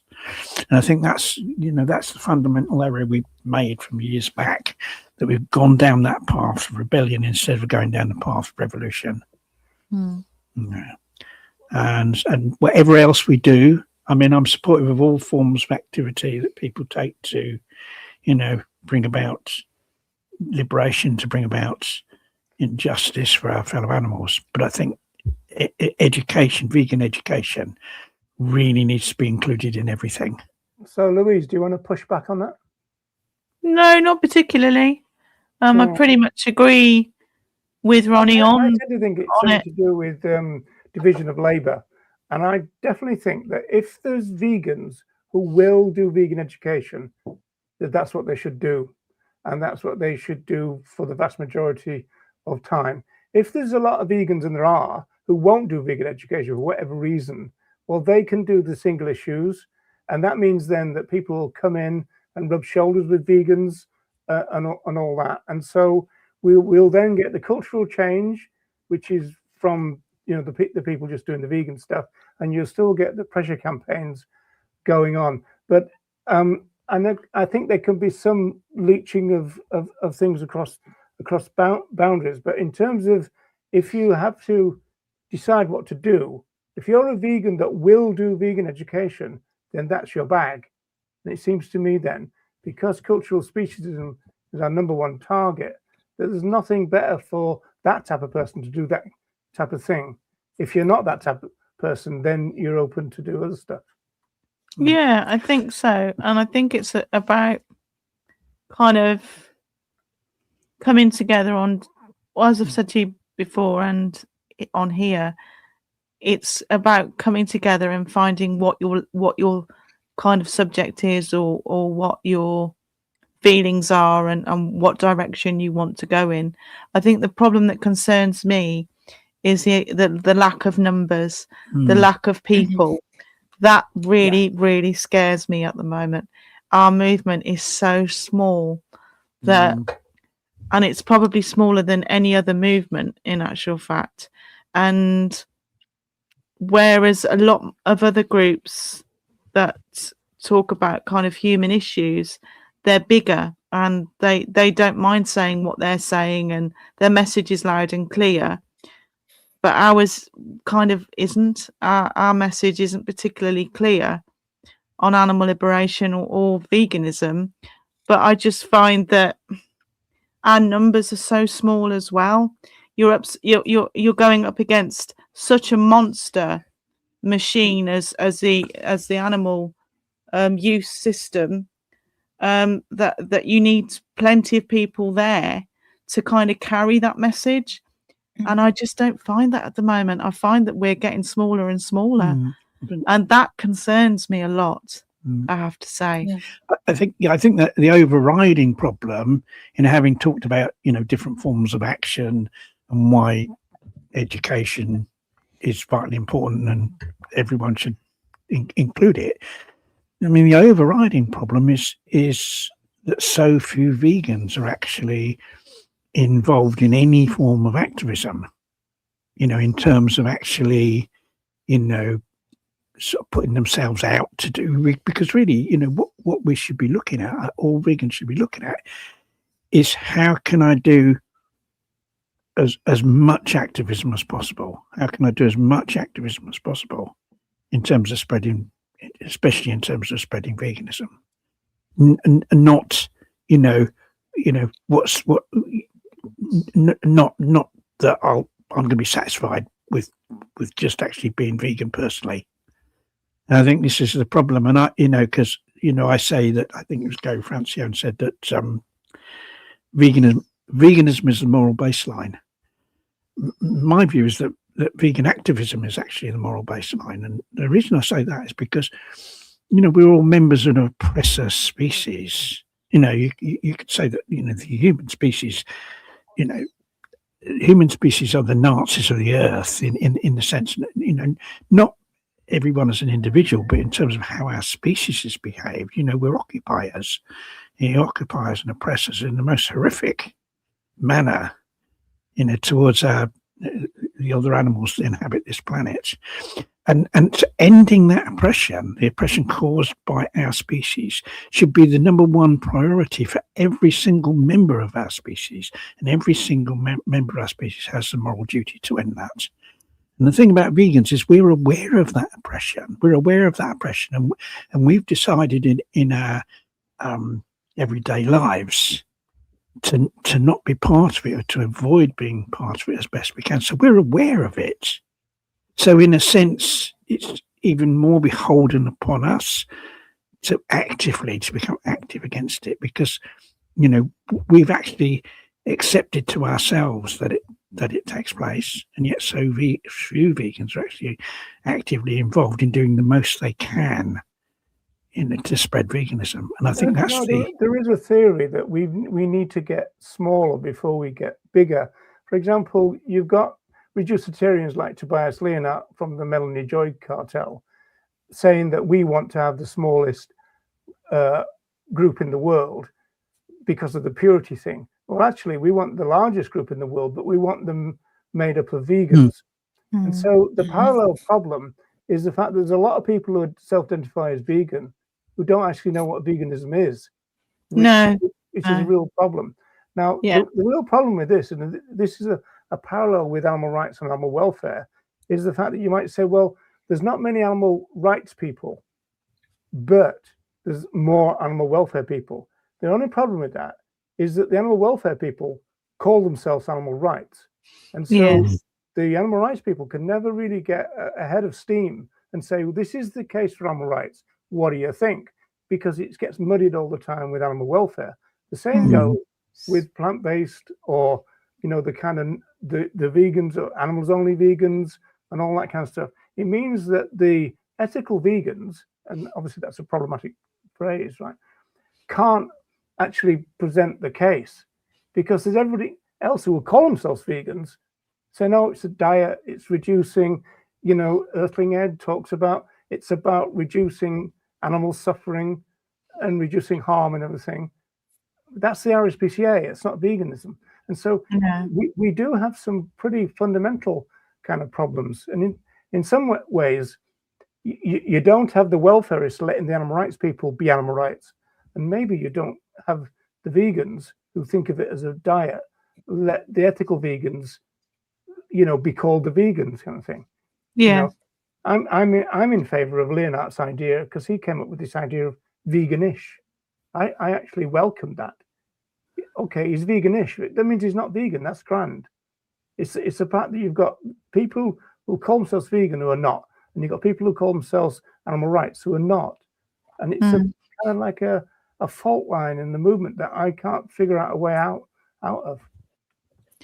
No, I think you're probably right on that, Roger, that there isn't really a way. I mean, I can't figure out a way that you would really get out of that. I just don't. I think the language in the movement is terribly muddled, and it's not helped by different groups kind of coming out with different language where you kind of think that doesn't sound right, and it isn't right.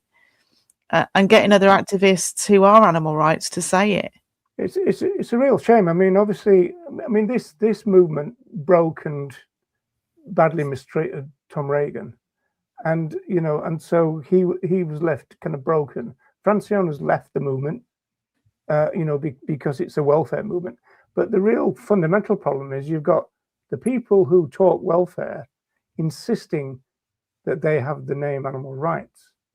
And so that's a conundrum that we can't solve, because they won't relinquish that title and say, well, look, you don't believe in philosophical animal rights, relinquish the name. They won't. No. Yeah, it is. Yeah. All he can do is just keep on keeping on, isn't it? Talk about outreach, and then there's inreach as well, which is educating people within the movement.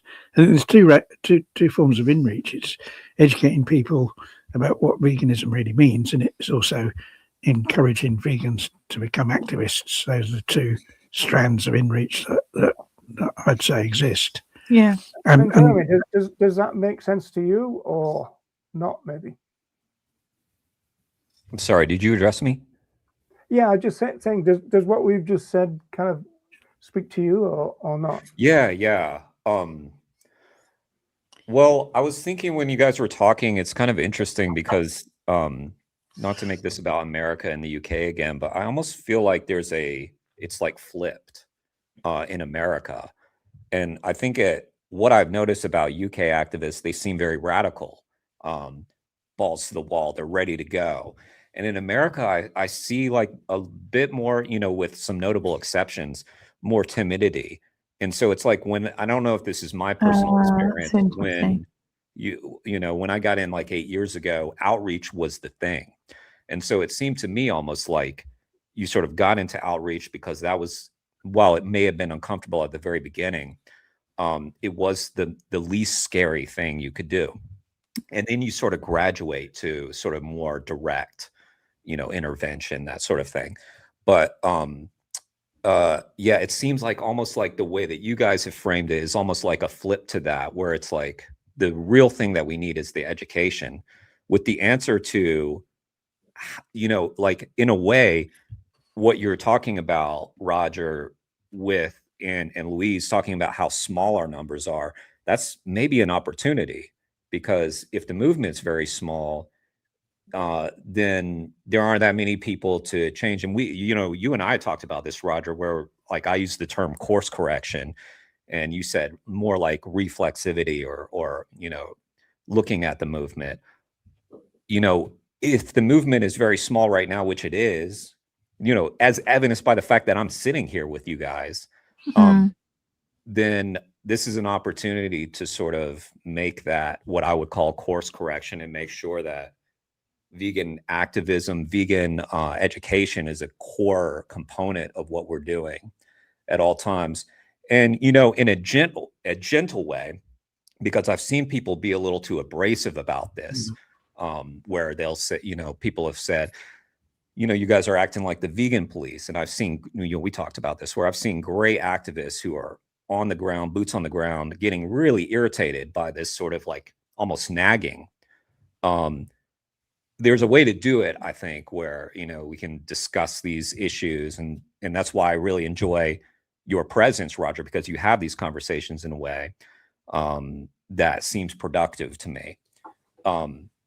But yeah, maybe I feel like maybe this is the moment. And I don't know who all's leading the charge on this besides you, Roger. I've heard some names of people who have been a little more abrasive about it, but you seem to be one of the people who will actually have a decent conversation about it. And you too, Ronnie, and everybody here.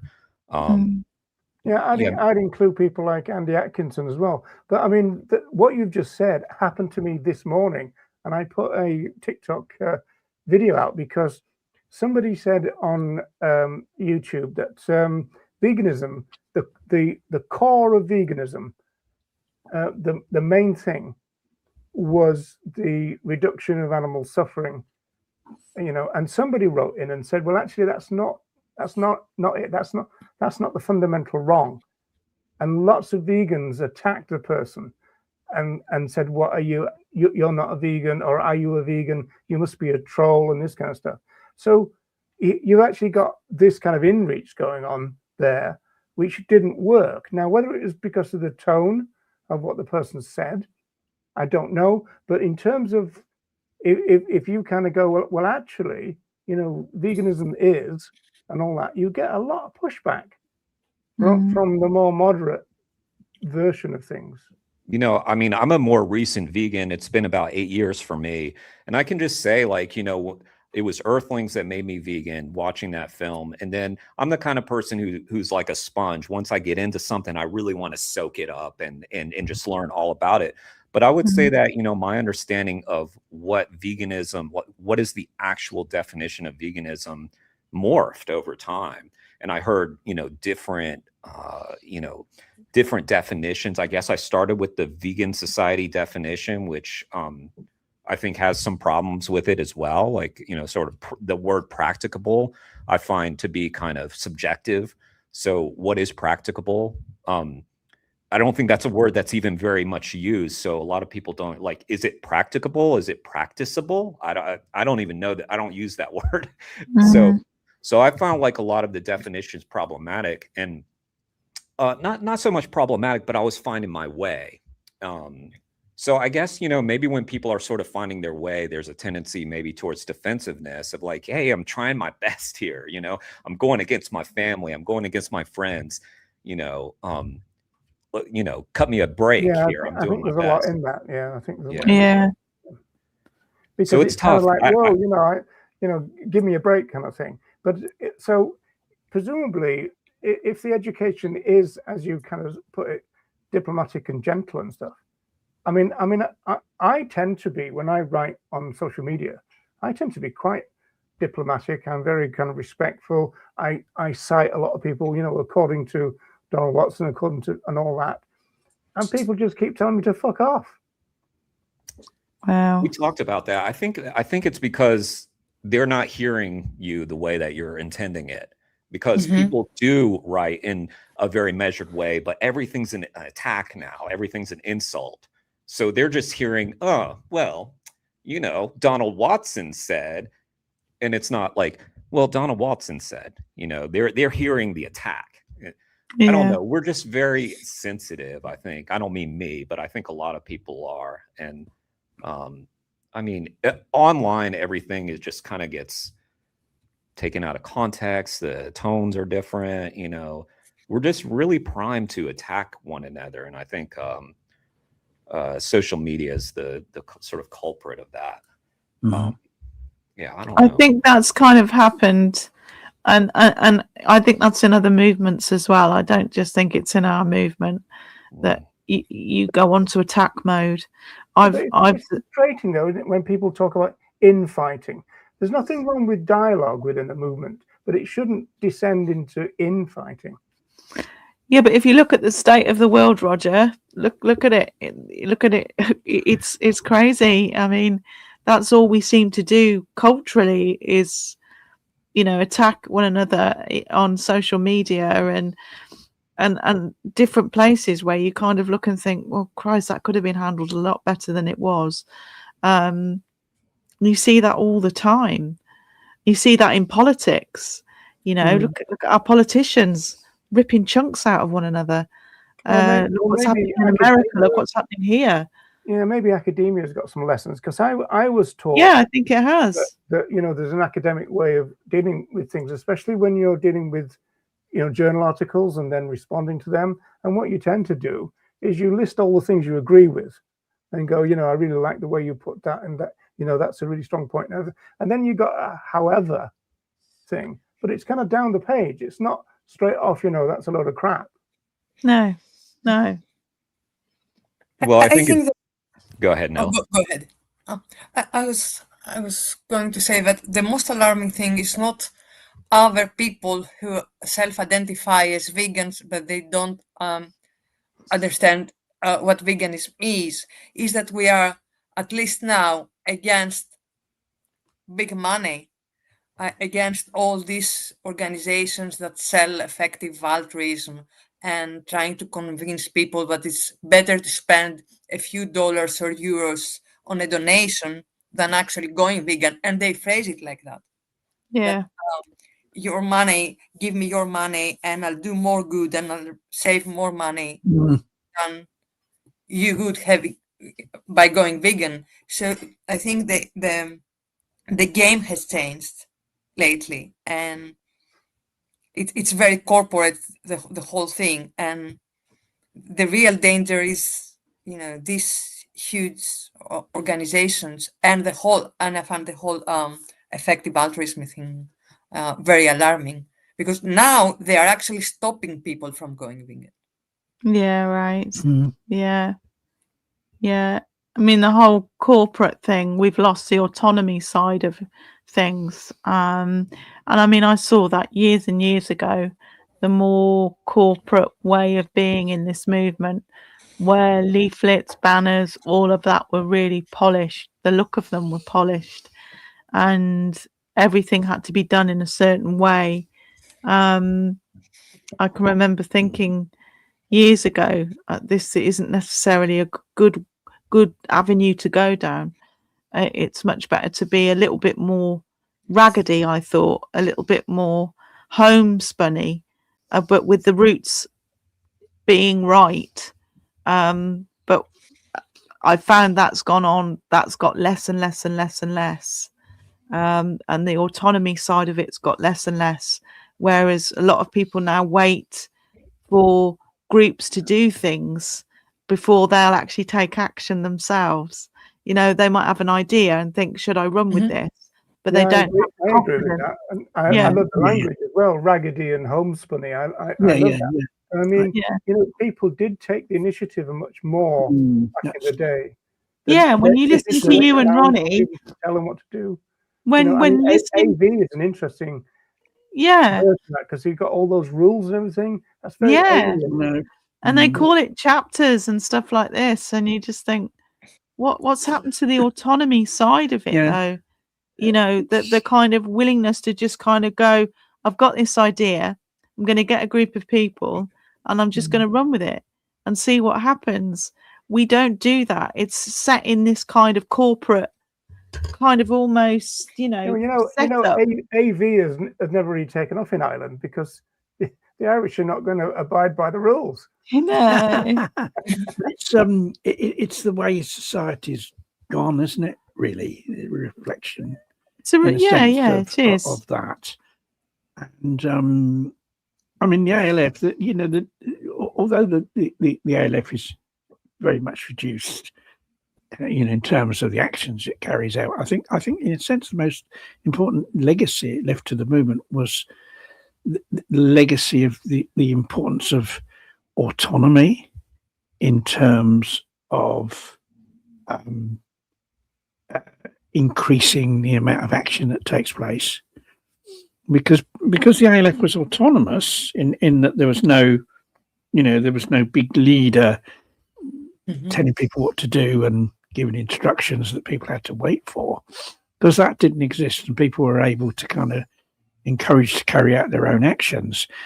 That's what led to so many things happening. That's what led to so much action. Says the general, and you used to sign your letters Captain Kirk, if I remember. Yes, I mean that's an amusing. Yes, I mean I was dubbed a general by the police. They wanted to give everyone ranks, in order because that's the way how their world operated, and also so that would determine the level of sentence that the person would get. And as the general, I got 10 years. I think you were what were you classed as, Roger? A lieutenant or a lieutenant? A left, yeah. Well, so the lieutenant's got 4 years. Yeah. See, so that this was the. I'm just lucky I wasn't a field marshal. I don't know what I'd have got. Oh.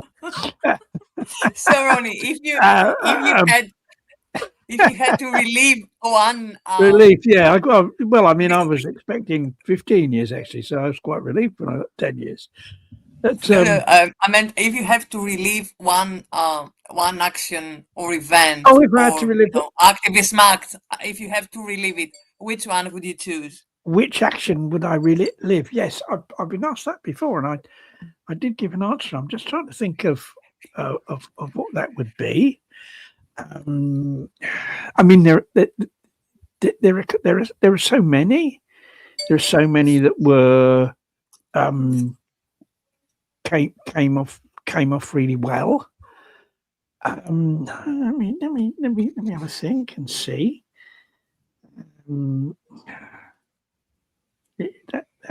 That is very difficult. I think the night we damaged Marion Louise. What's the matter? Yeah, Marion Louise. That ain't gonna happen. Oh, I mean, certainly that was a very important part of my life. High part of my life. Yes. I'll pay you later. Pay me later, and don't beat me up tonight because I've said that. No, it's. I'm just trying to think of something that was really well planned and complicated and came off well, because that was always where you got. There was lots of minor actions, like I'd see a butcher shop and go and find a brick and throw it through the window. A lot of those things happened, and I used to carry in my car. I used to carry a damaged kit. I'd have paint stripper. I'd have paint spray. I'd have a Stanley knife. I'd have etching fluid that would etch, could damage glass with it. What else would I? All sorts of stuff that would my damaged kit. So if I came across anything, I could just jump out the car and get whatever it was I needed. And this guy's a threat from it. And get creative. Yeah. I used to go around and just do stuff, because then there was no CCTV there. Now you'd be caught almost straight away. It's got CCTV. Like I'd be walking along the road, I'd see a so-called pest control vehicle.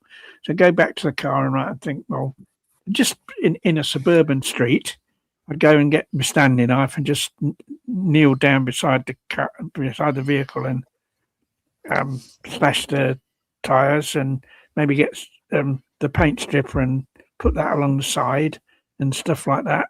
You know, all the time I'd have that, but that wouldn't be, you know, that wasn't a highly planned operation. I mean, one of the kind of most striking raids carried out by the ALF was something called Operation Valentine, where I didn't actually play a part in the raid, but I was involved in the organising of it. And that was just about the only ALF's daytime raid, wasn't it? Because normally stuff happened at night. There was something about that on social media. Yeah, it was a very there was a demonstration outside of the laboratories. It was in life science research, wasn't it? Yeah, I think. it's in stock. But I mean, the reason it's been back on the social media because it was on Valentine's Day. It was Valentine's Day. It's called Operation Valentine. Yeah.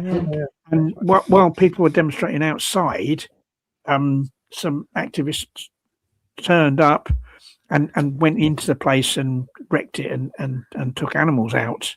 It was a mixture of the NAL and the ALF, and it didn't work. I mean, you know, that famous thing about the NAL used to say about the ALF, oh, it's these people creeping around in the night type of thing, whereas they had this idea of a big load of people kind of, and their slogan was over the fence when they least expect it.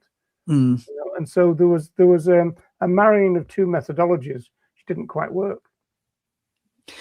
Well, it didn't work because what happened was the police turned up and there was mass confusion, and ended up with, there was a guy, Steve Boulding, he'd organised the demonstration outside, and he was a bus driver, and he'd brought a lot of people in a minibus, and a lot of the activists, when the police turned up, a lot of the activists jumped onto the minibus, and some of them had rescued beagles. And Steve drove off in the minibus with all these activists inside and was involved in a police chase. He was chased by the police, and I think they stopped him in the end with a roadblock. And he ended up being jailed for 15 months. And they dubbed him as the big organizer of everything, which in fact he wasn't.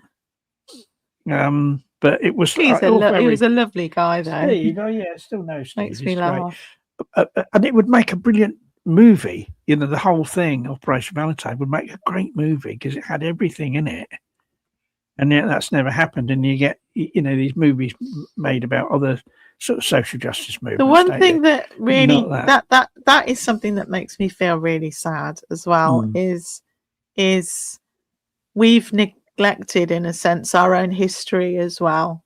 It's such a rich history of everything that the movement is, and the activists that have come and gone and that have died, and we're losing that tapestry, we're losing that story.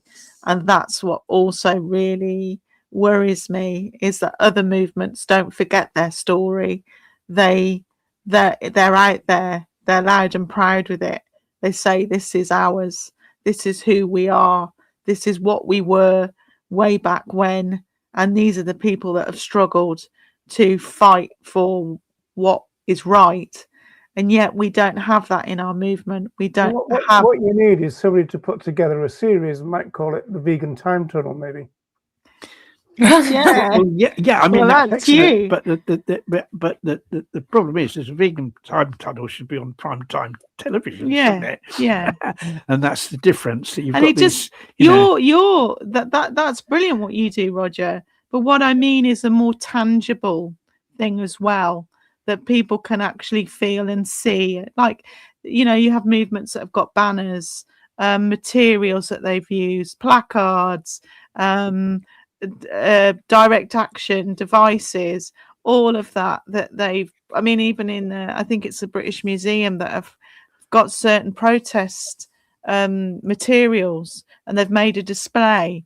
We've got none of that, and yet we are one of the most fundamental movements. Other movements have copied what we've done, and I just feel that that's kind of been lost. I do with the museum. Ronnie Lee, balaclava.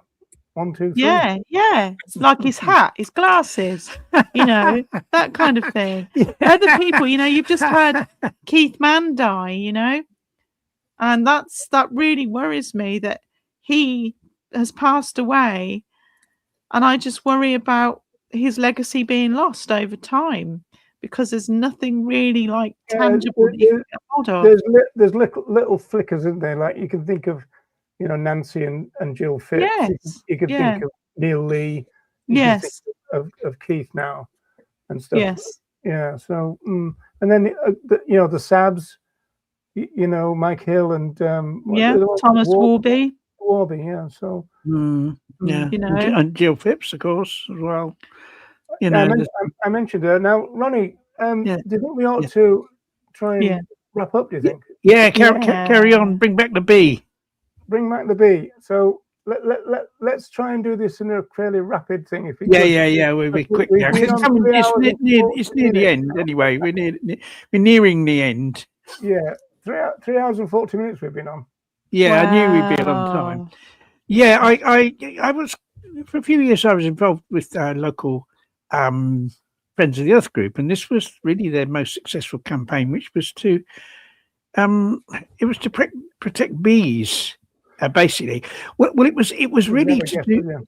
Yeah, no, you wouldn't get. It was really to a campaign to sort of protect all sort of pollinating insects, and emphasize the importance. But it kind of a lot of wasps are pollinators. But if they said it was a save the wasp campaign, it probably wouldn't have been that popular. So it was kind of sort of centered around bees. And I quite often, in running stalls in connection with it, I quite often dressed as a bee. Yeah. And Louise would say that I look better as a bee than I did as a human. Yeah. Which was very... the bee's knees, yeah. We used to give nectar points, actually, if people came up. It created quite a buzz. Yes. Yeah, so and that was it was a kind of successful campaign. It ended up with the government, passing some banning certain pesticides, neonicotinoids. I think that were harmful. Do you remember the year of that, Ronnie? That would have been, I reckon, that's probably about it's before lockdown, perhaps 2018. Oh, it's Is it longer than that? 2017. It's not 15. If not 14. It was. I don't think it's as You've quite still as got dark in your beard. I've still got dark in my beard. So yeah. It was well, but it was I think some of that protection for bees has, surprise, been kind of rolled back now. But it was good, and I did quite frequently. I did quite frequently dress as a bee as part of it. You did, yeah. Piers Morgan always says that the vegans don't care about the bees. Well, there's the evidence right there. Well, yeah, I mean, Piers Morgan, exactly what he's talking about. No, but yes, it was. It was a good campaign. Well, as chairperson, I'm going to cut the Piers Morgan conversation straight off because we don't want to go down that. No, we don't mention it's a swear word, isn't it? Really, dirty word. Yeah. So what you got next? I'll take the first warning for that. I didn't mean it like that. It's just. Are we giving Roger a warning now? Yeah. No. You can't eject Roger. That's the end of the. Yeah. Next one. Come on, General. Make a decision. Next one. Next one. Now this is. I've given quite a number of talks and speeches during my time, and this was at a wildlife. This was at a wildlife festival. There used to be every year there was a wildlife festival. And there's me giving a talk there, and that you can see the top of the placard I'm holding, which is "Cull the Tories, not the Badgers," which is Louise is holding in the one next to us. And I used to always talk about. I mean, a lot of the focus on protecting wildlife, or a better word would obviously be free living beings.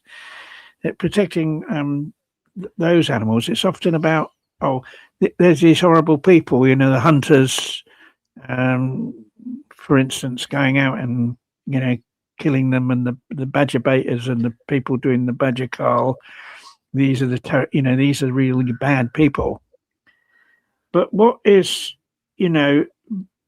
forgotten is the more general way in which free living beings are persecuted and oppressed and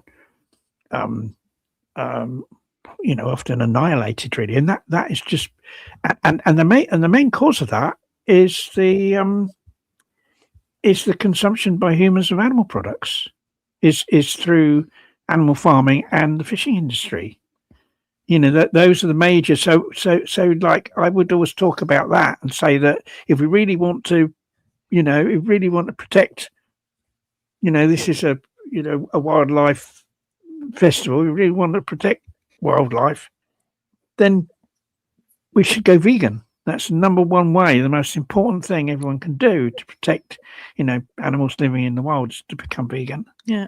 Because you use, negative impact on those animals through animal farming. There's a really kind of weird vegan twist to this, isn't there? Yeah. There's all this scientific argument about do badgers transmit TB or not? Well, in some ways, in a vegan world, it wouldn't matter so much. Well, it's actually irrelevant, because there shouldn't be a dairy industry anyway, so then that wouldn't matter, And so, but there was like controversy, really, that there were people who didn't like what I said, because it wasn't about those nasty people over there killing. It was about all of us. All of us are involved in this. I mean, it's other aspects as well. It's like a transportation system, a number of, foxes. More foxes are killed by motor vehicles than are by hunting. I think it's something like 50,000 badgers a year are killed on our roads. What is it? Foxes are the same. Foxes was about 100,000. Birds, 30 million birds killed by motor vehicles in the UK. Those things that we're all part of. We're all part of that system whereby that happens, and it's not acceptable, and we have to do something about it. And that's, it's just as important, if not more so, than going out and doing hunt sabbing, to be quite honest. But because once again, you're talking in this kind a deeper level, people feel, or some people feel uncomfortable with that.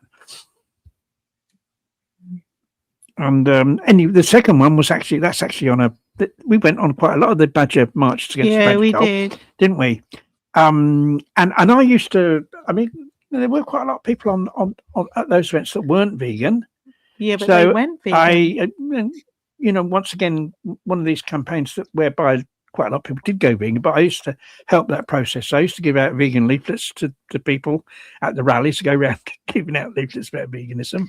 And Sir Brian May from Queen, he actually has gone vegan. He's gone vegan, and he because of the badger cull connection. He was quite resistant to it. He was very resistant. Yeah. So that's what we did. I used that as my intention was to go there and educate people to become vegan, and there were different organisations published leaflets that encouraged people to go vegan.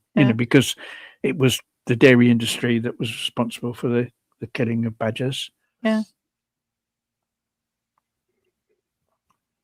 Next one. Okay. Next one. That's me giving a talk. The first one is a talk I gave at Camp Beagle, outside MBR Acres, and once again I emphasised that we want MBR Acres to be closed. We want all these places to be closed. We want the end of animal experimentation. But once again, the basis of everything is veganism. Is veganism, because once again, love that picture of you. Yeah. Because once again, unless we defeat speciesism, these things, that's all these things are based on that. So that was this casual pose there with your hand in your pockets. That was a talk I gave at an event called We Stand for the Animals in London. It's the one where people hold Well, I think it's a bit controversial. Some of them, hold dead animals, and some hold placards, depicting animals. And they have that ceremony first of all, and then they have a number of speakers. And where do they get them from? I think from vets and stuff. I think they're probably, yeah. I'm not really sure. To get some from sanctuaries, animals that have died, and they were all given like a respectful sort of. Because that started in Spain. Yes, with animal equality when they were a grassroots group before they sold out, and it was very kind of visually striking because it was brand new then. Then you started thinking, well, that then they had a series of freezers to put them in, for the next year and all that kind of stuff. And then it all got a bit weird then. Right. Yeah. Some people that don't. Some people don't agree with it. It kind of started. What happened was there was every year there's a National Animal Rights Day, which is the first Sunday in June, and it was something that was done. National Animal Rights Day. They started doing this, or a lot of their events. Some don't do it. The ones I've gone to in Birmingham, they don't do it. The people organising don't like the idea of that, so they don't. They have placards. They don't have the animals there. And then We Stand for the Animals is kind of split off from the National Animal Rights Day, and so they do the holding of the dead animals as well. Yeah.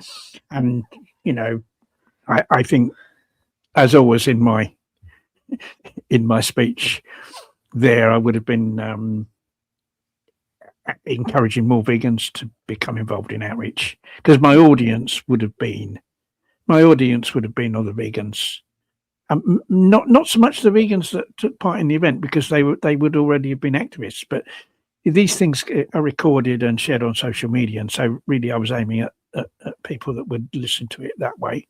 Yeah. Is that kind of demonstration or protest a thing in Greece, Nella? We do the National Animal Rights Day, holding placards. We don't hold the bodies of dead animals.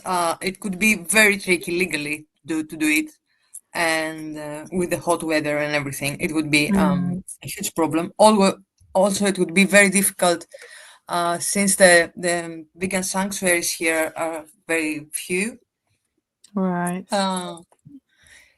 But we do the day. I was actually invited to give a speech last year, and but I remember Wendy attended, or she gave a speech at one of those events, and I don't want to speak for her, but I remember discussing it with her, and she said that she had doubts, but when she got there, the whole thing was very respectfully done, and it also resembled a funeral, a respectful way to say goodbye to those individuals. So I understand the objections, but I think the whole thing, depends on how people do it.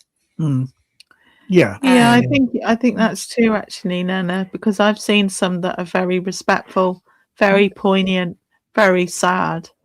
Although one of my friends did say he didn't realize that the fox that he was holding, the body was beginning to thaw out, and they were in quite warm weather, and he said the smell was just horrific, because this fox had been dead for quite some time but put in a freezer.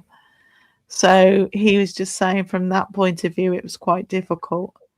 And you do think it'd be better to kind of bury them when they die rather than keeping them for weeks in a state of kind of frozen animation and then kind of thawing them out. I'm not too sure about that side of it. Yes. But very respectfully done, I have to say, for the main. Yeah, it is a bit controversial. It is controversial. It is, yeah. Next one, is it? Next one. Oh, look at you. That's right up to date. That is something that took place, would have been last autumn, I think. It's one of the many stalls I do at. I think that was an event to do with. It was to do with. We've got a campaign to save the local river. You know, to stop pollution in our local river, because it's got two problems with the river locally. You got River Severn isn't too far away from here. There's flooding. There's some really bad flooding, and also like pretty much all rivers here in the UK, polluted. Rivers polluted. A lot of the emphasis on human excrement being allowed into the rivers by the water companies. But an even worse problem than that is the runoff from animal farms. There was some research done for the government just a few years ago. It came to the conclusion that the number one cause of pollution in English rivers was animal farming. So that was kind of the sort of basis for the stall at that event, to educate people about that. But I always give people information about the sort of ethical, the ethical reasons for veganism, as well at the same time. It's just that because there's this huge kind of environmental aspect to the vegan diet.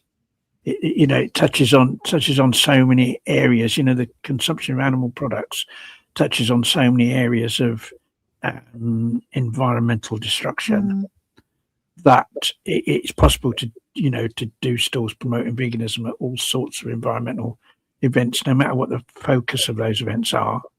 For instance, I did one on Saturday at a greener energy fair, and the sort of basis of that stall and how I was able to do the stall at the event was because the production of vegan friendly food requires far less energy than the production of animal products. So it's energy. You save energy. You don't have to produce. Far less energy is used in production of plant foods. So once again, that was the basis for being able to do a stall at that event. Have we got any more? Oh, I think there might be one more. And there's me. It's a thing I do a lot. Is the old door dropping, delivering leaflets to people's letterboxes. And the wooden spoon. I got the wooden spoon. I think if I didn't have wooden spoon, I think I'd spoon. Well, after being bitten 5 times by dogs, including one that nearly took my whole hand off, I thought I've got to do something about this. And so I bought a whole load of wooden spoons cheaply from B&M, which is like a cheapo it's like and I pushed the leaflets through with spoons, which helps in 2 ways. First of all, some letterboxes are quite, they've got the draft excluders on them and all that. They're quite hard to, you can get your finger trapped in the letterbox, and also because of of dogs, bitey dogs, because you get if a dog makes a lot of noise, you think, I know a dog's there, I'm going to be really careful, you see. But you get these that lurk silently. They lurk silently to bite, you see. And I've been bitten by a few of those, and I thought, right. But with the spoon, I've had quite a few spoons taken by dogs, and I had one bitten in half by a tiny dog. There was a little yappy dog. I thought that's a tiny little dog. Maybe that's a little chihuahua or something. And I put the spoon through, and then there was like that. And I pulled the spoon out, and the end had been, this little tiny chihuahua had bitten the end right off the spoon. Yeah. And I thought that would have been my finger. You see? So the spoon is like really important aspect of it. But it's something that I do a lot of because I can kind of do it whenever I want. Like if I've got an hour to spare, I can just go round, part of the village where we live. It's quite a large village, pushing the leaflets through the door so I can get a bus into the nearest town, the nearest part to here of the nearest town, and go and, deliver some. So it's something that like that all vegans could do, a bit of door dropping like that, because it can be easily fitted into your everyday life. It doesn't require a lot of organisation. So I do, something I do And a then, lot. you're a vegan activist then. I know, Ronnie, you've speculated on when people come back home and they find I was thinking about that in their hallway and they think, what's going on here? See, I thought about, I even had this idea of making a paper mache finger with blood on the end and that. Then I thought I won't do that because people might take it out on the dog.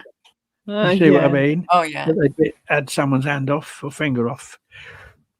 Well, They do realise it But will sometimes, happen. but I like it when I like it when people have got the little. We've got one, a little box where you don't put it through the letterbox. You put it in a little box, a little mailbox, little post box on the wall. You see, and I prefer that because you sort of think there's no danger of being bitten, then just put it in the box. A lot easier. But then I had a fantasy. What if someone got a really tiny little dog? And put that tiny little dog in that little box so that you think, oh, I'm going to be all right. And you put your hand in. And there's a little tiny dog. Looking down the street going, hey, that Ronnie Lee's coming. I don't know whether that's something about how my mind works. You know what I mean? Yeah, we'll have that little bath. But it's that something, you see, that's something that like nearly all vegans could do, the door dropping, because you can do it. We've had people in our local group that kind of can't, because of their other things in their life, they can't do stuff like, because most stalls and that, they take place like street stalls and all things like that, take place on a Saturday afternoon, and there's people that maybe can't do that. But what they can do is to, deliver leaflets when they've got like maybe in the week an hour to spare. They go and do some door dropping. Yeah, and it's all these small things. You see, I've got this thing about all. One of my favourite songs is a song called "All the Small Things." I don't know if you've heard it. Is it Blink something? The band that does it, American band. All the Small Things. Jeremy probably knows that song. Blink 182 is, I guess. Blink 182. Yeah. No, I don't like the lyrics of it, but I like the tune's good. The lyrics are meaningless, but the tune's good. And I think it's all the small things is very significant phrase, because it's through all the small things that our fellow animals are oppressed. It's through all the small things like somebody going into a store and buying a certain product instead of another product, buying an animal product instead of a plant product, right? Or going to visit, choosing where they go as a source for entertainment. Like if someone goes to Greyhound racing or somebody goes to the animal circus, as a form of entertainment, or if they go into maybe like a charity shop that funds animal experiments, all these small things that people do that add up to horrendous oppression, you see. And also the very small thing of somebody putting a cross on a piece of paper of who they vote for in an election. This is the very, very small thing. The very, very small thing. See, in the USA, this tiny thing, the tiny thing that all those people did are putting a cross on a bit of paper next to Donald Trump, and look what we've ended up with. Yeah. You see, all these small things. Equally, we can change that by all the small things. If enough people did all the small things of this vegan education, whenever they can, do something to promote veganism, leave a leaflet on public transport, in a waiting room, do a bit of door dropping, help on an information stall, stuff like that. All these small things that people can do that will add up to the big thing of moving us towards what I term an animal liberationist society, where veganism is the predominates in our culture. You see, so it's all the small things that have caused the problem. It's all the small things that can get us out of it. Can create a better world, and I think it's important to emphasise that because it means that activism doesn't have to be something that's beyond people. Isn't a big thing where you've got to go to a lot of trouble and to get yourself, arrested. And if people want to do those things, fine. But most people aren't in a position to do that. Most people have got a lot of other things going on in their lives. And I'd say that pretty much everyone who's vegan can fit outreach into their life in one way or another. And if everyone thought about that, you know, even if you can only do a small thing, still do it, because it all adds up. And so it's not. I think that's very true, Ronnie. And let's face it, everybody's got a wooden spoon. Yeah, Well, everyone. Yeah, I think so. In their drawer. Oh, it's easy at to get. home, It's, they've got a wooden spoon. it's easy to get one, isn't it? Or a ruler. Some people use a ruler, like a wooden ruler, to put through the door.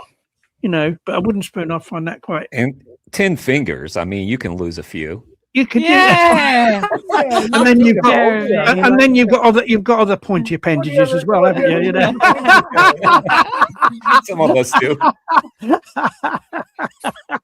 Yes. Well, people, we're on 4 hours and 5 minutes. Yeah. So, do you think we ought to? I was going to let me answer that question now.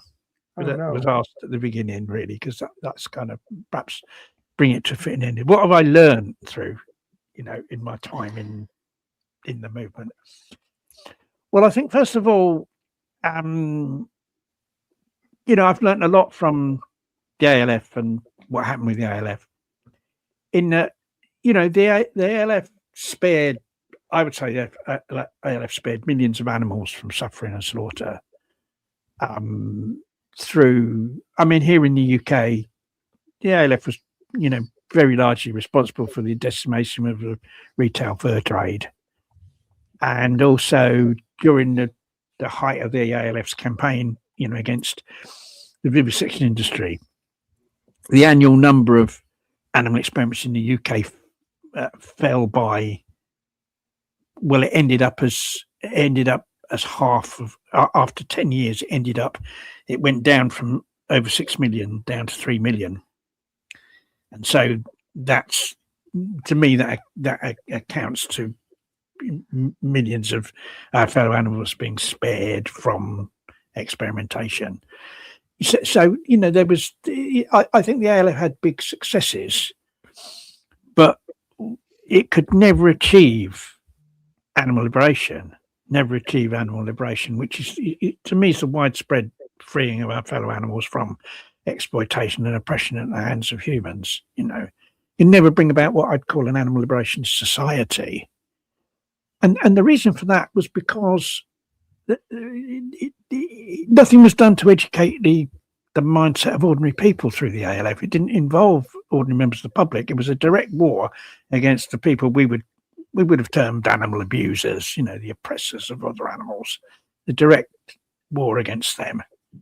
And so that meant it was limited in what it could achieve. And of course, what happened in the end, which was inevitable and which we kind of, I think we didn't really think about. I think we had a lot of early success with the ALF, and you know, it was, you know, we thought at one time, we actually thought, or certainly I thought, and other people around me thought, that we could just drive all before us, that we would just carry on. We've destroyed the vivisection industry and we would destroy the fur trade. And then when we got them, they were destroyed. We'd say, right, now we take on animal farming, you know, we take on the slaughterhouses, you know, and we go and we destroy all of those. And then that's the end of that. That's the end of, you know, the oppression of our fellow animals for food. This is how we actually had this that was our vision. That we kind of actually started believing that was possible, which was kind of crazy. You know, did we not think that the government's going to sit back, these multi-billion pound industries, the government's going to sit back and let us do that? Of course they're not. You know what I mean? But like, in the naivety of youth and early success, we kind of thought that we could do that. And of course, you know, what happened was the inevitable, that, you know, the authorities caught up. They worked out ways of, you know, dealing with ALF activism in, you know, various different ways, you know, special police squads, longer sentences, new laws, using old laws in ways that they weren't meant to really be used. And so in the end, the ALF was pretty much crushed, certainly in the UK, and it's very much diminished really throughout the world as well. And of course now you've got a situation where it's really difficult to do any action like that, especially here in the UK, and not be caught because of the prevalence of surveillance. CCTV, surveillance cameras everywhere. You can't do a serious anything they regard as serious criminality and get away with it. Not these days, not at all. So those days are gone. That one, isn't it? When Henshaw reports in the book Animal Warfare that there was 6 events per night in Britain at one point. Most of those couldn't happen now, could they? No, most of them couldn't happen. There was one night, I remember myself and a friend, our aim was there was a guy that ran a slaughterhouse, director of a slaughterhouse company, lived on the outskirts of London. And we were more or less based sort of west central London area. And so I drove, my friend was in the passenger seat, to this guy's home and wrecked his car and then drove back. And when we got near to where we lived, there was a butcher's van and we wrecked the butcher's van. In the meantime, traveling to the guy's house and back, we catapulted. My friend had a catapult or slingshot and put, smashed the windows of 85 different shops, 85 different stores. And, these are butcher shops, fur shops, fishing tackle places, anything to do with the exploitation of our fellow animals was a target, and this was what happened in this one night. Now you do the first shop you did, you'd be caught on CCTV and you'd be arrested. That's how things have changed. You couldn't do stuff and get away with it. Now it's completely different. You've probably never seen. I don't remember any farm, for example, having cameras, but I bet they have them now. Well, it's so cheap in the digital age. It's so inexpensive. Yeah. A lot of places, the only security they had was a lock on the door. To be quite honest, places weren't even alarmed. The big laboratories that had expensive equipment, they'd have security guards, they'd have alarms. But other places, like our main target in the campaign against the vivisection industry, were the breeders, the people that bred and supplied the animals to laboratories. Now, a lot of them didn't have any security on them at all. No, so they were like really easy targets. And so the main takeaway from that was that you couldn't, that form of action, you achieve so much with it, but then you hit the buffers. It doesn't go all the way to achieving animal liberation.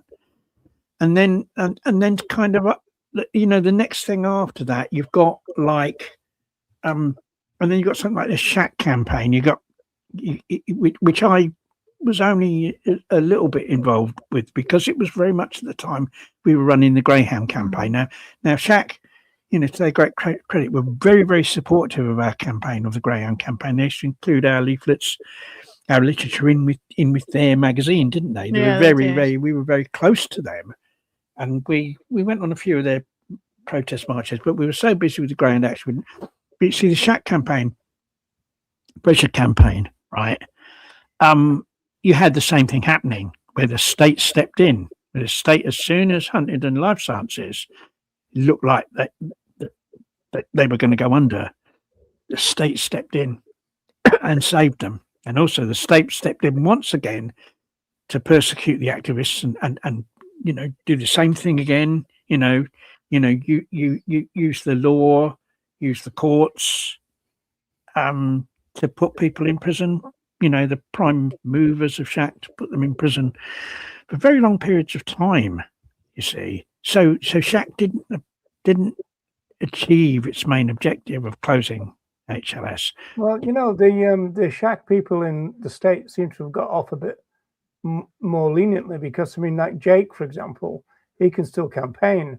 But like most of the prime movers in Shack in Britain, they're not allowed to campaign anymore. Are they? They're certainly not allowed to campaign against vivisection. That was part of their they're sort of they're on a license for the rest Didn't of you their say they're life. not allowed to have like a campaigning social media presence?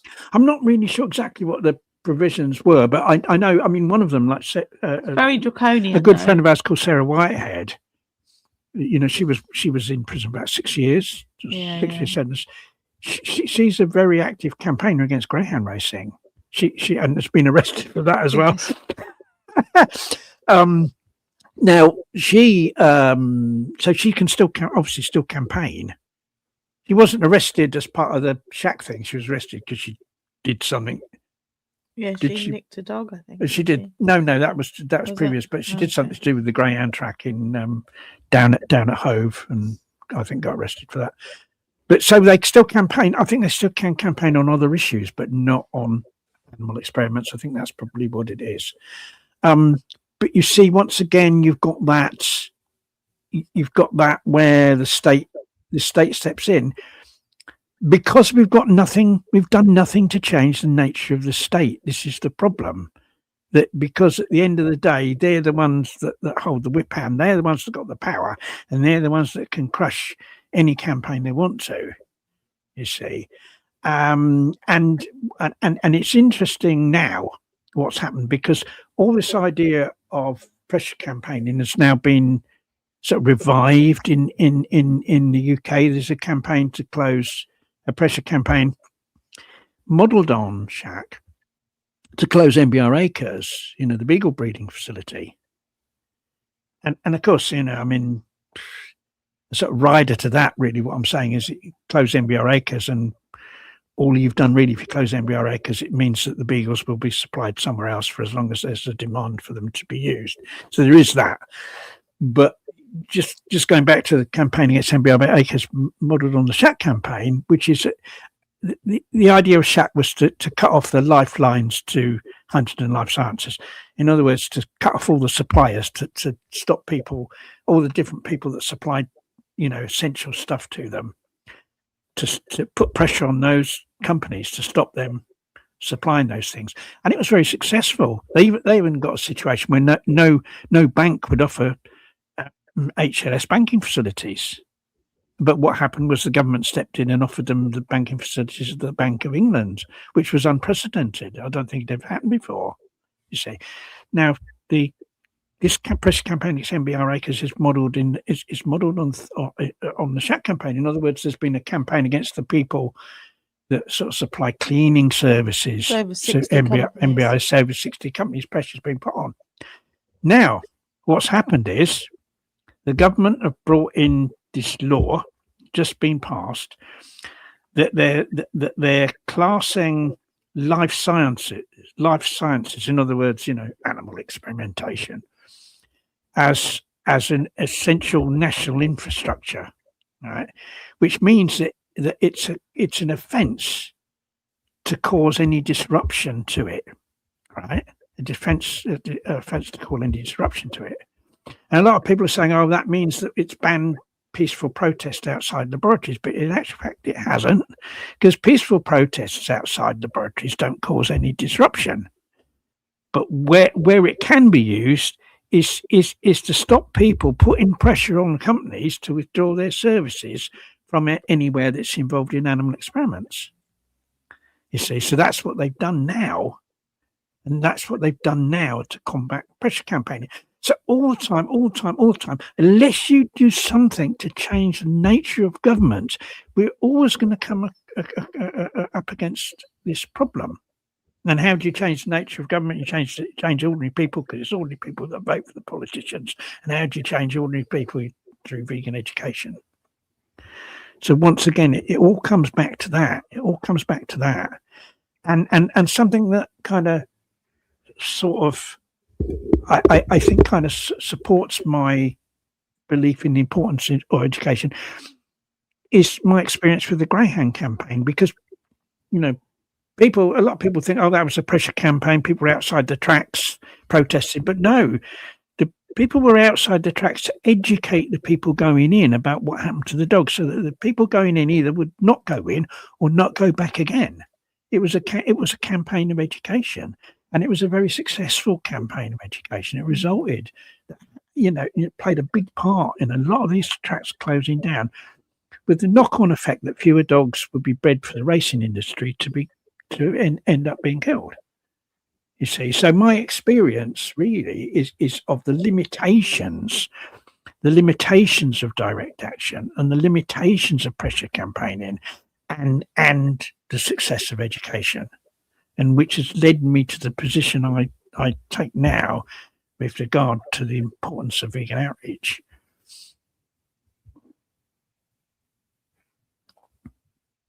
So there you have it. Not that I'm opposed. I mean, not that I'm opposed to pressure campaigns, and not that I'm opposed to,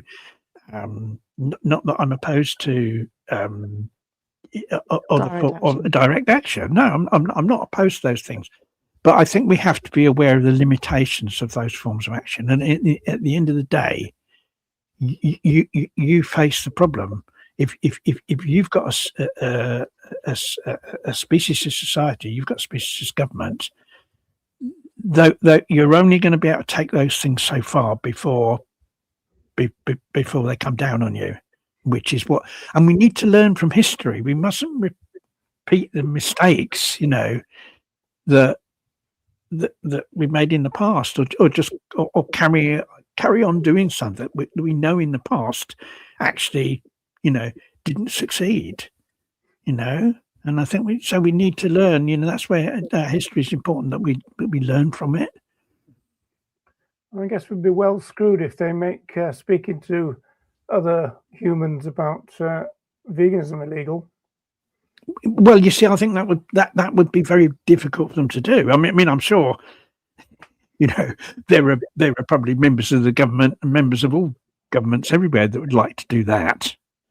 But that's kind of, it would be very difficult to actually get any law like that through. I think, that's the thing. Much more difficult to kind of to bring that about. No. Well, listen, Ronnie. I know it's your birthday, but I think we ought to give a medal to Louise, Nella, and Jeremy for sticking with us for putting up with me, and especially a big medal to Louise, who has to listen to me every day. Yes. I probably have to listen to her, although I have to listen to Louise, I think, more than she has to listen to me, don't I? Oh, I thought that was the first time you've heard that, Louise. Hey, I thought that was the first time you heard all that. No, I wish. Oh, Louise hears it all the time. I practice on Louise. Yeah, we do have some interesting discussions. We have interesting discussions. I was really happy I could, take part in this celebration and see you both. Oh yes, Nella. And I had a really nice time listening to you, and as always. Yeah, you're both an inspiration. No, you're a very good fibber. Jeremy is. And I know Roger is. It's my turn now. Also, yeah. I had a blast hanging out with you guys. Oh yeah, it's been lovely. Yeah. Nice to meet you, Jeremy. Such an honor. Yeah. Nice to meet you as well, Louise and Nella. This was great. Yeah. And just take care and keep safe, won't you, Jeremy? We'll do. Yeah, I'm okay. And you'll come out the other end with the society over. Ronnie. I know it's tough. Yeah. But beautifully said, Ronnie. I think that's a beautiful. What do you think of that, Jeremy? Because sometimes I could kind of punch Ronnie in the face when he comes out with stuff. In terms of well, since you asked, I'll go back to something you said early on that rung in my head, Louise, actually, when you said someone had told you that you were pissing in the wind, and it brought back memories to someone using those exact words to me about something that I was doing And I just remember thinking at the time, it's easy to piss in the wind, and I just hope a little bit of it gets on your shoe. Yeah. And I always think like, I don't want to belittle myself or feel small, and I want to achieve big things, but I'm very content to be like just an annoyance for animal exploiters. So if I'm just a gnat buzzing around their head, if I was a gnat, that's what I would do. I'd buzz around them all the time. Yeah. Or even a bee. Yeah, a bee. A Ronnie. A bee. Yeah. A wasp. Jeremy, the other Jeremy has a question. Roger. Oh yeah, I saw that. Yeah, yeah, because he wants us to get to 5 hours. That's why. Oh, does he? Does he? Get some kind of record. Yeah. Do I remain optimistic? I kind of how I look at it. I'm not really either I'm certainly not pessimistic. There's no point in being pessimistic, that kind of it, because I think if you're pessimistic, it can lead to a sort of self-fulfilling prophecy, really. My spirits are good, but that isn't the same as being optimistic. I kind of think if we are ever going to achieve what I would term an animal liberationist society, I think if we're ever going to achieve that, what is it we need to do? And then, how do I go about making that happen? That's how I look at it. In other words, I look, if we're ever going to achieve that society, where veganism is predominant, how do we achieve that? And in order to achieve that, we have to educate a lot more people to become vegan. And in order to educate a lot more people to become vegan, we've got to persuade a lot more vegans to become educators. Yes. And so that's what I focus on. Now, whether that will ever happen or not, I don't know. But unless that happens, we're not going to achieve animal liberation. And so my focus isn't on being optimistic or pessimistic. My focus is on trying to achieve that. Yeah, but you're kind of saying that you're not pessimistic, but you're also not optimistic. How does that work? Well, I'm not. Well, because I don't know.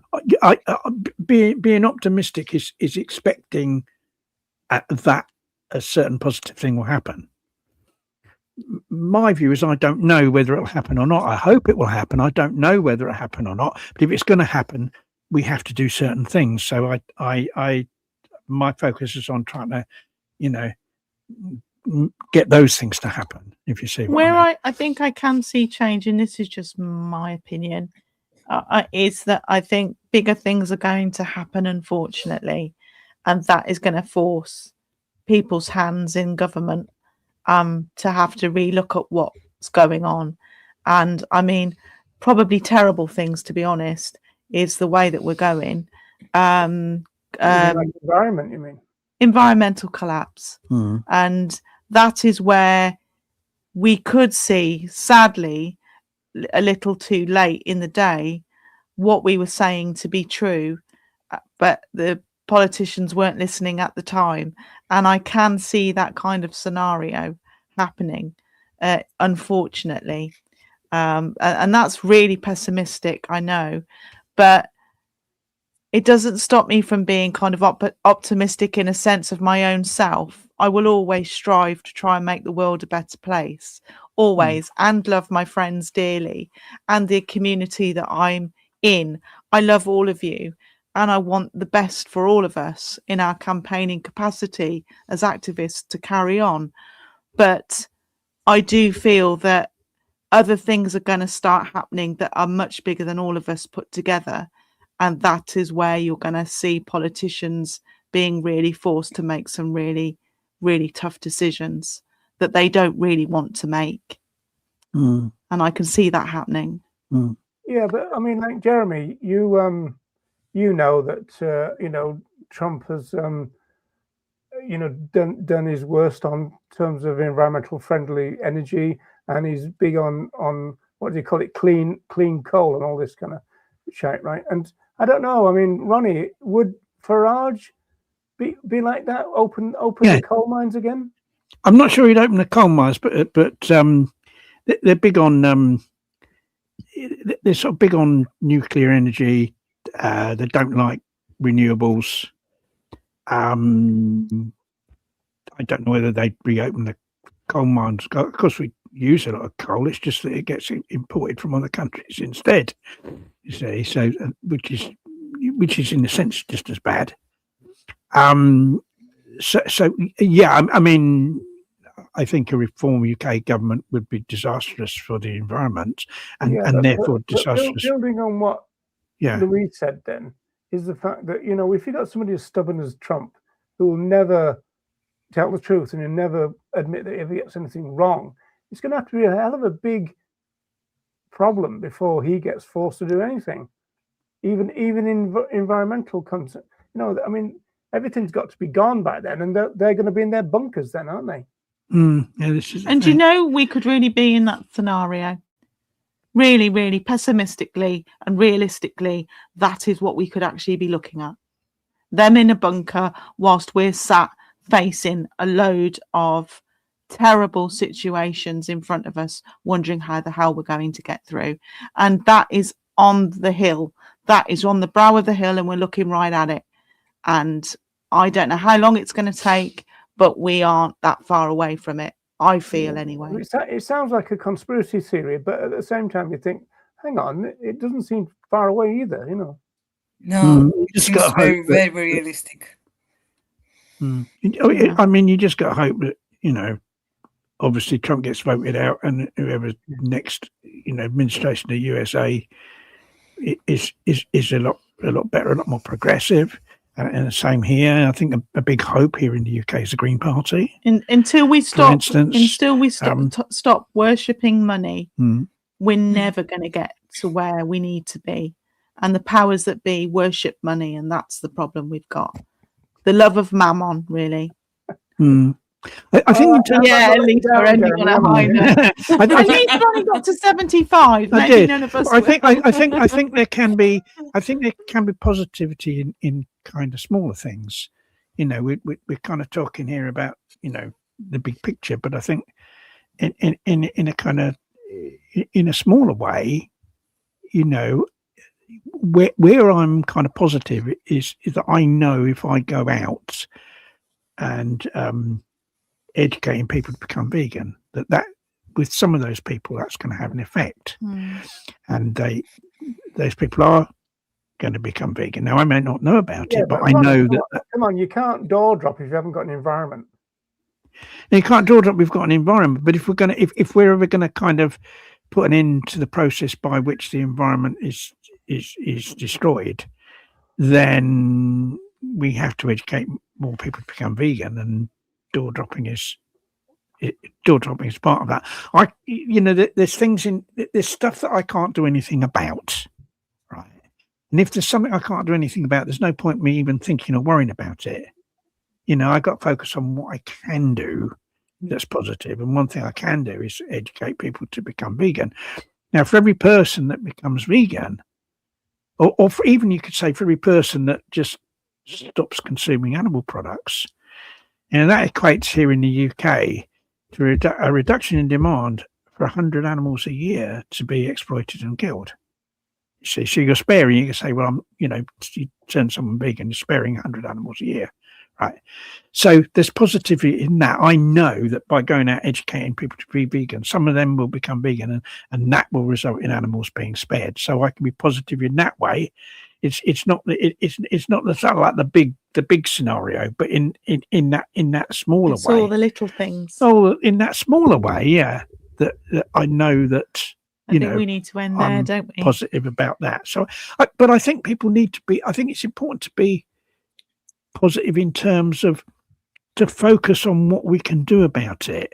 If you see what I mean, the things that we can change, like educating people to become vegan, for instance, is something where we can have an impact. Yeah, well, I do agree with you actually on this, Ronnie, because even in my pessimism, I kind of cling on to the fact that I could be wrong.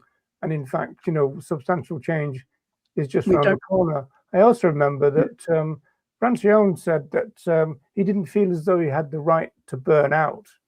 Yeah. and so I've kind of felt that in the sense that I don't think I've ever felt burnt out. No, but I think pessimistic is a bit different. I mean, I think that it's important that we sort of look after ourselves to enable us to be able to become activists, to be activists for as long as possible. And I think that that's something I've been a lot more attentive to in later years. Like I